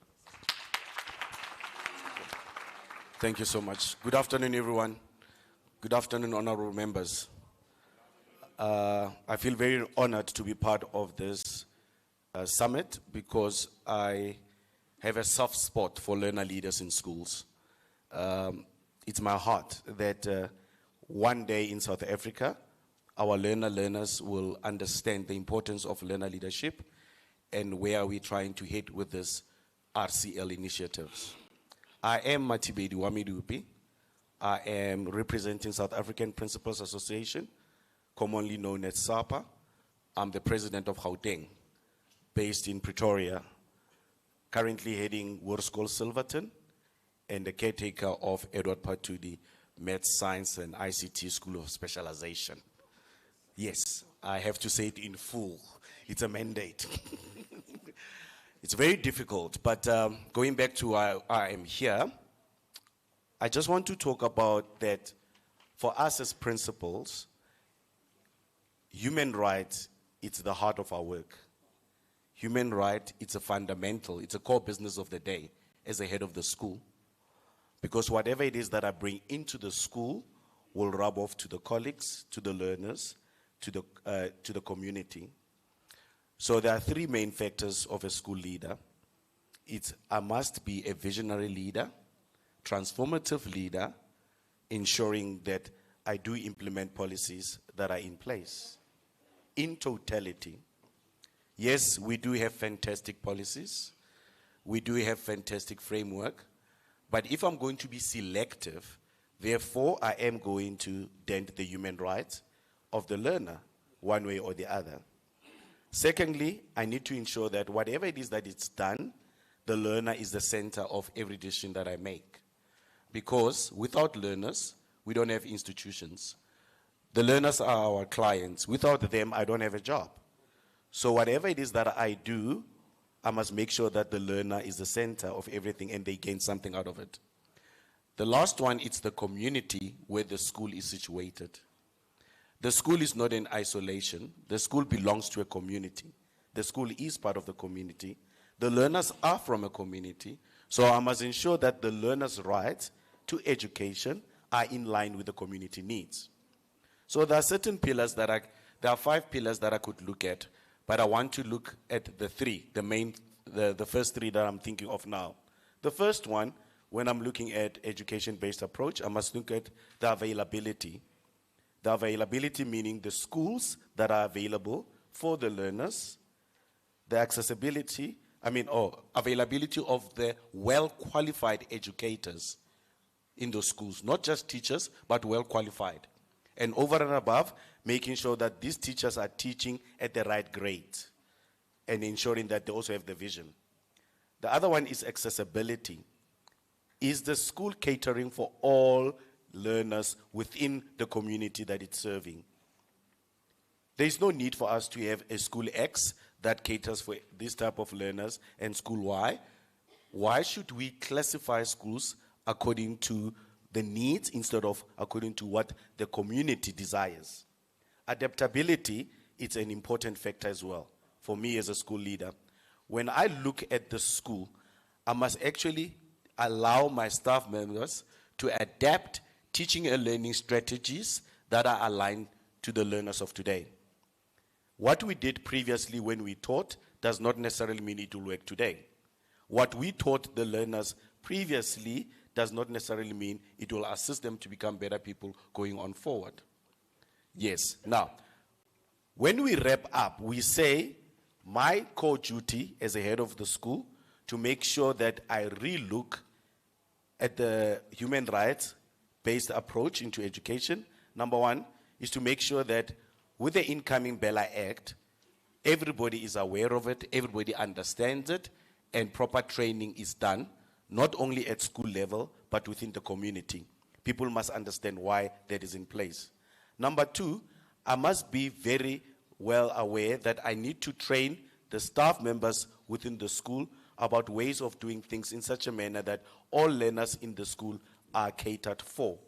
In other words, inclusive approach to teaching and learning, not classifying learners according to their ability. By the way, there's nothing wrong with doing math literacy. There's nothing wrong with doing maths. But we must ensure that we put the right learners in the right subject or the right subject coding.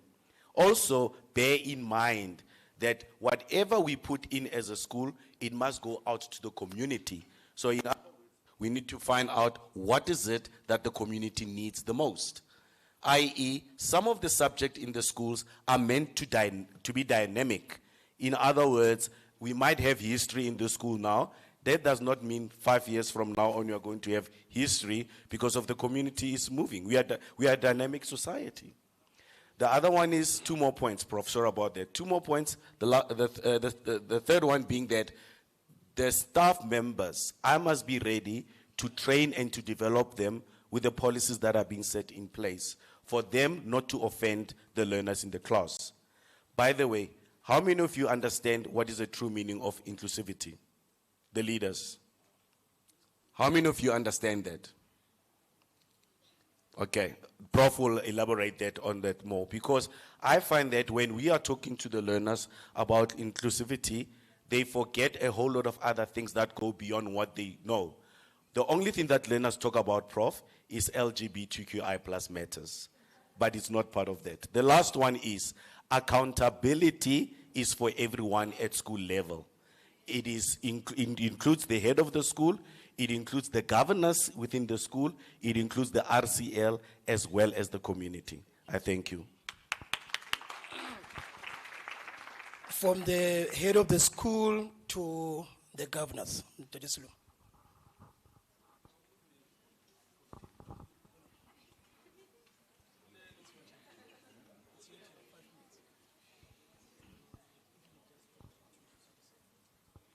Okay. Good morning, everyone. Yes. I am Tingi. I'm in the Department of Education in the Eastern Cape. Human rights. It's a big issue in our schools. you start with the curriculum itself. Out there, they cry that the jobs for people are taken out by the foreigners. Then you start to ask, how is our curriculum?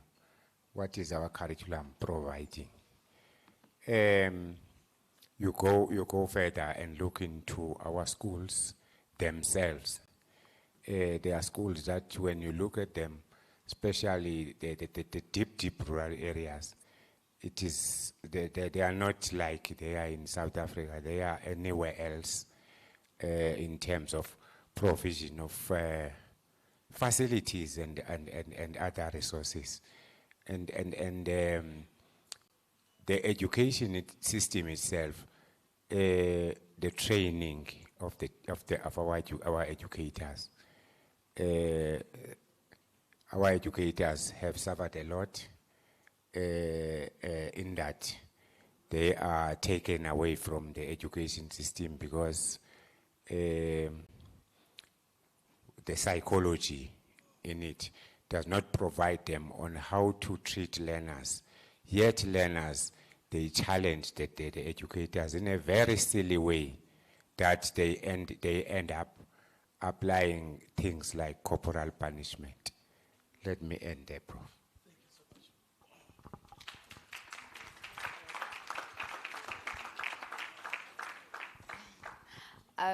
A good morning to everybody that is here. I am Kweketo Sorobate, by the way, an RCL from the Northwest Province. When given this topic, honestly, I was a little bit confused, not really sure what to speak on. But then when the professor was doing what I take to be an introduction on the panel, I heard him say that the framework that we use when coming to the right of basic education is styled in a very Western manner. Now, I genuinely do believe that that's an idea that I honestly hold dear to me, is that the problem is that we are trying to progress, to bring development unto Africans through the Western way. See, if we were to look at our history before colonization, African people, we were not barbaric. We were progressing, we were developing at our own pace, in our own way. The problem with the Western style is that it prioritizes individuality more than it does community. So now, the reason why we are seeing a lot of loopholes within the education system of this country is that teaching and learning is not happening effectively. It's not happening effectively because, again, the rights of an individual learner are put ahead of the rights of a whole class. So now, when we look at the Constitution and when we look at the right itself, it tells us that if a teacher is to say chase out a certain learner out of class because they are being disruptive, that teacher, according to law, is to stop teaching because they have excluded a learner, right? So they need to protect the learner and they need to protect the rights of an individual learner, whereas ignoring the rights of the rest of the learners in class. So now, if we take away that mentality of prioritizing an individual and start prioritizing a community, then we are now creating a framework and a floor for accountability, just like the principal himself said, that accountability needs to happen everywhere. Even learners need to start being accountable for their actions. You're being disruptive in class. You are automatically taking away the rights of learners that are around you. So you need to excuse us and we need to continue implementing those rights. Again, okay. Again, another thing that I want to speak on is that there is no about us without us. You can't want to grow and develop the Department of Education without including the learners. Now we are here, we are in our places, it's cutesy, it's very demoir. I love it, it's nice. But let's be honest. How many of us here can say that on our school levels, not national level, school levels, the voices of our learners are heard and they are being put into practice? That is what we need to start doing. We need to start, the school level is where we need to start. The learners need to be heard, they need to be understood, and on top of being to be understood, they need to be taken seriously. Because we can't be taking complaints back and forth into the principal, yet nothing is doing. Respect needs to be turned into a two-way street. You need to respect the learners should respect you. When a learner is in class and a learner says, I am sitting in an overcrowded class, I am incapable of learning, the principal needs to start taking action. The circuit manager needs to start taking action. Everyone needs to start being accountable. That's just all I have to say. Thank you.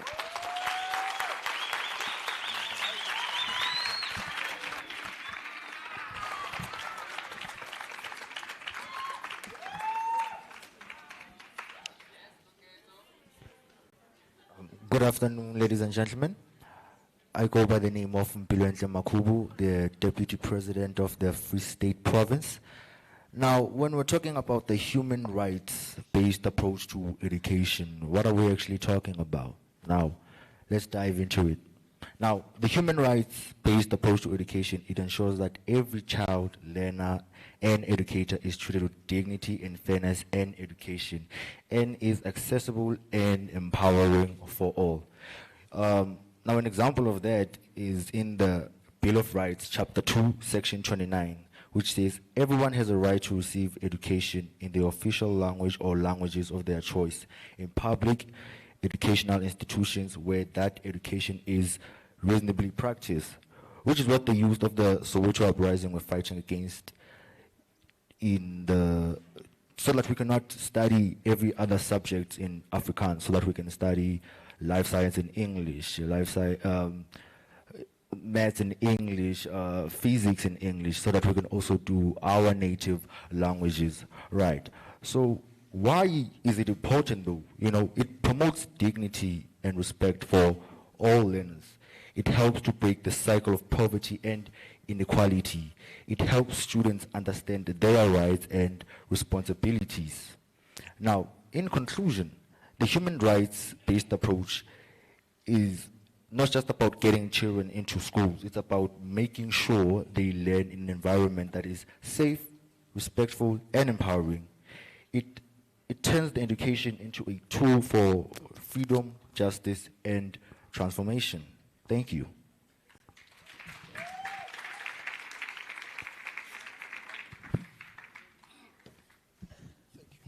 Thank you so much. Let's give them another round of applause, please. Okay. We have about 10 minutes for questions, not for speeches. Questions, comments, input for 10 minutes. 10 minutes. Let's start here. Do we have someone who's going to help us with the microphones? 1, 2, please. 1, 2, 3. Yeah.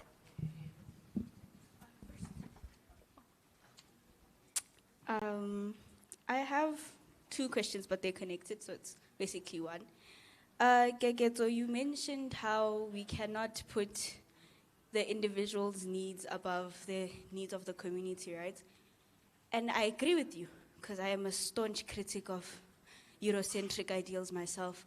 But then if a teacher is to chase out the learner out of the class, and then we say the community needs to keep learning, is the child not also part of the community? Something I've noticed that in a lot of schools, well, the ones I'm familiar with, from township, right? In a lot of our schools, we lack serious discipline structures, like things like detention, demerits, they don't work in our schools. So how can we, as the RCL, how can we help build those discipline structures in such a way that when the teacher doesn't need to chase out the learner can be disruptive, and then they'll be punished after, right? And then it goes back to Mr. Mwidupi. You said learner leaders are not taken seriously at schools, and that's true. So this brings me to my question for Mr. Mwidupi.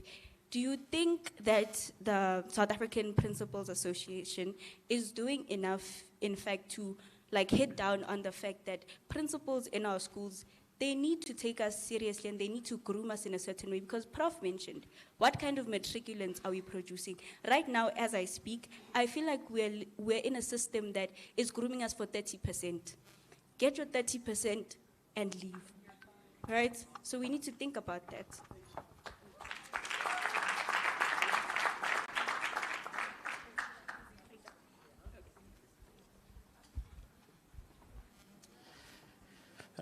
Good afternoon. Ndate Patrick, my question is specifically linked to a statement that was made by the Honorable Ms. Angie Mutser, and when she was still minister at that point. She made a statement that there is no teacher-learner ratio in South Africa. There's no policy that regulates teacher-learner ratio. And in the same breath, though, we know that when it comes to matric exams, the minute you have 31 students, you need to have 2 invigilators. So the learners now, when being invigilated in an exam setting, need 2 educators. Meanwhile, when they were being taught, they could sit in an unregulated number, which has no policy over it. And what I would make as a statement is to say where policy is silence, or rather silent rather, it leads to human right infringements. In our previous session, we had a situation in which it was mentioned that when in 1976 you had overcrowded classes, yet the learners were disciplined. And that was a statement to the learners, right? And I accept that, definitely. It is a very valid and valuable statement. However, in the current circumstance that we are in as a country, we are in need of a teacher-learner ratio that would regulate in order for us to say the quality of what the learners are receiving is equal across board.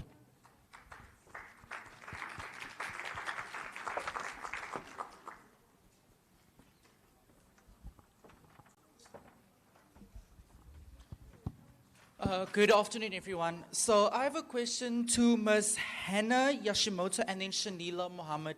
So do you feel that schools in certain areas experience higher levels of human rights violations as stipulated now according to the human rights agenda by the United Nations? And do you feel that the life orientation curriculum should be changed? Because if now we take, for example, in a year, 70 hours is spent on life orientation in a year from grade 7 to 12. Why is more time being spent on physical education and on sexual health and all of these things, but less time is being spent on social responsibility and human rights education?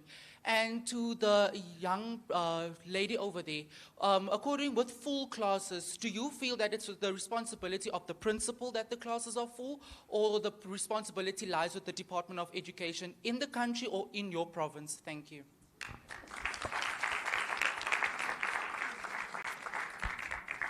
Two last questions. One question there. Yeah, over there.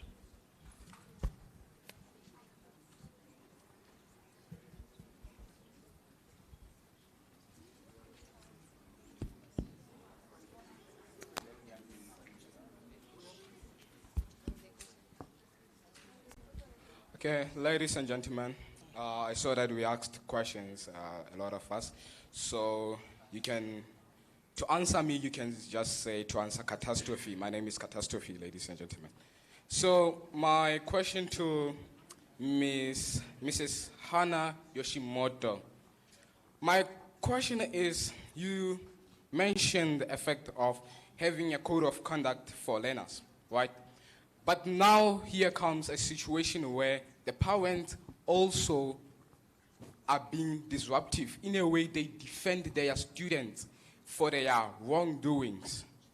And they do not admit that their child, for example, they were caught smoking or something like that. So now, is a code of conduct for parents necessary? And if yes, how will it help? And another question to Mr. Bekisizwe Sluma. He said, he talked about white subjects for students, right?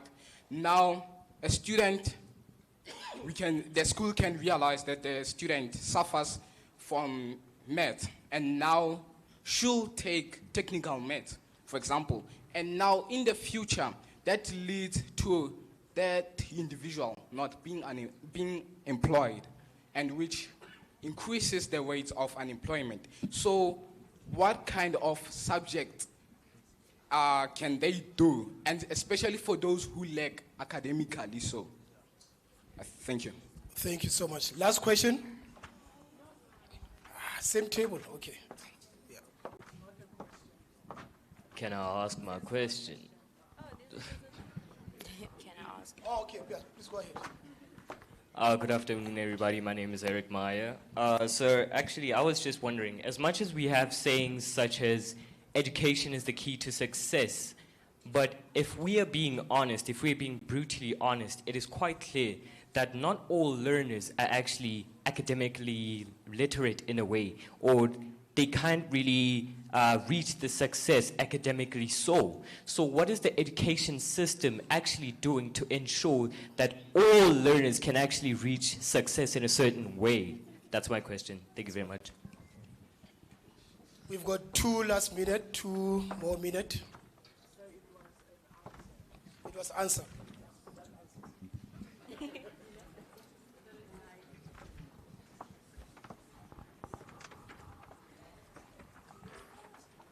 Good afternoon, everyone.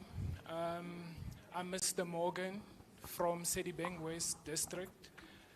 The question that I would like to give an answer to is to the gentleman over there about life orientation. So I am a life orientation educator, and I take my subject extremely seriously. So I've been teaching since 2016. I know that I look young, but I'm very old, right? So to your point where you were asking about the fact that why is life orientation only focusing on sexual education and all of that other stuff, and they're not focusing on anything else. Remember that life orientation as a subject focuses on the holistic development of a learner. Now, in most instances, the problem is that educators, specifically physics educators or maths educators, we tell you that LO is not important because it doesn't count to your APS score at university. But let's be honest. You're not going to use X and Y to go and buy bread and milk. When you are doing life orientation, we focus on public participation. That's where you should be learning about the electoral role of your role as an RCL. It's not just a subject that we do for a free period. The other problem is that educators who are teaching life orientation are teaching it because of the fact that it's just there to make their timetable full. They have not specialized in it. I myself, as an educator, have specialized in life orientation. And to assist with that, I've also got an honors degree in educational law. So when you talk about life orientation, there is a stigma about it. I want to answer the question to the gentleman in the yellow blazer. When we are talking about learners' academic performance, in life orientation, you are taught that you have 2 streams. You can go and do your NSC or you can do your NCV. Now the problem is that there is a stigma attached to learners going to go and get an NCV. You are told that you are slow, you are dumb. But at this point, you'll have someone going to university studying for a qualification in theology. What are you going to do with that qualification? You need to go and study for something that is in demand in your community, but the responsibility becomes yours to research. You cannot be spoon-fed.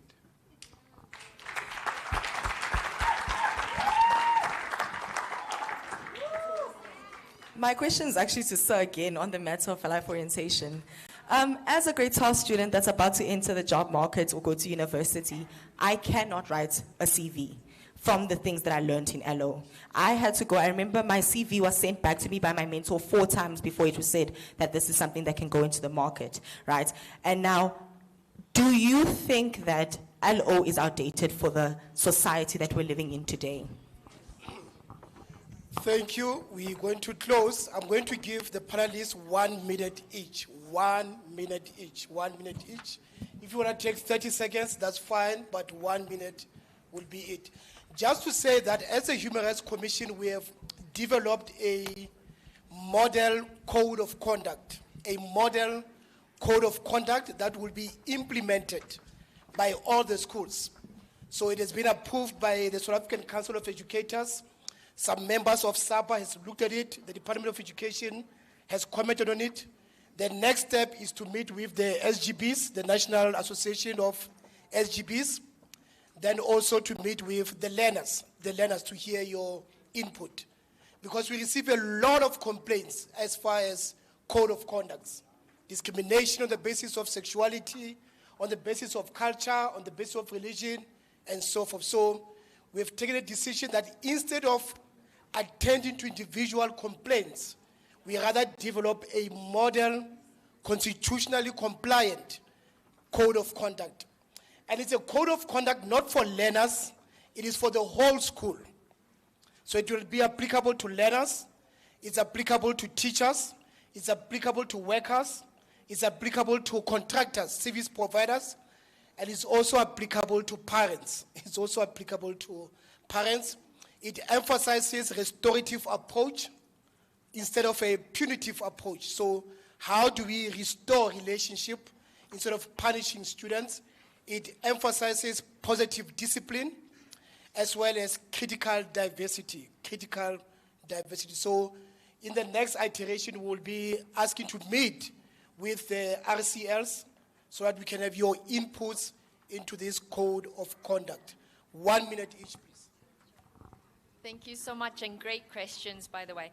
Let me respond to the provincial disparities. Yes, I mean, I think we all know. Different, as I said, the structure is different, very decentralized. So the provinces have a lot of power. Sometimes I feel like the Central Department of Basic Education's hands are tied, because the provinces have the authority. So I think there are disparities, and it's something that we all need to work on to equalize that.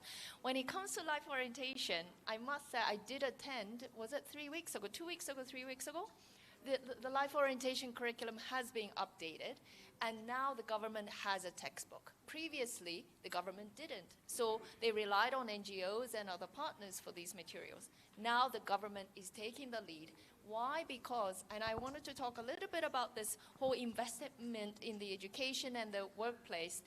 More and more, and especially in the global north, it's very strong, and it's now coming to South Africa also, where it's not just about grades, right? To succeed in life and in work. When you read reports coming from the business consultancy firms, the labor market, they all talk about soft skills. I don't like the word soft skills, actually. I like the word transferable skills. That comes as a top. And when you talk about these things, responsibility, respect others, communication, you can't just learn it when you're 16, 17, 18. No, you have to learn from a young age. It starts from a household, talking about the parents' attitude also. And so I think more and more, I think the DB's effort in establishing the 3 streams model, the academic route, the occupational, and the vocational, is exactly that. And this whole GEC effort in certifying grade 9, so then you have a certificate that is legit, and it's not just on self-reported CVs. I'm actually not a big fan of CVs because it's self-reported. We actually piloted AI-based measurement tool on competencies, and we're going to expand it. But it's that kind of like legit skill that really showcases you that is important. As a matter of fact, I recently got my executive MBA. I'm 47 this year. Why? Because all the geopolitics, UN is losing money. I want to expand my future career options, so I got a degree.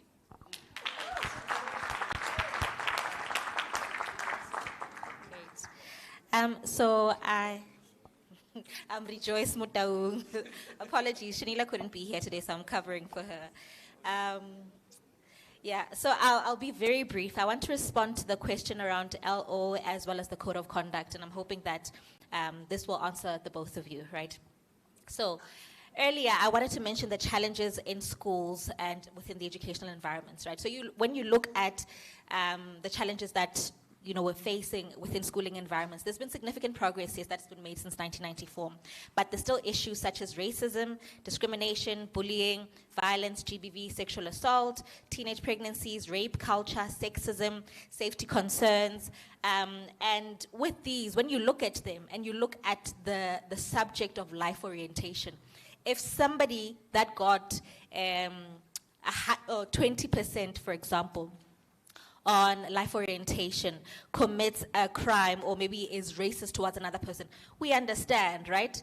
We understand that this person was not orientated properly around how do we behave, how do we have the social skills or the emotional intelligence to deal with one another and be a communal, functioning society, right? So the reason why subjects like life orientation, for me personally, if you asked me personally in my personal capacity, I'd say life orientation is one of the most important subjects that you would ever learn in life because it prepares you for life, right? It's not just about, oh, let's go play outside. I know a lot of young people don't take it seriously because they feel like, it's a free period, let's go socialize, let's do whatever.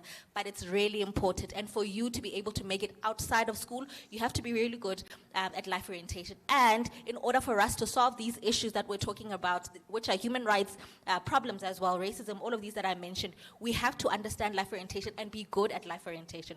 So thank you. Okay. All right.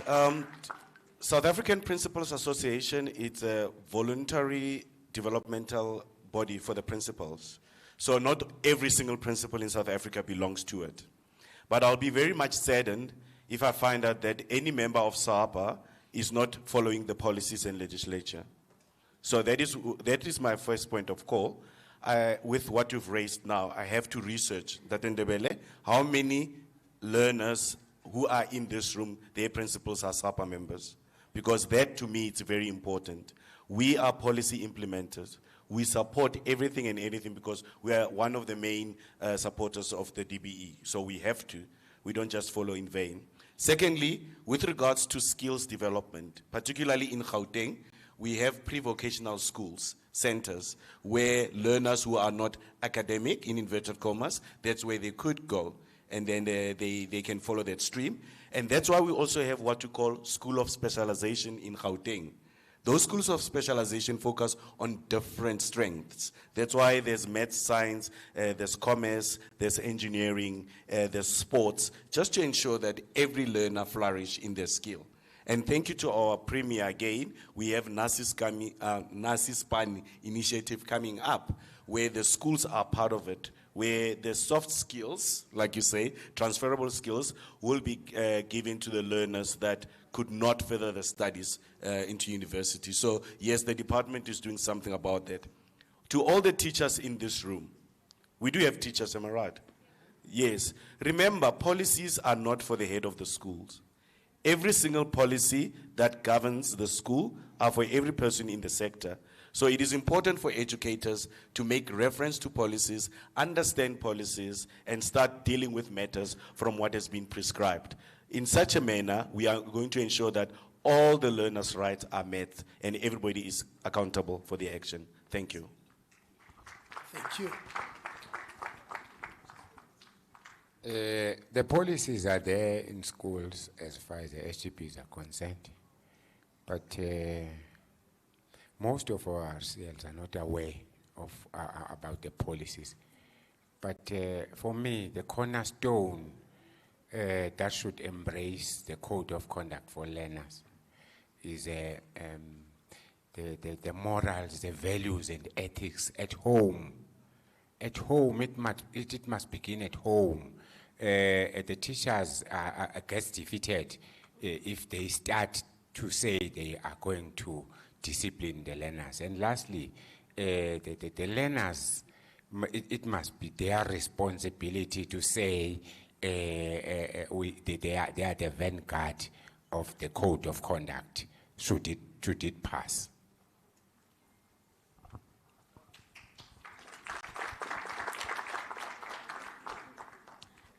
Okay, to answer the question of the young lady over there, she asked about the constitution regarding children being chased out of the class. Firstly, we saying that the learner must leave the class because they're being disruptive is not us saying they're not part of the community, it's us saying we are respecting your right to not be corporally punished. You get what I'm saying? That's why we're chasing you out, because and then now, how Shaba so sorry, I hope you can hear Satana. Now, how when you look at the act again, corporal punishment is not hitting. It goes as far as verbal. It goes as far as psychological. So there's very little that the school, together with the teacher himself or herself, can do to implement discipline on that child, the African way. You get even detention on itself, or like on its own, if you were to look at it, it's corporal punishment, which, by the way, is illegal. So that means that in order to include everyone, including the disruptive people, that means that we have to go relook the Constitution. Nkemele ke kry a master's degree in law, I'll come back to you. You get? Yeah. And then to answer the brother over there, he said he asked if who should be accountable. I can't really answer exactly who should be accountable when coming to incoming conditions of overcrowded classes, but I do know that the principal somewhere has to report to somebody, and that somebody also needs to report to somebody, and funds need to be allocated, and they need to be spent correctly. So now it just goes back to looking at how exactly are we functioning as a department provincially and also at the LEOs. Also goes back to the thing, accountability. I think I answered everybody. Now, to add on the question by the young lady here, it doesn't even have to get to the point where now the learner is being chased out of the classroom. I firmly believe that it's all about discipline. What is discipline? Discipline is doing right when no one is watching. If the teacher is not disciplined, you best believe the classroom is also not going to be disciplined. And to also answer Eric's question, not everyone is gifted academically, So I think extracurricular activities should be implemented in schools. Yeah.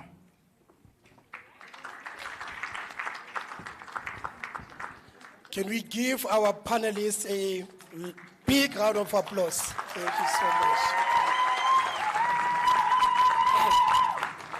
And then finally, we've been talking about human rights, we've been talking about accessibility. Can we give a special recognition and a thank you to our sign interpreters? There are sign interpreters here and they're doing a wonderful job. Thank you so much.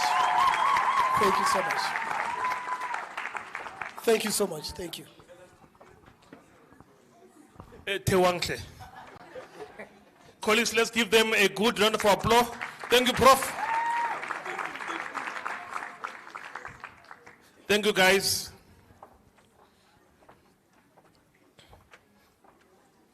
It's interesting in terms of your questioning.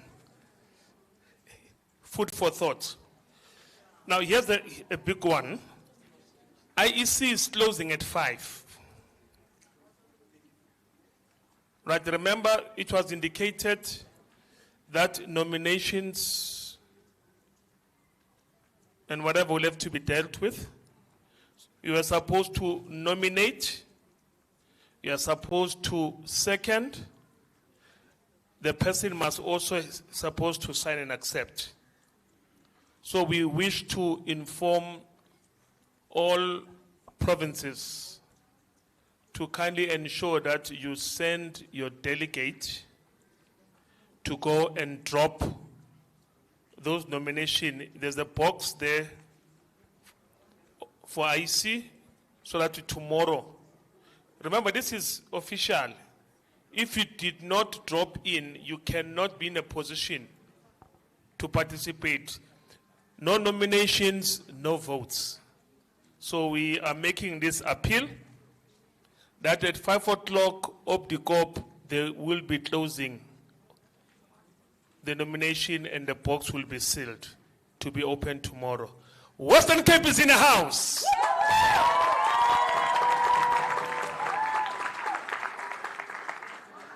Western Cape, please greet us wherever you are. Western Cape, greet us where you are. Western Cape, you are not greeting us. I don't know what is happening over there. Western Cape. The Republic of the Western Cape, colleagues. We want to thank you for ensuring that you have your way here. I wish to take this opportunity to thank everyone for indulging me, everyone for listening to me. Now this is the time for my co-pilot to come in and make sure that she wraps up the rest of the day. Wanga, wherever you are. Yeah, Wanga, wherever you are, please come and take this mic away from me. Colleagues, let's give Wanga a good round of applause.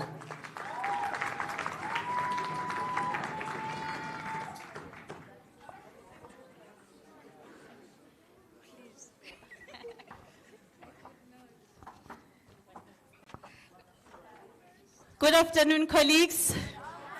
Good afternoon, learners. Western Cape Dumela. Western Cape Dumela. Western Cape Dumela. Dumela. Western Cape Dumela. Western Cape Dumela. Western Cape Dumela. Dumela. Eastern Cape Dumela. Eastern Cape Dumela. Eastern Cape Dumela. Dumela. Free State Dumela. Free State Dumela. Free State Dumela. Dumela. Gauteng Dumela. Gauteng Dumela. Gauteng Dumela. Dumela.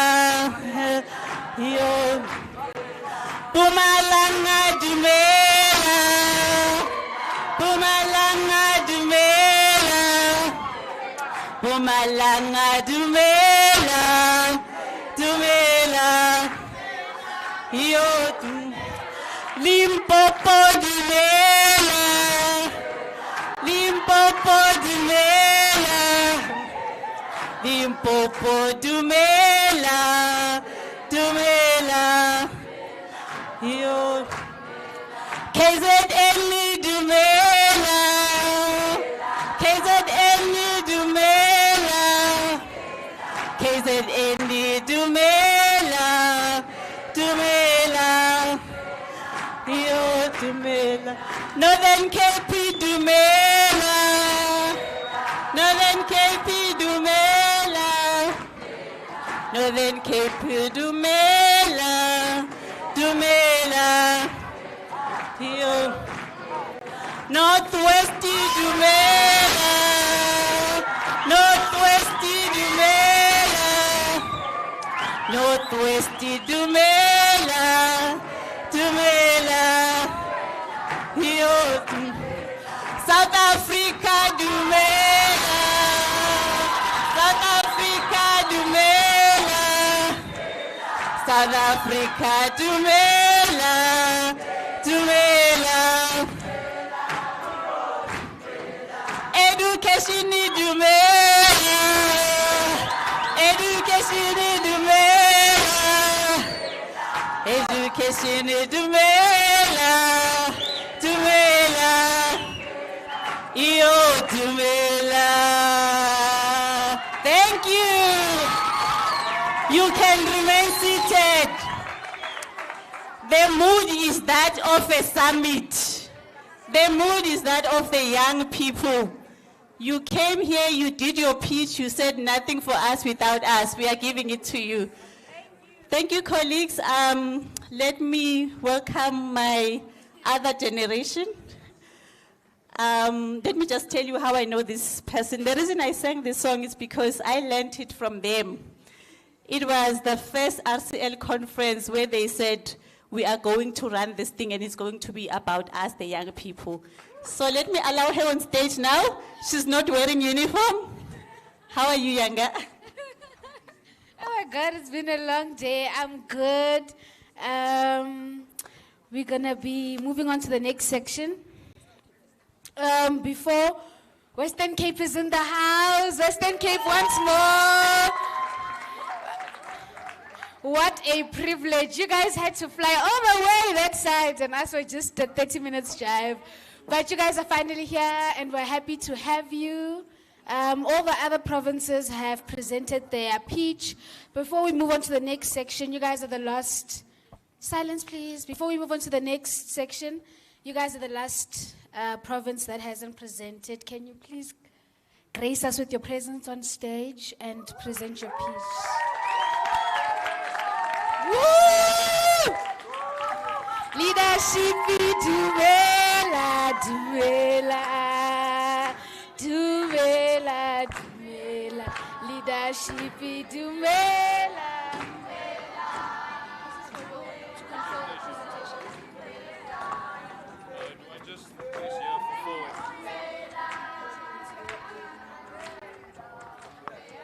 Western Cape, Dumela, Dumela, yo Dumela.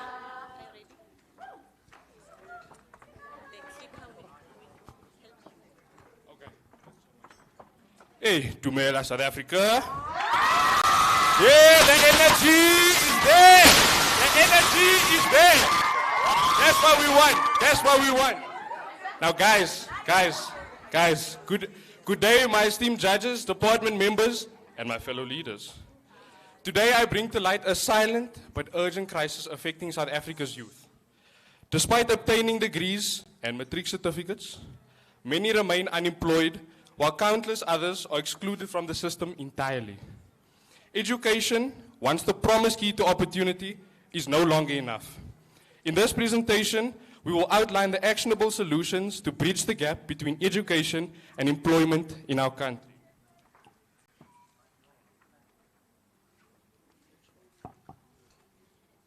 So, our system prioritizes theory over practical skill. We all know this, leaving young people knowledgeable but unequipped for the real world. Without tools like digital literacy, trades, or entrepreneurial training, they struggle to find or create work. One solution that we want to implement is to introduce vocational subjects into the high school curricula, and partner with local artisans and small businesses to provide hands-on learning experiences.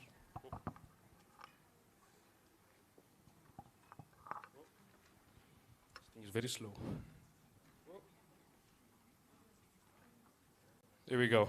So this isn't just an economical issue. This is a social and psychological one. Youth without opportunity often fall into cycles of crime, substance abuse, and despair. One way to counter this is to create safe community hubs where unemployed youth can access training, mental health support, and mentorship.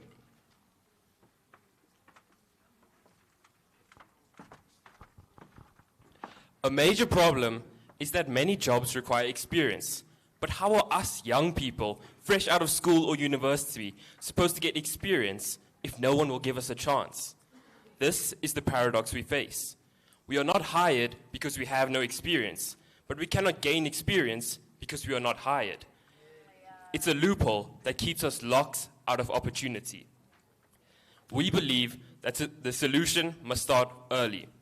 We propose that we bring skilled individuals, such as plumbers, entrepreneurs, artists, and others, into high schools to teach them real hands-on skills. Our proposed solution is called Ituba, which means opportunity in isiZulu. Ituba is a youth-led, youth-focused program designed to give every learner access to the resources they need to build a future. It is an online space where students can find bursaries, study support, entrepreneurship tools, and mental health resources, all in one place. An initiative created by the youth, for the youth, with the goal of unlocking the doors that have long been closed to us. The Ituba platform is divided into a few different sections to address the many problems that learners face. The Fund Me section will include information about bursaries, scholarships, and NSFAS. Hire Me will feature job opportunities, internships, and first job guidance. Help Me will provide study materials, past exam papers, and mental health resources.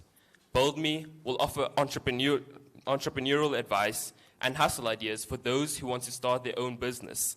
And finally, Show Me will highlight past learner success stories alumni interviews, and motivational content to inspire others.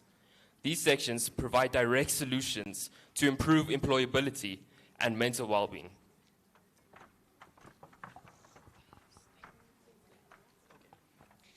Good afternoon, honorable members and excellencies alike.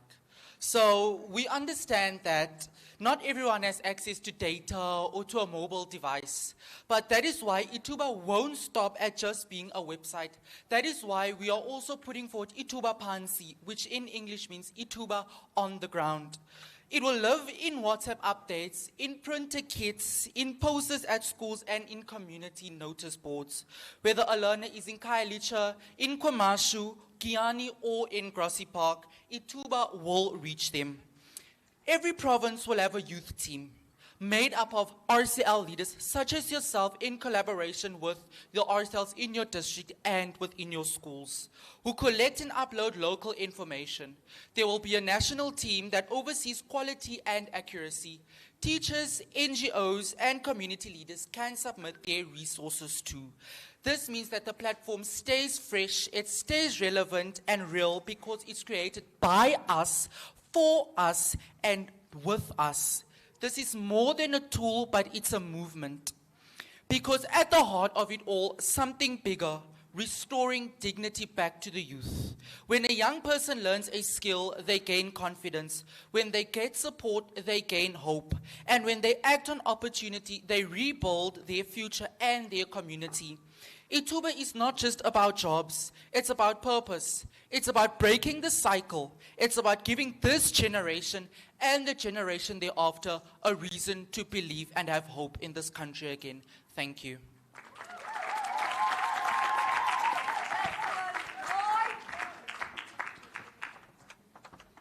Are there any questions? We're going to take one round of questions for the sake of time. 1, 2.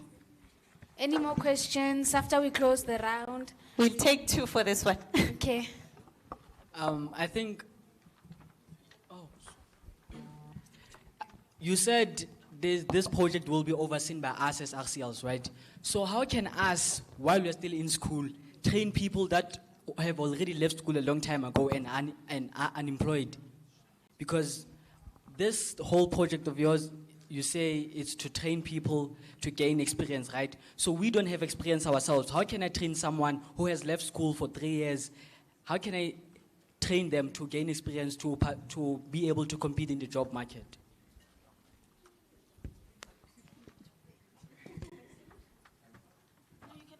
Okay, so with regards to that, we are not giving the RCL the freedom of space to teach someone else. So what we are planning on is a skills exchange. So where people who are qualified and who are professionals in their field come and offer up, because I saw a post the other day where someone with a BSc in engineering had to stand on the road with a post that says BSc in engineering, hire me. So we are willing to make use of people like that and putting them into a job space because there isn't enough opportunities in the real working space for them anymore. So the role of the RCL is to add on information. So the more you know, the more you can add. And then there's obviously those that will oversee the quality and accuracy of that was submitted to, like the one with the RCL hub that is going to be launched. So this is with that, but it's on a bigger scale, but for the people in South Africa.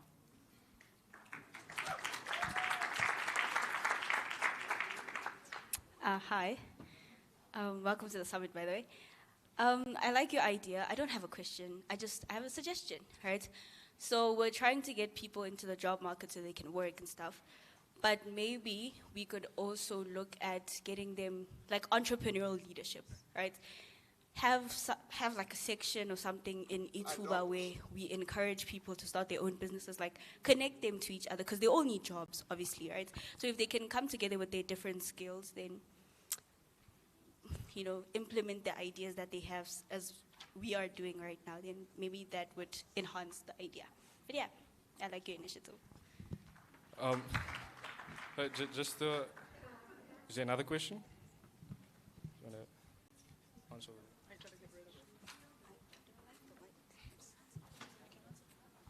answer? Can I answer? So the statement you just said about kind of giving people the entrepreneurial opportunity. It is kind of what we base our entire thing of, is to give people the opportunity to do something with their lives, because the country itself hasn't given much opportunity to the people who haven't had access to it. And I mean, look at everyone. Look to the person on your left and the person on your right. We are all here because we had the opportunity. Now imagine if we give the rest of South Africa, especially the youth, double the opportunity we have. And that's going to create something extremely beautiful. So yes, that is definitely part of our plan.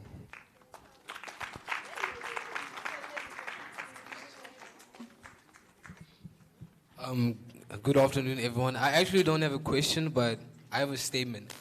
I want to say that I am a testament about what I'm about to say. Sorry. I want to say that a lot of us have access to the internet. We have a cell phone. My mother was she's still part of the youth. She had me when she was really young. So my mom studied, she graduated. She stayed unemployed until today. But another thing, during the COVID-19, I saw the struggle of unemployment rates and everything. And when I saw the new statistics of unemployment today, is that the unemployment rate of the youth is 66%. So what I did, I knew this was going to happen. What I did, I looked for side hustles. There were things like affiliate marketing, foreign exchange. You all know it as Forex, yeah. And affiliate marketing, e-commerce, drop shipping, and all of that. People, I am making 1,000 a week because of Forex trading. I'm telling you guys to prepare yourself for what's coming. Because for me, my future, I do not see my future financially secure. So what was my alternative? My alternative was, okay, let me look for a side hustle, which was Forex trading. Forex trading has changed my life. I'm able to tell my mom, Mama, how much do you want so I can send you money? That's a testament. Oh yeah. So, people, there are so many opportunities out there, and there's even other companies outside of South Africa that want you to answer questions and they will just pay you. Simple as that. Thank you very much. Thank you for all the questions. Go ahead. Let's give it up for Western Cape one more time. Let's give it up for Western Cape. They have made it to the nominations. Colleagues, one more announcement. The nominations are now open. Remember, Western Cape was not part. They are also participating. They are closing at 5. Please do the nominations. When you are done, you take them at the back. There's the IEC officials. Thank you. There's a not lost and found, but there's a book that's missing. It was in this room. It's titled Ink, Stain, and Heartbeats. It was written by one of the learners here. So if you happen to come across it, I don't know, maybe under the tables or the chairs, but what is not yours is not yours. Please give it to one of us, or yes, one of us. Please find us and give it to us because the owner of the book wants it back. We're going to move on to the next section of the program, which is titled Learners' Voices, representing plus minus 10 million learners. And this is a very important section because as small as we are sitting in this, it looks big but very small room, you guys are sitting here and you're representing hundreds of thousands of people back home. I don't even want to talk about the Eastern Cape. Eastern Cape, you guys know that back home, there are people who you guys are representing. So can we please be attentive during this section, as this section is going to talk a lot about not leaving anyone behind. As being a leader does not mean, because like in the morning they talked about privilege, is being able to say, even though I find myself in this room, there are other people who are not in this room. It's realizing that 81% of grade 4 learners cannot even read for meaning or for understanding. And during this session, may we please ask ourselves these questions. We're going to have a panel discussion. Our facilitator is going to be Levi Singh. I'm going to give him the honor to come up and he will introduce his panel himself. Can you please clap hands as he comes on stage? Let's clap hands for Levi as he ascends the stage. Those are not hands. No supper for you. Can we clap for Levi? Can Levi's panel get ready? Can we give him a round of applause? Drum rolls! You're already here. You're on the panel. Good afternoon, everyone. Good afternoon, everyone. That's much better. These afternoon sessions are always tedious, so we're going to try keeping this high energy, rapid fire, and really engaging. Who's up for that? There we go. Okay, so Ntogolozi's already here. Thank you for joining us, Ntogolozi. I'd like to welcome Mesuli. Mesuli, if you're in, please join us. A round of applause for Mesuli. Mr. Skosana. Mr. Skosana, where are you? Round of applause. Keep it going for Mr. Skosana. And Sami Maroku. Mr. Sami Maroku, please join us. Round of applause. And last but not least, and probably the most rapturous applause for Oraktile Mokwele, our Lena leader.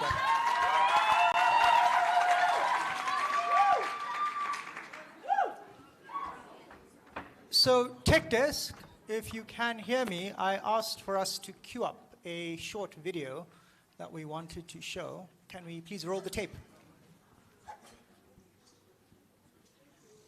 Adopt the National Strategy to Accelerate Action for Children, which focuses on 10 key priorities, including poverty reduction, child protection, and addressing malnutrition.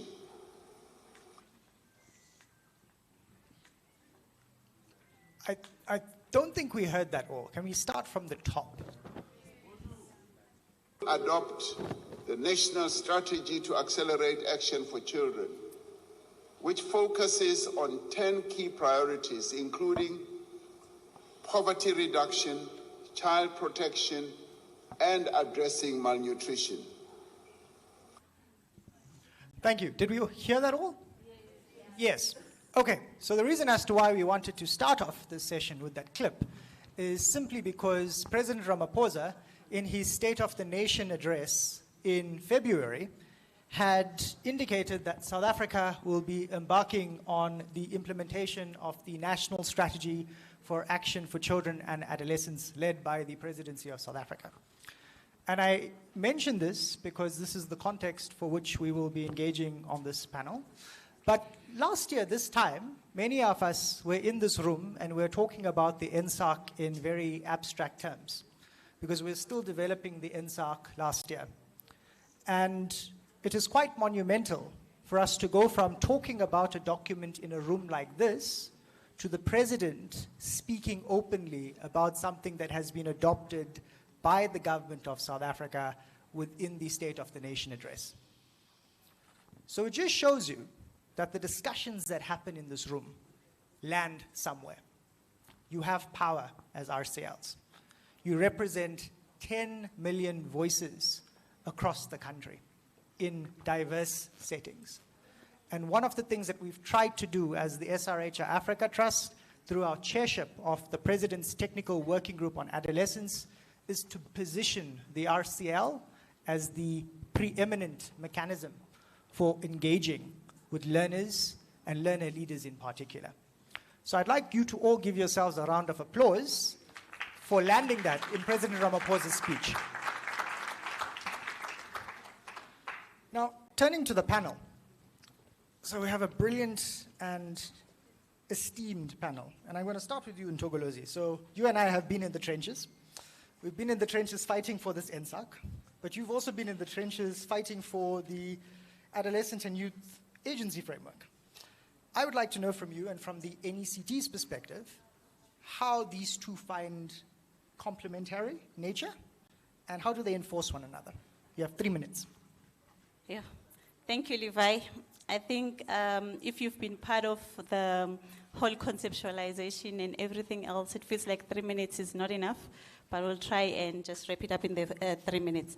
So as we all know, I'm working for the NECT, and our mandate is to ensure that the 13 million learners who are in the system, the 450 learners, 450 teachers, the 75 districts are capacitated and supported in order for them to deliver education outcomes.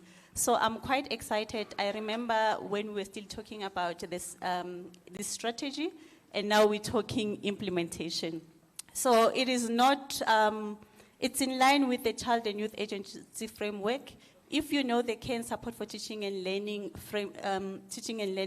framework, you know that it speaks to taking care of the child holistically. So I'm quite excited because it talks about issues of NSMP, which is one of the pillars. It talks about issues of psychosocial support, which is one of the pillars, welfare included. So for me, this set of guidelines, they all speak to each other because policy always speaks to each other, and we are able to implement, knowing that it has been adopted at the highest level. So what it focuses on, the Child and Youth Agency framework, is about empowerment of the learners in all the decisions that are being made. That is why whenever we're doing something like we did the RCL handbook, we had to talk to the learners because that document will be implemented by them. It talks about their empowerment and participation. It uses the human rights-based approach.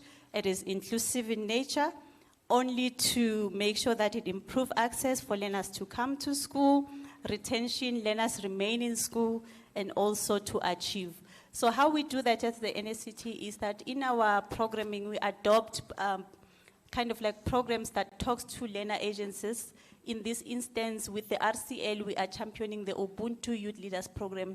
That is the flagship program of the department, and we are partnering with other partners, some of them who are in the room, like you, Agape Youth Movement, and we rolling it out to all the provinces in collaboration with the provincial RCL coordinators led by the DBE itself. So policy, we mirror it with programs in order for it to be implemented and be practical and learners understand what it means. All of that, we're doing it, not leaving the voices of the learners. Thank you. Thank you, Mtogolozi. You raised some really, really useful points there, which I hope we'll unpack further in the panel. But I'd like to emphasize that you've really touched on the need for these frameworks to deepen the state of meaningful participation, engagement, and ultimately the empowerment of learner leaders. And I think that's something that we must hold within our minds as we continue the discussion over the next 2.5 days. I'd like to turn to you, Mesuli. You're doing some incredible work on the Hold My Hand campaign. And for those who don't know, the Hold My Hand campaign is the public awareness campaign of the NSAC. What do these young leaders need to know, Mesuli, about the Hold My Hand campaign? No, thank you very much, Levi. I think one thing I need to say first is that I always say in occasions like these, I always, you know, because when I was growing up, I used to see on TV people in suits, and they would stand up and say, it's such a privilege and honor to stand before you, or in this case, sit here in this panel. But for me, I think, let me also say that so that it looks like I'm prepared for today. But it is a privilege. I think Mpumalanga, I now get why it's called Mpumalanga. There's a lady in the comments, a leader, who said, as RCLs, our thinking must not be about us and the environment we're in now. Let's think about the generations before. So Hold My Hand is a campaign that supports ANSAC. So between the presidency, I think in the engagement when ANSAC was being established between the departments and the civil society organizations, one point that came out, which also came out in the discussions earlier, was that South Africa has many beautiful plans, strategies, and laws, but what often lacks is implementation. Then this idea that there must then be an interface or an accelerator, if you want to say, that will support the implementation of NSAC. So hold my hand, as Levi was saying, is imagined from the voice of a child. That it is the child, and by saying child, I mean from 0 to 18, or from conceptualization, or what do you call, there's a medical term that I forgot now. Conception. From conception to 18. And the expected response from all of society should be that I will, my child. And Hold My Hand recognizes that there are 3,000, and as Hold My Hand, we want to take it further, Levi. We don't want to say these leaders must be a representative voice for the 10 million. But we want to say these are the teen voices. And it means these are the voices for children. Because a 1-year-old cannot speak for him or herself. A 3-year-old cannot. But these leaders can. So they are the voices, they must speak for all children. Because we don't want those who are born in South Africa, there are 3,000 children that are born a day. There are about 1 million that are born a year. Their life experiences when they are children will shape who they are when they are your age, but they will also shape who we become as a country. So that must be the thinking of these leaders. So Hold My Hand is about building a nationwide leadership and understanding that investing in children is not about children themselves, but it is about investing in the country, and it is about us escaping our inequality trap. It supports the vision of NSAC, which says, let us support all children to ensure that they are able to achieve their optimal well-being, but also they are supported to grow. Imagine a South Africa where every child born today, tomorrow, the next day, and the next had enough love, enough food, enough safety, and enough brain power. And in that, so we run campaigns, as the last point. We run campaigns, and now in July we're about to start a campaign. We're on social media, all platforms, everywhere. We're about to start a campaign where teens teach parents how to parent them. But in that, within the campaign, it's running from the 1st to the 8th of 1st of July to the 8th of August. So it's a competition. We're doing it in a competition where you are able to enter as a teen. You have a video or through art or through whatever means, where you are teaching a parent how to parent you. What are your expectations? Who are you telling the parents? But what we want to loop back is a feedback from adults. It's been a cry from teenagers that we are speaking, but we're not heard. But at the very same time, there are other cultural influences. My grandfather died, me knowing that when he speaks, I can't speak, I listen. At home, it's just like that. There's no child who's going to tell the family how we're going to go. And we must be alive to that. So we want to feedback.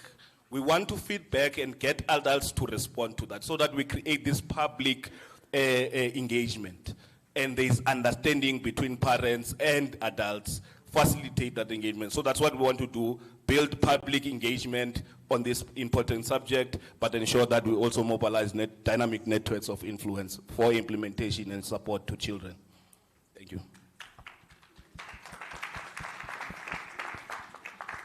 Thanks, Masuli, for outlining some of the incredibly important work that the Hold My Hand campaign is doing. Just a note for the audience. I see that there, in the middle of the room in particular, there's backs turned towards the panel. People have freed up their time, their effort, their energy, and expertise to be here, so I beg the indulgence of the audience to direct their undivided attention to the panel. Could I ask the tables in the middle to please face the panel and give them your undivided attention, as you would hopefully do in class. Thank you for your cooperation. Masuli, you raised some really, really important points then. And I think it's underscored by the core aim of the campaign is really to create a cross-societal awareness about the importance of investing in young people, but starting with children. And I think when we talk about teenagers in particular, it gets really difficult because legislatively we all know anyone under the age of 18 is a child. And from the NSAC development process, I can personally tell you that we've heard from lawmakers and policymakers that these adolescents or these teenagers, They're either little adults or they're big children. They're not specifically adolescents or teenagers with unique needs and capacities and motivations. So I'd like to hear further on from the panel when we get to Oratile about some of her thoughts there. But you mentioned that important point about investment, and I'm going to turn to Sammy. Sammy, you and I, oh, sorry, I'm muddling my speaking order. Mr. Skosana, rather. My apologies, Sammy, we're getting to you. So, Mr. Skosana, Masuli has spoken about this need for investment. And not just financial investment, but societal investment. I know you wanted to speak and reflect about the youth dividend and the demographic dividend. Ultimately, the concept of a dividend is the result of an investment. You can't have a dividend without an investment. So please tell us a bit more what the TLOs have been doing in terms of fostering some of these investments that need to be directed towards children and adolescents. Thank you very much, Levi, and warm greetings to all the attendees from length and breadth of our beautiful country, South Africa. I want to prefix my response by articulating the profound message that was left as a legacy by our former icon president, Dr. Nelson Mandela. In his statement, and I quote, "Education is the great engine of personal development. It is through education that the daughter of a peasant can become a doctor, that the son of a mine worker can become the head of the mine, that a child of a farm worker can become the president of a great nation," unquote. Now, it is these words that propel us as South Africans to rally behind these youth in their pursuit to take their responsible position in the development of our societies. They say if you want something to be said, you give it to adults. But if you want something to be done, give it to the young people. When you talk about youth dividend, you can therefore not for a minute put aside the potential for economic growth, because it arises when there is a large working age population as compared to the dependent population. So we need to ensure that we have more producers than consumers. A shift in this population structure can boost the economic development and growth, especially in the work age population, especially if our youth is well educated, if they are healthy and remain employed. This demographic shift can invariably lead to an increased saving, investment, and last but not least, productivity. So really, you cannot look at the youth dividend, putting aside and ignoring the issue of development, which our former president spoke about. The issue of considering education as an apex priority, that has been mentioned many times in this platform, is critical and sacrosanct. If we don't do that, that would be tantamount to blaming the baboon for being ugly. The potential of the sustainable youth dividend can only be realized if government invests in education, healthcare, job creation for the young people. In essence, the youth dividend represents a window of opportunity, and mind you, opportunities dance with those who are on the dancing floor. opportunities for economic growth, but it requires deliberate and strategic investment in human capital. That has to be realized. Without this investment, a youth barge can easily turn into a youth bomb. There is a book that I like, written by one of our famous American writer, Willie Jolie. And the title of the book is A Setback Can Be a Setup for a Comeback. Willie Jolie, in his book, he writes, and I quote, "Every morning in Africa, there is a lion that wakes up and it knows that it must run faster than the fastest buck, or else it will starve and die." Every morning in Africa, there is a lion that wakes up and it knows that it must run faster than the fastest buck, or else it will starve and die. It continues to say, every morning in Africa again, there is a buck that wakes up and it knows that it must outrun the fastest lion, or else it will be killed and be eaten. So it doesn't matter whether you are from Limpopo, whether you're from KwaZulu-Natal, you better be running in pursuit of this very important objective that we all want to achieve. Because if you don't do that, you will be killed and be eaten, or you will starve and die. Now, I want to emphasize in this platform that it is a collective responsibility. One of the pitches that was presented here, it emphasized this point, that without the youth involvement, all our endeavors will be like pouring water on the duck's back, fruitless and wasteful. So therefore, I'm making an honest appeal that we take this initiative quite seriously and ensure that quality education prevails within the four walls of our classroom. Because if we don't do that, the youth that is in front of us will come into our grave and spit. So it's therefore important that we make it remain sacrosanct, uninterrupted, and remain an apex priority. In the clip that you played at the beginning, the state president made mention of a very, very important strategic interventions that the government is embarking on. And there are 10 targets in that articulation. But the three that he emphasized the most was poverty reduction, child protection, and malnutrition. Now, when you look at all the three, you can hit 3 birds with 1 stone by providing quality education to these learners. Thank you very much.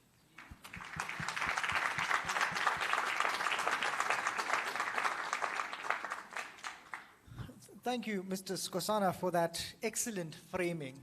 I think you provide such a contextual and holistic understanding and analysis to the aspirations of the NSAC. The NSAC is really there to be an instrument to galvanize cross-societal investment in children and adolescents across the life course. As Mesuli had said, from conception to 18 and above. And ultimately, I think it's worth us having this conversation more broadly, not just in the South African context, but the African context. Africa has the youngest population, working age population in the entire world. The average age of an African in Africa today is 19 years old. And this is the present and the future workforce. So I like what you said. If we're not investing and preparing for a demographic dividend, ultimately what we're reaping is a demographic disaster as a result of poor policy making and as a result of uncoordinated leadership and uninspiring policy. I think I'm also slightly provoked by what you said around human capital development. Maybe rather than just having a State of the Nation address every year, we should ask the presidency and all departments to release a Human Capital Development Index report that tells us the state of human capital development, especially across this age cohort that make up the majority of the country. The last thing I'll say, based on your provocation, and I love provocation, is that if you look at any country that has realized a demographic dividend, they've done three things: education, health, and democratic participation. And I'm hoping over the next few days we'll be talking about democratic participation. If young people aren't engaging in electoral cycles and aren't strengthening democratic institutions, we often don't see a demographic dividend. But thank you for those provocations, Mr. Skosana. Sammy, I want to turn to you and the important roles of school governing bodies.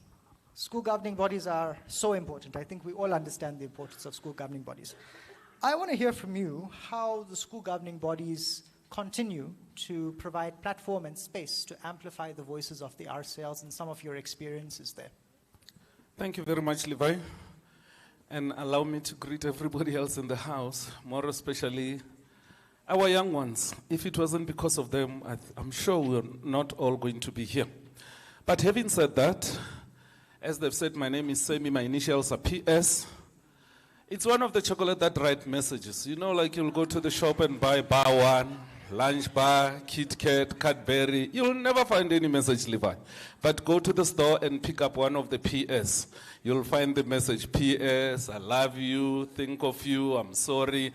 So those are some of the things that we should be doing. Going into the business of the day, from Universal Association of School Governing Body, it's an honor to be here to talk to the leaders of tomorrow. If you say learner, then you put a dash, you say leadership. If it wasn't because of you guys sitting in front of us here as the panelists, we're not going to be here. The only people that can change whatever the country that we all want to be and want to live in it. But are we really practicing what we preach as the school governing body, as the institution of learning, more especially on the DBE? We're not doing justice to these learners. We've got learners here, whom we call RCL, who came with their TLO, and TLO who are not members of the school governing body. Firstly, wrong, number one. Why should I lead the leaders of tomorrow as a TLO, but I don't participate in the school governing bodies? So that on its own, it has to say something else. We're sitting here as an institution which is called the school. Everything else revolves around the law, policy you're talking about, regulations and all those kind of things and guidelines. But let us first take where the law comes from. The law is an act. South African Schools Act 84 of 1996 as amended. It gives these learners a power as the RCL to sit and make some decision when policies are drafted in the schools. It gives these learners an opportunity also to say, this is the curriculum that we really do want. In 1976, the learners whom today we honor, they are the ones who changed this country.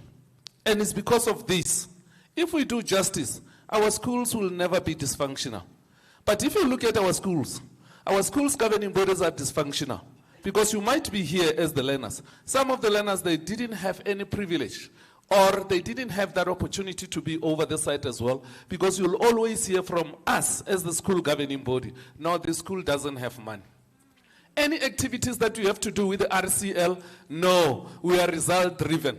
You know, you go to a school, yes, of course, it's a high school, we need to produce. But if you really need those 100% results that we'll celebrate next year in February somewhere in all various provinces, it first starts with the learners. To say our learners are not doing good. Because when we look at our school development plan, based on the 9 focus area, learning area number 6, learner achievement, are we really driving the achievement? Some of these learners, they've never seen a university.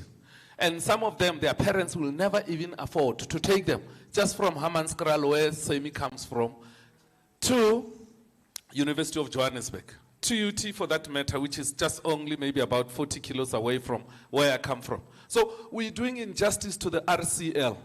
You are sitting here, some of you, they've never entered a meeting called school governing body meetings.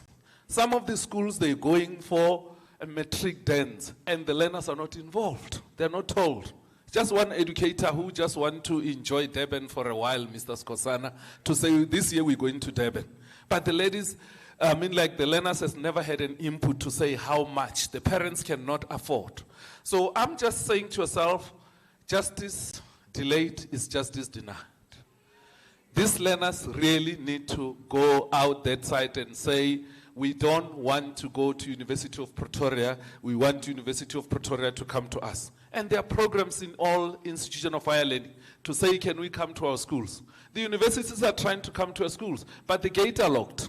They said, no, we are very busy, we want to improve our results. You know, Term 2 didn't do good for us. So obviously, we're depriving these leaders of tomorrow the opportunities. I hear one guy who is the leaders of the youth. Always I'll quote him when he said, Parliament is not a what? It's not a retirement village. The next president that we need youth. But what youth are we talking about if we didn't give them that spear that Mr. Skosana was talking about? Something else that they will fight for themselves and say, yes, of course, we'll definitely sit in that parliament because this is something else that I do have, which is education. But we deny them to have that education because normally we do. You know, like I like this one. Sorry, Levi, when I talk, I always say something practical because I'm every day in the school. Mr. Midupi, you'll definitely attest to that.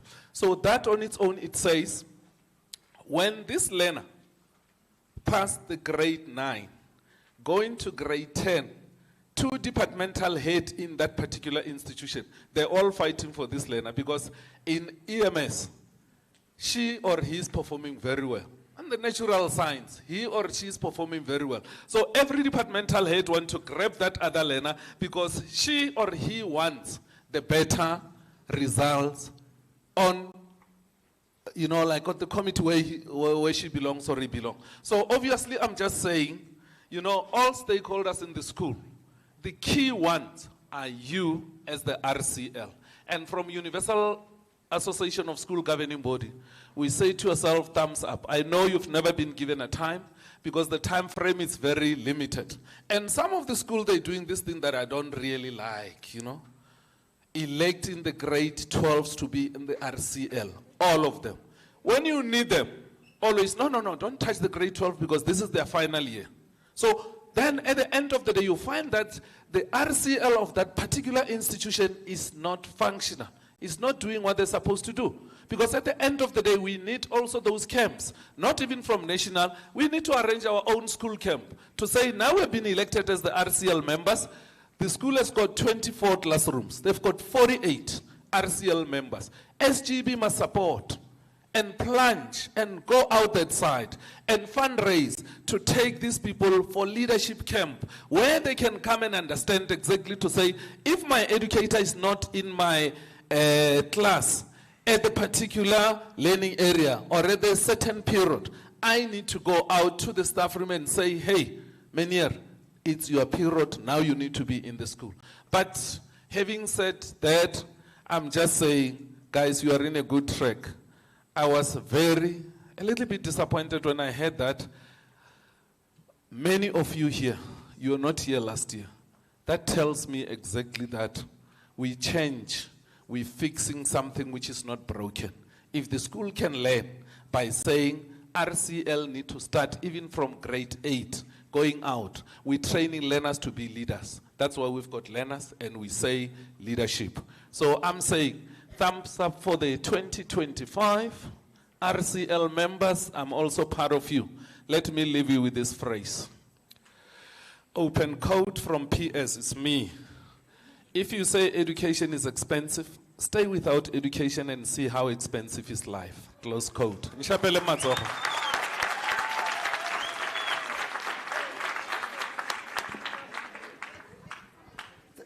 Thank you so much, Sami, for those incredibly provocative remarks. I told you this was going to be the most interesting panel for today.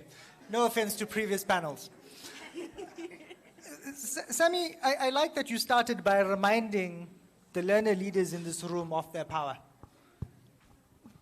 Sami used the phrase learner leadership. I'm going to take it a step further. Comrades,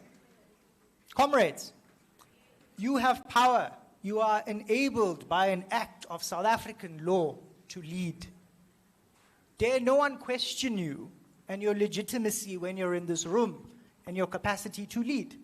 Can I get an amen, Sammy? Thank you. Sammy, I think you've also mentioned that the critical nature of SGB meetings. I want to know from the audience, how many of you have attended an SGB meeting? By a show of hands. By a show of hands, how many of you have attended an SGB meeting?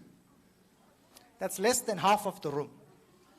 So I think we have a conversation that needs to be had over the next 2.5 days about how we increase the meaningful participation of these learner leaders in the SGB processes. But thank you for kicking that conversation off and for those honest reflections and your activism, comrade Sammy. I want to now turn to Oratile. I've loved how we've had a blend of intergenerational voices in all the panels from this morning. But I want to hear from you, and building on the point that Mesuli had raised earlier, we're not just talking about the state of learner leadership now, we're also building a vision for the state of learner leadership in the future through the NSARC and through the RCLs. Through DBE's advocacy and our comrades in DBE, we've managed to secure the RCLs as the apex body of learner representation within the NSARC. In your view, Oratile, what does an effective and impactful RCL structure look like for you? Impactful and effective. Thank you, sir. I think one thing about it, looking at RCLs, we have to remember that you cannot lead without the passion to lead. It is very important to understand that being an RCL is not just about the position, it's not about the power. If you do not have the passion to lead, trust and believe that it will weigh down heavily on you. The first and most important thing, it has to be a passion for you. You have to be a leader. An effective and functional RCL, for me, is an RCL that is able to represent students. Not in a manner where we're pressing down on what students say, but we have to remember that there are certain limits and boundaries that we also need to stay within.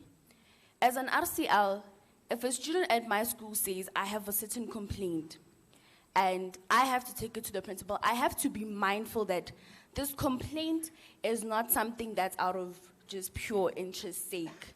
It has to be something that I can take to the principal and say, okay, this is something that students are actually crying about. And I have to deliver a response. I have to send feedback to whoever asked me and say, okay, this is what the principal has said. Now, if we're in such a space where we're going back and forth and back and forth and back and forth, and there's no change happening in schools, it gets to a point where even students don't see the point of having RCLs if there's no change being made. The so-called Learner Representative Council is there, but they're not doing anything. And at the end of the day, students don't see the fact that we're being blocked. They think it's us. They think we are the ones who refuse to speak on their behalf. They think we are the ones who refuse to act for them, to speak for them. Little do they realize that behind us are so many things that we have to face, that we have to break through in order just to get feedback. Another thing about it is, with RCLs, we face a lot of challenges. You cannot lead somebody who does not want to be led. You cannot. I have seen it firsthand. I have an RCL structure at school.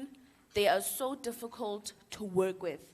And this is the structure that is supposed to help me run the school as a learner representative. They are not functional. If I hold a meeting, they will not attend. If I say, can we do this? They will completely ignore me. If I propose an idea and say, can you go and ask other students about it? They look at me and say, this one, and they move on from it. When I talk to students and I'm like, okay guys, now you guys want this, and I get that, but I can't promise you that I can go and advocate for something if you guys are not willing to listen to what I have to say? I can't go to teachers and say, oh, can 1, 2, 3, 1, 2, 3, 1, 2, 3 happen if students are not willing to listen to me. If you do not want to be led, I cannot force you. I can't force you to listen to what I have to say. Me and you, as your leader and as a student, we have to be on the same page. We have to understand each other. So I think a core concept of RCLs is understanding that it goes beyond just the people who are leading. It's also about the students who are supposed to be led. That if they refuse to be led, then there's only so much that we can do as RCLs. And it also comes back to the fact that we are not, one thing about being an RCL, as students, we are all different. We are all human beings. There is so much psychological, emotional, and social work as being an RCL. You deal with students with so many different personalities, so many different characteristics, and with that, you have to be mindful that it's not a one-size-fits-all situation. I can't make a decision based on what I think or based on what somebody else thinks and think it's going to work for everyone. Being an RCL means you have to have the emotional intelligence, you have to have the psychological intelligence, you have to be able to socialize to an extent where you're able to go to anybody at school, no matter how intimidating they look. You have to understand that you are their leader, and you have to be able to go to them, speak to them, and they have to respect you the same way you respect them. So I think one thing about it is we need, in RCL workshops, they need to create more emphasis on psychological and emotional training, because it takes a lot out of us as students to deal with other students who don't understand that we want to be respected the same way we respect you. So it is definitely one of the core factors that it takes for a school, a district, a circuit to have a fully functional and effective RCL.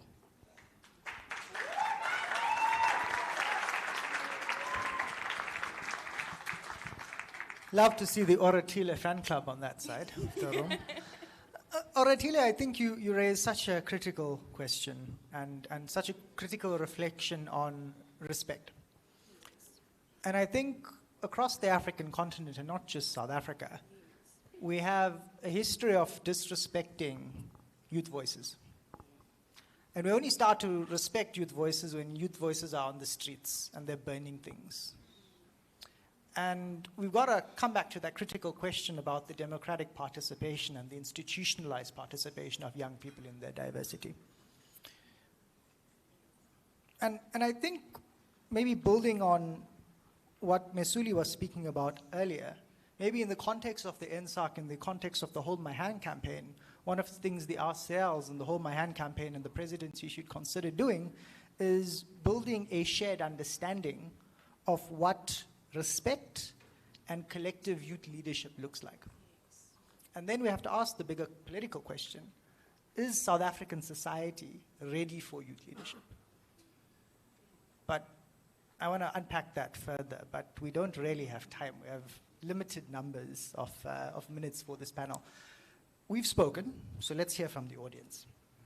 So I would like to hear from the audience on specific comments or questions or ideas that they have for the panel.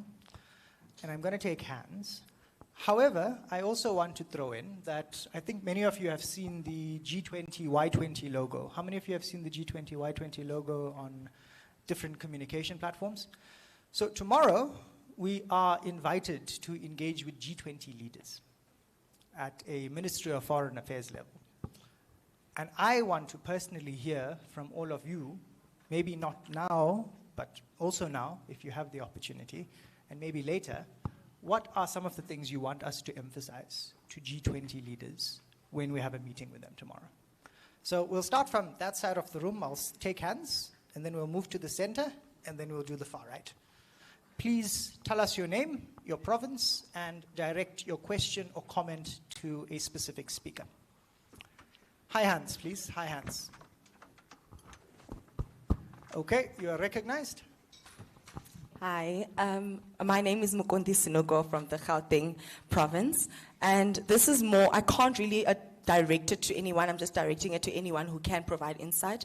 I was just wondering, right, as we're sitting here, I could be mistaken, I was just wondering, under the South African Schools Act, that is what enforces the RCL structure to happen. Are private schools involved in that act? And also, again, as far as I know, in my districts that I'm president of, private schools were not involved in the RCL elections. So now, is that saying, when we're saying nothing without us, nothing about us without us, does that not exclude them? Thank you. Thank you for that question. I'm going to direct that on your behalf to either Ntokolozi or to Sammy. Comrades, I'm also going to urge you, due to limited time and us wanting to hear from all the voices, no preambles. Get straight to the question or the comment, please. Next hand on that side. I saw another hand. You want to go? The gentleman in the black blazer, and then the gentleman in the blue shirt.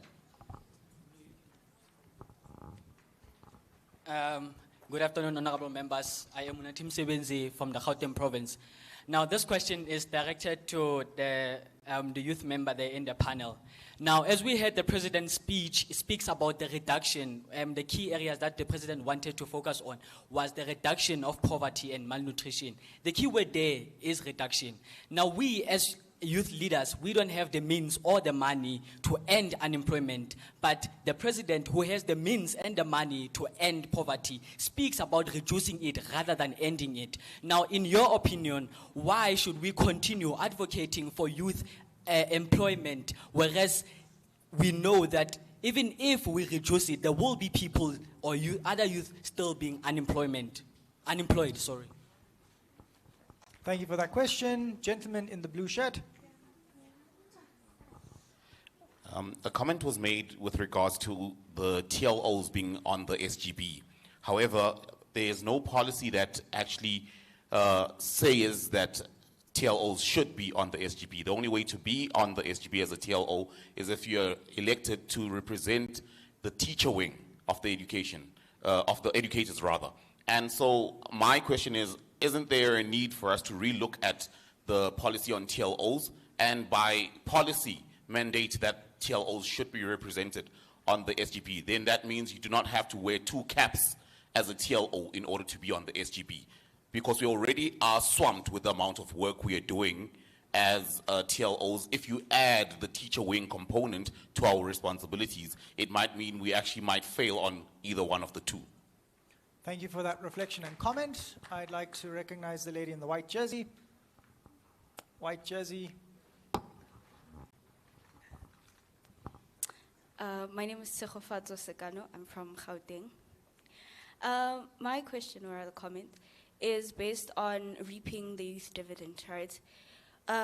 In one of the other panels, we spoke about, Mr. Midupi mentioned how he's I think, guardian of a school of specialization.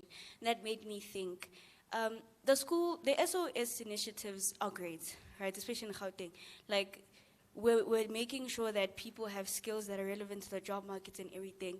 But I look at the schools of specialization, and I think we are improving, but for who? Right? Because there are still so many discrepancies we haven't covered when you go to the township. Right? There are schools that do not have the proper infrastructure, as we spoke about in the human rights panel. There are schools that do not have the proper infrastructure, and yet we are investing so heavily in new schools when we have not yet addressed the issues of the past. It's hard to obviously fix such a huge legacy of apartheid, because those schools were built during apartheid, obviously. But I don't see enough initiative to cover the gaps before we can move forward, meaning that we are not going to actually reap the youth dividend, because we are only taking a small portion of the youth and saying, well, at least. And to say at least is to ask us to accept 30% when we are deserving of 100%. Thank you very much for that powerful reflection. I think another thing to note on that point and that point of redress that you raise, How many of you have heard of this proposed national dialogue that President Ramaphosa wants to have in 2026? Oh, guys, you don't watch the news. Come on. How many of you have heard about the national dialogue process? Not many. Okay, we'll ask DBE to start talking about the national dialogue process in a bit more detail and how to start coordinating some of these voices within that process. But excellent question related to some of the key components that are supposedly supposed to be addressed within the national dialogue context. Gentleman in the green jersey and then the black jersey. Sir? You weren't recognized. I'd like to clear that section of the room out first and then come to the center. Thank you.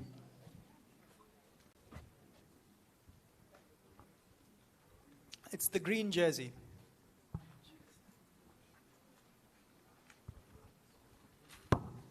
Greetings to the House at large. My name is Sunlen Takang and I am representing Northern Cape. I have a question. Actually, it's not a question, it's a statement that I would like to make. As we are seated here, we are all leaders. And within the panel discussion, you are speaking about learner representation, voice representation. As we are all seated here, we are leaders. And I want to ask, why is it that we, as leaders of lower positions, as of like treasurers, secretaries, are excluded from campaigning for the national positions? Because as we are seated here, we're all leaders. We are representing our schools, we are representing ourselves. We are different, we are diverse. We come from different backgrounds. So I want to know, why is it like that? Thank you, that's well noted. The gentleman in the black blazer or jersey. Good afternoon, everyone. My name is CJ, and I'm representing the Northern Cape. My question is, what steps are taken when a teacher is repeatedly absent or underperforms? How does the SGB address this? Thank you. That's a performance question. I'm going to pause it there and get reflections from the panel, reactions from the panel, and then move to the center of the room. Thank you very much. So, colleagues, we have questions, lots and lots of questions. I'm going to ask you, Sammy, to take the questions on teacher performance, as well as perhaps the clarity on private schools and where they are reflected within the RCLs. And then I would like Ntogolozi to speak a bit about the issue around maybe TLOs and the policy of TLOs. And whoever else would like to then chime in on issues of exclusion and on the for who question around who are we continuing to develop this education system for. So in that order, maybe Sammy and then Ntogolozi. Thank you once again. Let me start with the one for TLO. Why? What does the policy say about the TLO? First of all, everybody else who's in the school forms part of the stakeholders in the school. And then being a TLO, it says first you are an educator of that particular institution. Now coming to the policy. Policy is something else which is developed by the school governing body.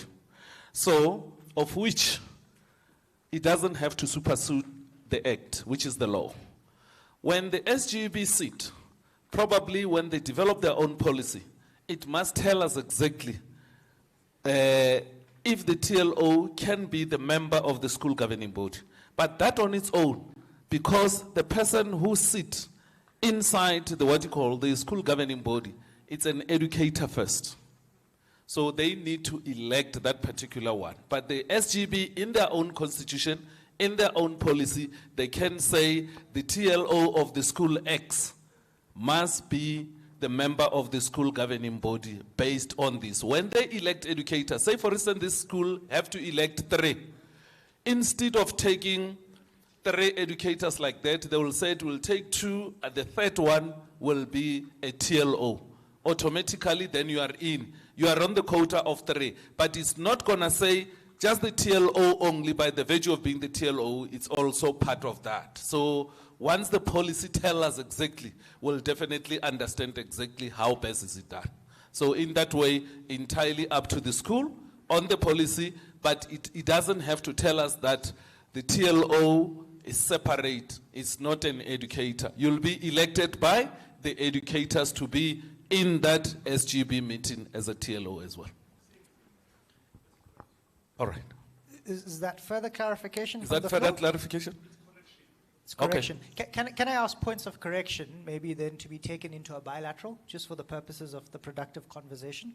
Is that okay? Or can you sum it in two seconds? People would live here with a misconstrued idea. Number one, it's legislated. The deputy principal is the TLO. Number two, teachers choose who they want in the governing body. There is no way in the policy that says the TLO will form part. Whether the governing body design the policy or not, whoever goes into the governing body will come from the staff room. If the staff room decides we want these 3 teachers, we cannot then put aside one and say it's for the TLO. The teachers will decide who they want to bring in. So the school cannot design their own policy that says we'll reserve 2, and then the third one will be the TLO. The TLO is a separate matter altogether governed by the law. I thank you. Thank you for that clarity, Mr. Ndebele. I like you, and I think you're very direct. Can you join the panel, maybe? Just to take questions. Come join us. Otherwise, I'm going to pick on you in the front row. Levi, with an opportunity that can be given to me, it's not a dialogue. Let me just reverse back. We're both going to Petersburg. We're going to Moria.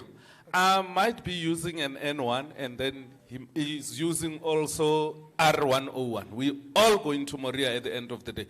I didn't say they have to say. I said if there is 3 of them, one might be a TLO. But by that virtue, he will be elected as an educator only.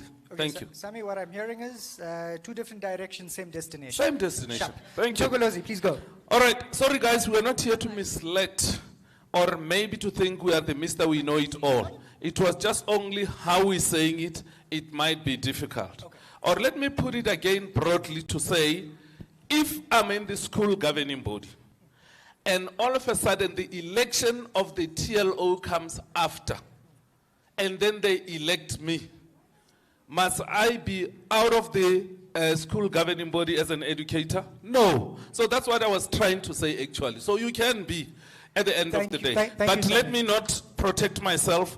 We're both going to Limpopo. One direction. I appreciate your clarity. All right. Private school. And they ask about, in the private school, normally we don't participate. Guys, education in South Africa is governed by one law of education, being it public or private. But let me just put this one very clear. All of you here, some of you are in grade 12. You're going to one university. When you get to the University of Johannesburg, they don't ask you, are you from the private school or you are from the public school? So stakeholders in schools, leave no one behind. Stakeholders in the school, they are people who are that side. They might be doing something similar to the school governing body, but they call it in a different way. Somewhere where they call it like a school council. But the stakeholders of that particular school, it's not just on ordinary, only a single component. So all the components are involved. We've got parents in that. We've got learners over that side. Obviously, once we've got the learners, even in a private school, those learners then still need to have somebody else who represent them, who in most cases, that will be the parents into that particular school as well. If it doesn't happen, obviously we'll have to follow it up, because at the end of the day, they fall under the Minister of Education, of Basic Education. So being private or public, it's one and the same thing. Thank you. Thank you for that comprehensive response. Sami, I'm going to ask you to pass the mic to Oratile to maybe respond to the direct question on youth unemployment and the President's 10 priorities that came up in the clip.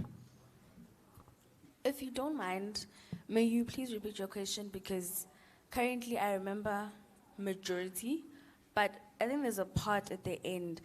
Was your question, why should we continue advocating for youth employment?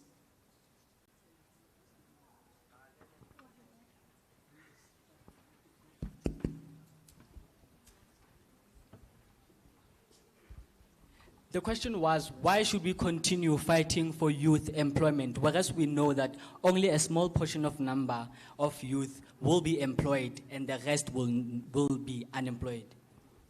Thank you. So, when we look at it, right, if we're going to say that when we see a situation that looks bad, and we sit back and we're like, oh, well, doesn't look promising, let's just sit back and not do anything about it. Look at the youth of June 16. Had they sat back and given up and they're like, okay, we don't see ourselves succeeding, would we be here today? Would we be RCLs today? If everything we did in life, whenever we made a challenge, whenever we came across something that seemed challenging, we sit back and say, oh, Shem, I tried, there's nothing more I can do. One thing about us as human beings, we are a forever evolving species. We forever evolve. The situation of unemployment, it's not something that's going to last forever. We as leaders sitting in this room, I believe that one of us at some point, or a group of us at some point, will figure out something in this country is going to happen. Unemployment will not last forever. And as long as somebody has something to say about it, unemployment will not last forever. And mind you, we stand for students, right? Now, if we as leaders give up on them, who's going to stand for them? Who's going to speak for them? If we as the people who are supposed to represent them, who are supposed to speak for them, be for them, and if we just leave them there and we're like, guys, there's no employment, there's no use for us advocating, let's just drop it and everybody just live life, then who's going to do that? You understand? We have to keep fighting. That's how we break barriers. That's how we make things happen. We don't sit back and say, let it solve itself. You fight and solve it. All I'm hearing from Oratile, sorry, Sammy. All I'm hearing from Oratile is lead, follow, or get out of the way. That's simple. Sammy, I'm going to have to deviate to another question which I think needs some unpacking. But before I do that, could I get some guidance from the organizers around how many more minutes we have? I don't want to stifle debate and discussion. 15 minutes? Okay, so 15 minutes. The next questions are going to be in batches, and they're going to be directed from the middle of the room, and then we're moving to the far right. I'm going to ask you to pause on that response, Sammy. I want to address this issue of exclusion. So who can run and who can't run? I'm looking at Ntokolozi, but I'm also looking at Mr. Ndebele. Who would like to touch on this? I told you I'm going to pick on you, Mr. Ndebele. Mr. Ndebele has been directed towards you. The issue of so there was a question from the gentleman in the green jersey around why certain office bearers cannot run. Did I hear you correctly? So maybe a bit of the unpacking of those dynamics.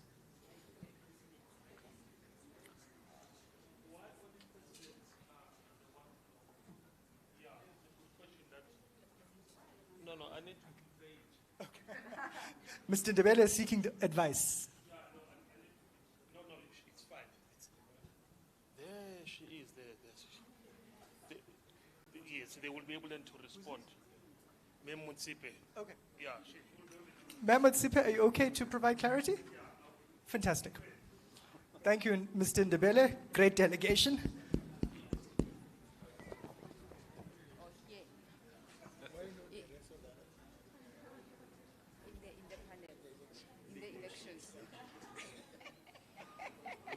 Okay. Thank you, Levi. I think it was mentioned in the morning that for the very first time in the history of the sector, we are electing the national structure. So, and we are looking at all the provincial presidents to form part of the national structure. And I think maybe in future, we will involve other learners from all the provinces. But you know, always there is a start. And based on that, we will improve. I hope in future we'll be able to involve other learners. Yeah. Thank you for that focused and clear response, Memo Tsepa. Sammy, I'm going to ask you to keep that response as we're moving now to the middle of the room, and there are definitely going to be questions that are allocated to you. Is that okay? So, middle of the room. I know the gentleman in the blue blazer had a question, so let's start there and then let's move behind him. Again, colleagues and comrades, no preambles, straight, direct to your question or comment. Hi there, to the panel. My name is Luke Anew and I'm representing the Western Cape. So I have two questions. The first question for the gentleman with the Hold My Hand Foundation. I want to ask what strategies you may go about when dealing with the problem of implementation and why it is actually so difficult for these really good solutions to actually be put to action. And then I have another question for the gentleman in the blue tie. I wanted to ask, taking into consideration this, you did mention that there are leaders amongst us that can't be here today because they simply do not have the money. So I want to ask, how are we supposed to recognize the best and real leadership for this country if deliberate exclusivity is being implemented right now? Thank you. Thank you, Luke. I hope Sammy and you've also taken note of those questions. The two hands at that table, the lady in the white blazer and then the blue jacket. Greetings, everyone. My name is Masara Priti, representing Limpopo. So, given that other representatives in schools are not attending school governing body meetings, how can we ensure that their voices and concerns are still represented and addressed in the decision-making process? And what strategies can be implemented to increase participation and engagement from the stakeholders, and what mechanisms can be put in place to ensure that their interests are taken into account in SGB decisions? Thank you. Thank you for that clear question. And then the gentleman in the blue tracksuit jacket.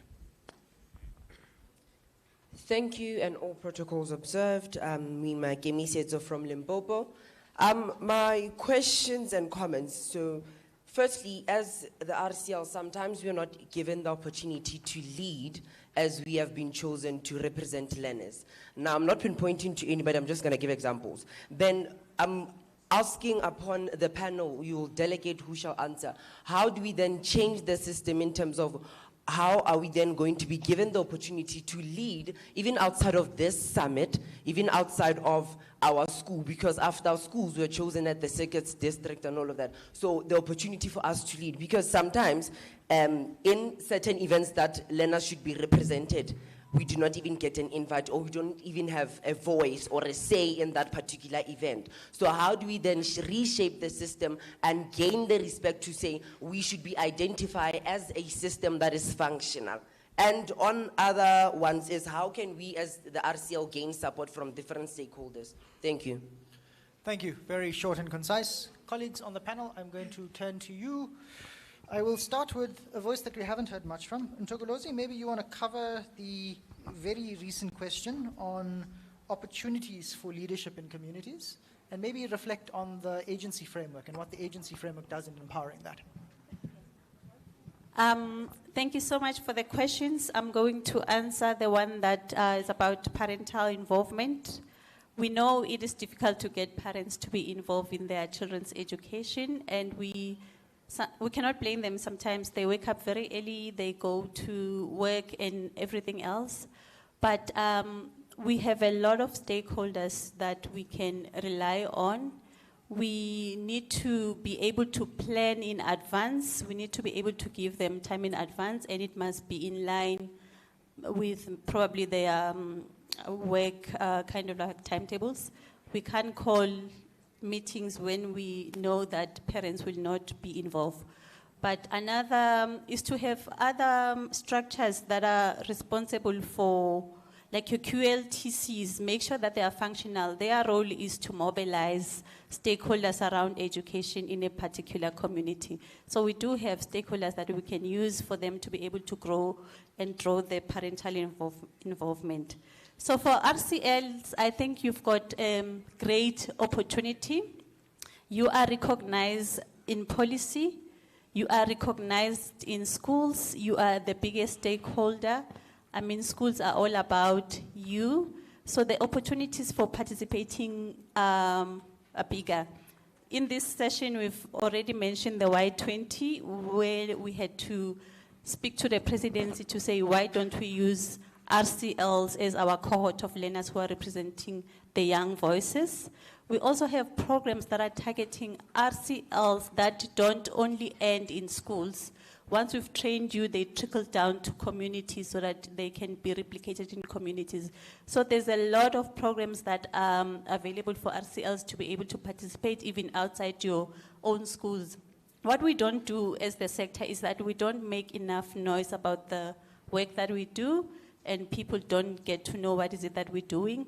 I mean, through the RCL hub that will be presented tomorrow, you'll get to understand how can you link up, where can you get information that every learner who's an RCL member will be able to access. So there is a bit of work happening.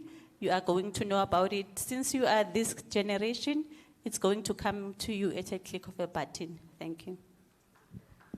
Thank you, Ntokolozi. Mesuli, the issue of implementation. No, thank you very much.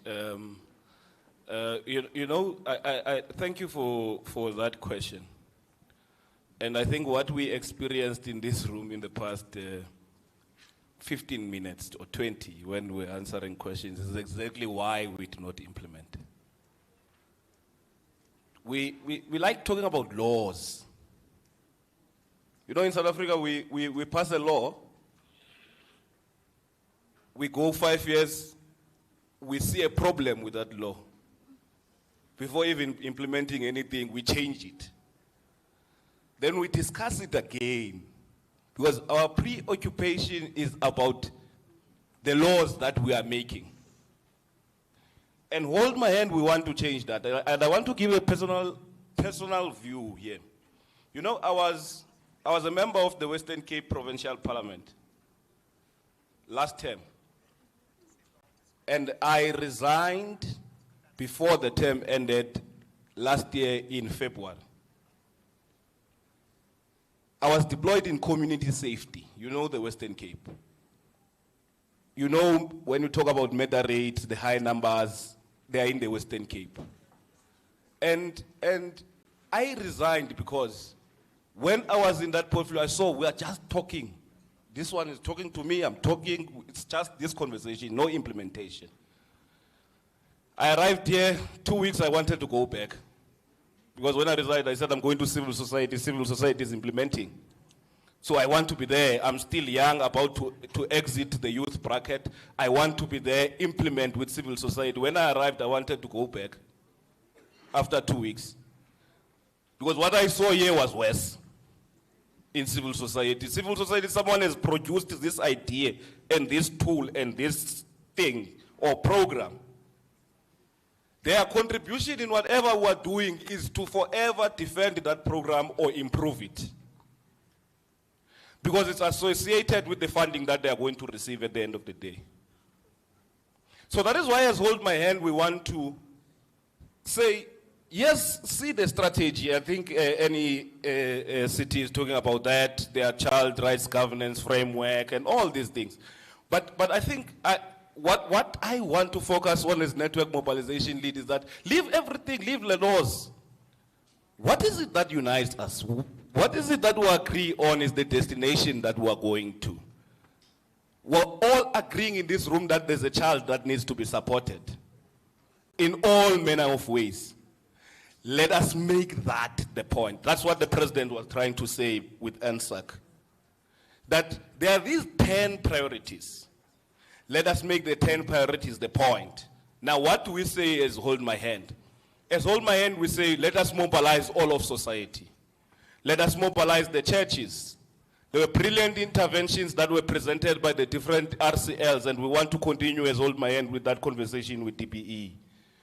There are brilliant presentations that are made in community centers and whatnot. How many churches do we have? How many of them only open on a Sunday? and after that they are closed. But they are built on the land of the municipality. How do we take the church and say you have a role to play and there are these learners? How do we bring collaborations together? People realizing that you collaborating with me does not mean less of what you are doing. You are still contributing what you were contributing. But your program and his program gives us a better impact. So that's what we want to do with implementation. That all of society must talk, and I want to end at this. Hold My Hand is your platform. We want to say the content of Hold My Hand must not be ours. We're not an implementer, that's number one. We must clarify that. We're not an implementer of programs. So we are providing the platform. See this as a branded national campaign where all of us say, you know, we always talk bad about South Africa and we forgot the good things that are happening in this land. South Africa is one of the countries that put up a very good fight against COVID-19 with very little resources. You know why we're able to do that? At first, the president said we must sit at home. We said, no, we can't. But later we understood because there was this constant communication, engagement from churches, from leaders in government, from business, and from everyone to say COVID-19 is a killer, and we're seeing it. Mesuli, Therefore, you said you're about to conclude. I know it's the passion. So I'm saying that all what we're trying to say is Hold My Hand is that it's in all of us. But for us, mostly in the campaign, it's in you. Next time we don't want to hear you ask why are so-and-so's not allowed to be elected in a RCL. You are in a summit or a conference. So that could be one of your resolutions to say, we want this to be changed and not make it an issue of the department. Once you make it an issue of the department, you are always going to come back and ask. The department will guide you. But if you make it their issue, you are always going to come back and ask, but why not this? Why is it held in June, not in January? You must make that because you understand the constituency you are leading. You must take charge. The leader here says something very important. If you want something to be done, give it to young people. Don't prove him wrong. And take Hold My Hand. It's an invitation. Hold My Hand is there. Take it, run with it. We can contact DBE. We are going to be in contact with them. Run with the campaign. It's about putting children at the center of our national development through the eyes of children. There's no change in the world that has ever been brought by people who are old anywhere. It has never happened. It's not going to happen. All change has ever been brought by young people. Thank you very much. Thank you, Mesuli. That was really useful, and thank you for that invitation. I think it's a good way to end off the panel. I'm going to give the last word to Sammy. My profuse apologies for not being able to cover this side of the room, but you are together for the next 2.5 days, so talk to one another, okay? I'm sorry, we just forget one question which was asked on the other side. They said, when the teacher is not in class or the teacher is not performing. From the SGB side, there is what we call the thin line between management and governance. So when the teacher is not performing, when the teacher is not in class, we only get that report as the school governing body during the SGB meeting. That comes from the management. That comes from the manager of the school, who's in this case is a principal. So we don't have any direct link where we can say the teacher was not in class, or you see the SGB members entering us and say, you teacher X, you're not performing. So that line, we're not actually there, but there is somebody else who managed the school, who's the CEO of the school, the principal, will sit and tell us exactly, being Mr. Medupi, to say, guys, we're not performing in this subject of the teacher X. And then as an SGB, we'll come and say, how do we support? That's where we come in, and that's our standpoint. Lastly, how are we going to have the other members who are not here from the Western Cape, because the school says they don't have money? So I'll never talk anything about money when the SGB members who, in this case, the RCL members are not part of that. So you also got to be part of that meeting. At the end of the day, we'll know. Because every school works according to the budget. To say, what budget is this? Earlier on, I talked about the 9 key focus area. When we talk about learner achievement, what is it that we've put that side that will definitely be for the learners? When we talk about governance and relation, you know, how much money did we put, the budget that we put over the side, and it has to be implemented to say these are some of the leaders, they do something like this. So there is nobody else who will rob another one or rob Paul to pay beat. So at the end of the day, you are all the most important stakeholders in the school, and I'm just happy. What is needed? It's more training, and more training for the RCL, because normally what you normally do, you'll find that there is only one training in the district, and that's it. Yep. And then they don't get anything else. So we need the real kind of continuous training for them so that they can understand their roles and responsibility. I thank you. That's a great way to end off on a clear call to action. Capacity building and capacity strengthening. A clear invite coming from Mesuli and the Hold My Hand team. Colleagues, we have to conclude. I'm going to thank our panelists for their incredible insights and expertise, but more so their activism and leadership. So Ntogolozi, Mr. Skosana, Mesuli, Sami, and Oratile, thank you so much for embodying leadership at this Leadership Summit. A round of applause. Ultimately, everything rises and falls on leadership. Once more, apologies to this section of the room that we haven't managed to engage. But again, you're stuck here for the next 2 days, so talk to one another and make friends and build relationships and expand those networks. Thank you for your time, your energy, and your participation. We're done, and we hand over to the next panel.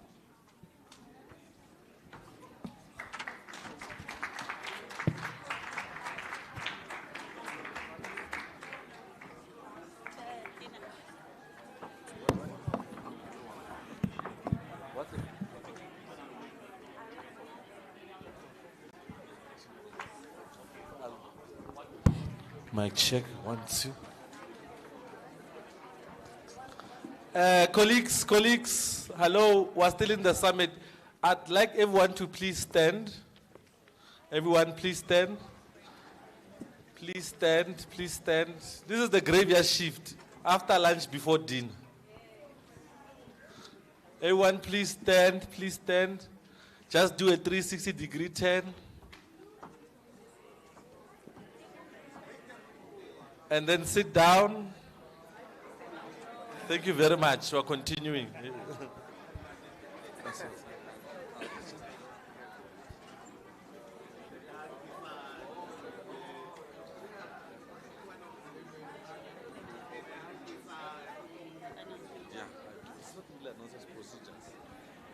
Okay, thank you so much, colleagues. Are we still here? I was still fired up about human rights, about children's rights, about our roles. Can I hear some drum rolls if you're still here? Are you still excited to be with us? Okay, colleagues, we don't take it for granted that we've been here since morning. We really appreciate that. There's just one last item between us and dinner. So, the formal and all of the panels are done now. We're just going to explain the election process. The after election process, then we'll go for dinner, and then we still need to come back. If you can see your programs, there's just one last item. That is the briefing for day 3. So we need to understand, that's a formal program. We need to understand exactly what is expected of us. So Tabang will hand over to him so that he gives us the election process. After that, we'll go for dinner, and then we'll come back here at 7:30. Thank you. 1, 2. Can we clap hands for our wonderful MC, Ausintongolo Zabembe, and the former president of Gauteng 2020 something, Wanga Sadiq, 2023. I'll give her a round. Are you jealous? Okay, colleagues, I've got an announcement from the IEC. Ne? Nominations are officially closed. Any nomination that comes after you've had that closed will be rejected. So if your province has not nominated you president, I'm sorry, you're going to be an additional member by default. I'm joking. But because of the technicalities of voting and regulations, ne, as the department's partners who are in charge of this process, we've anticipated something that might happen, and it's probably happening when they're busy opening those nominations.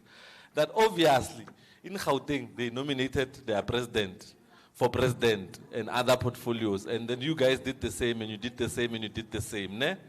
So in order to mitigate that, we're going to use, this is an annual general meeting.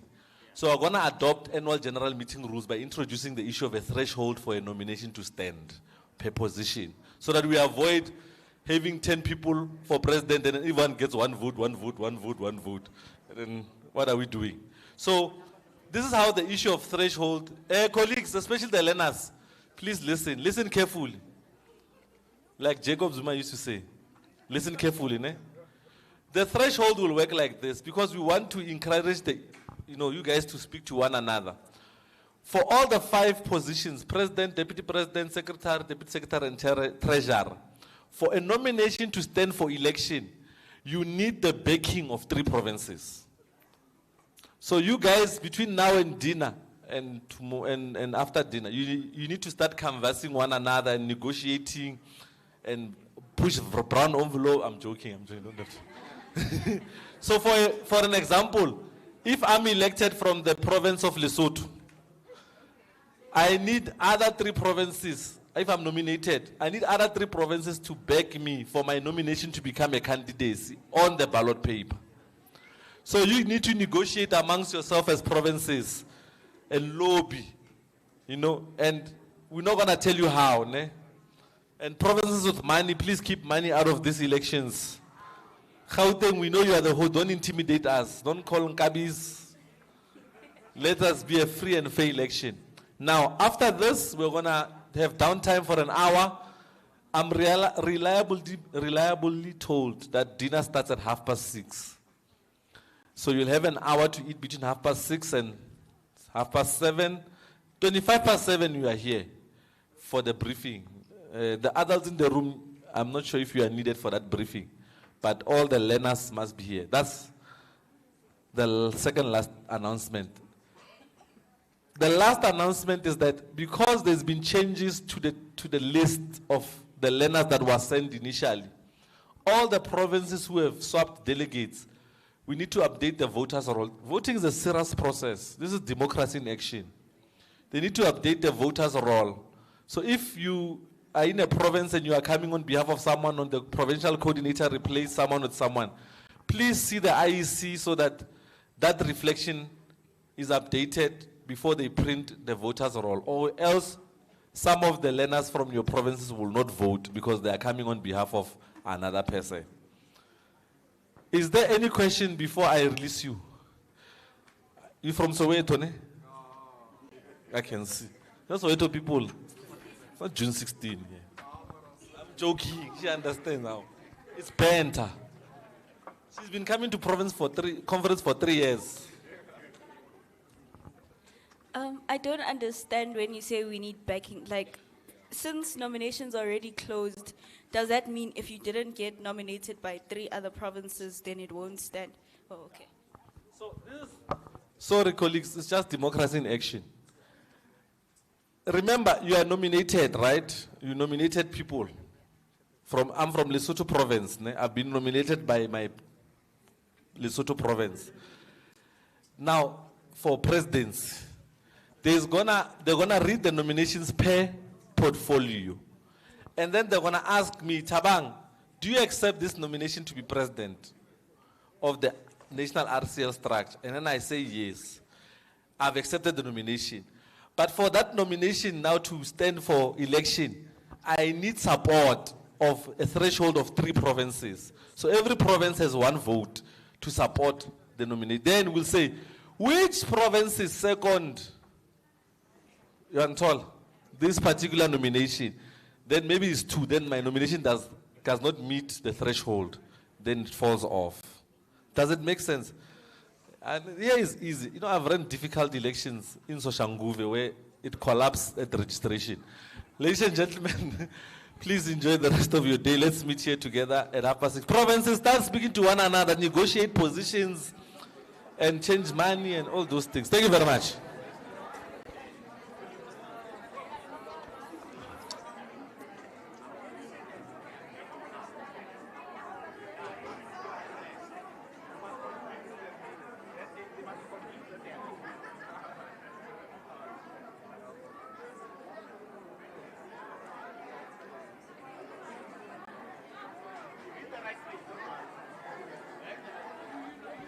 Colleagues, can we not forget to update IEC on the changes? And also, I'll explain the issue of threshold. You are not allowed to vote for your province.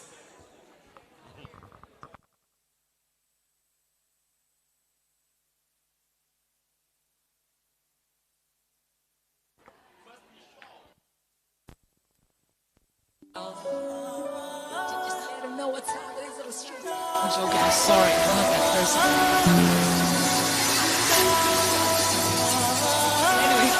One, person. two, 1, 2. Leonard, DJ, please, we want that piano, but before piano and 3-step.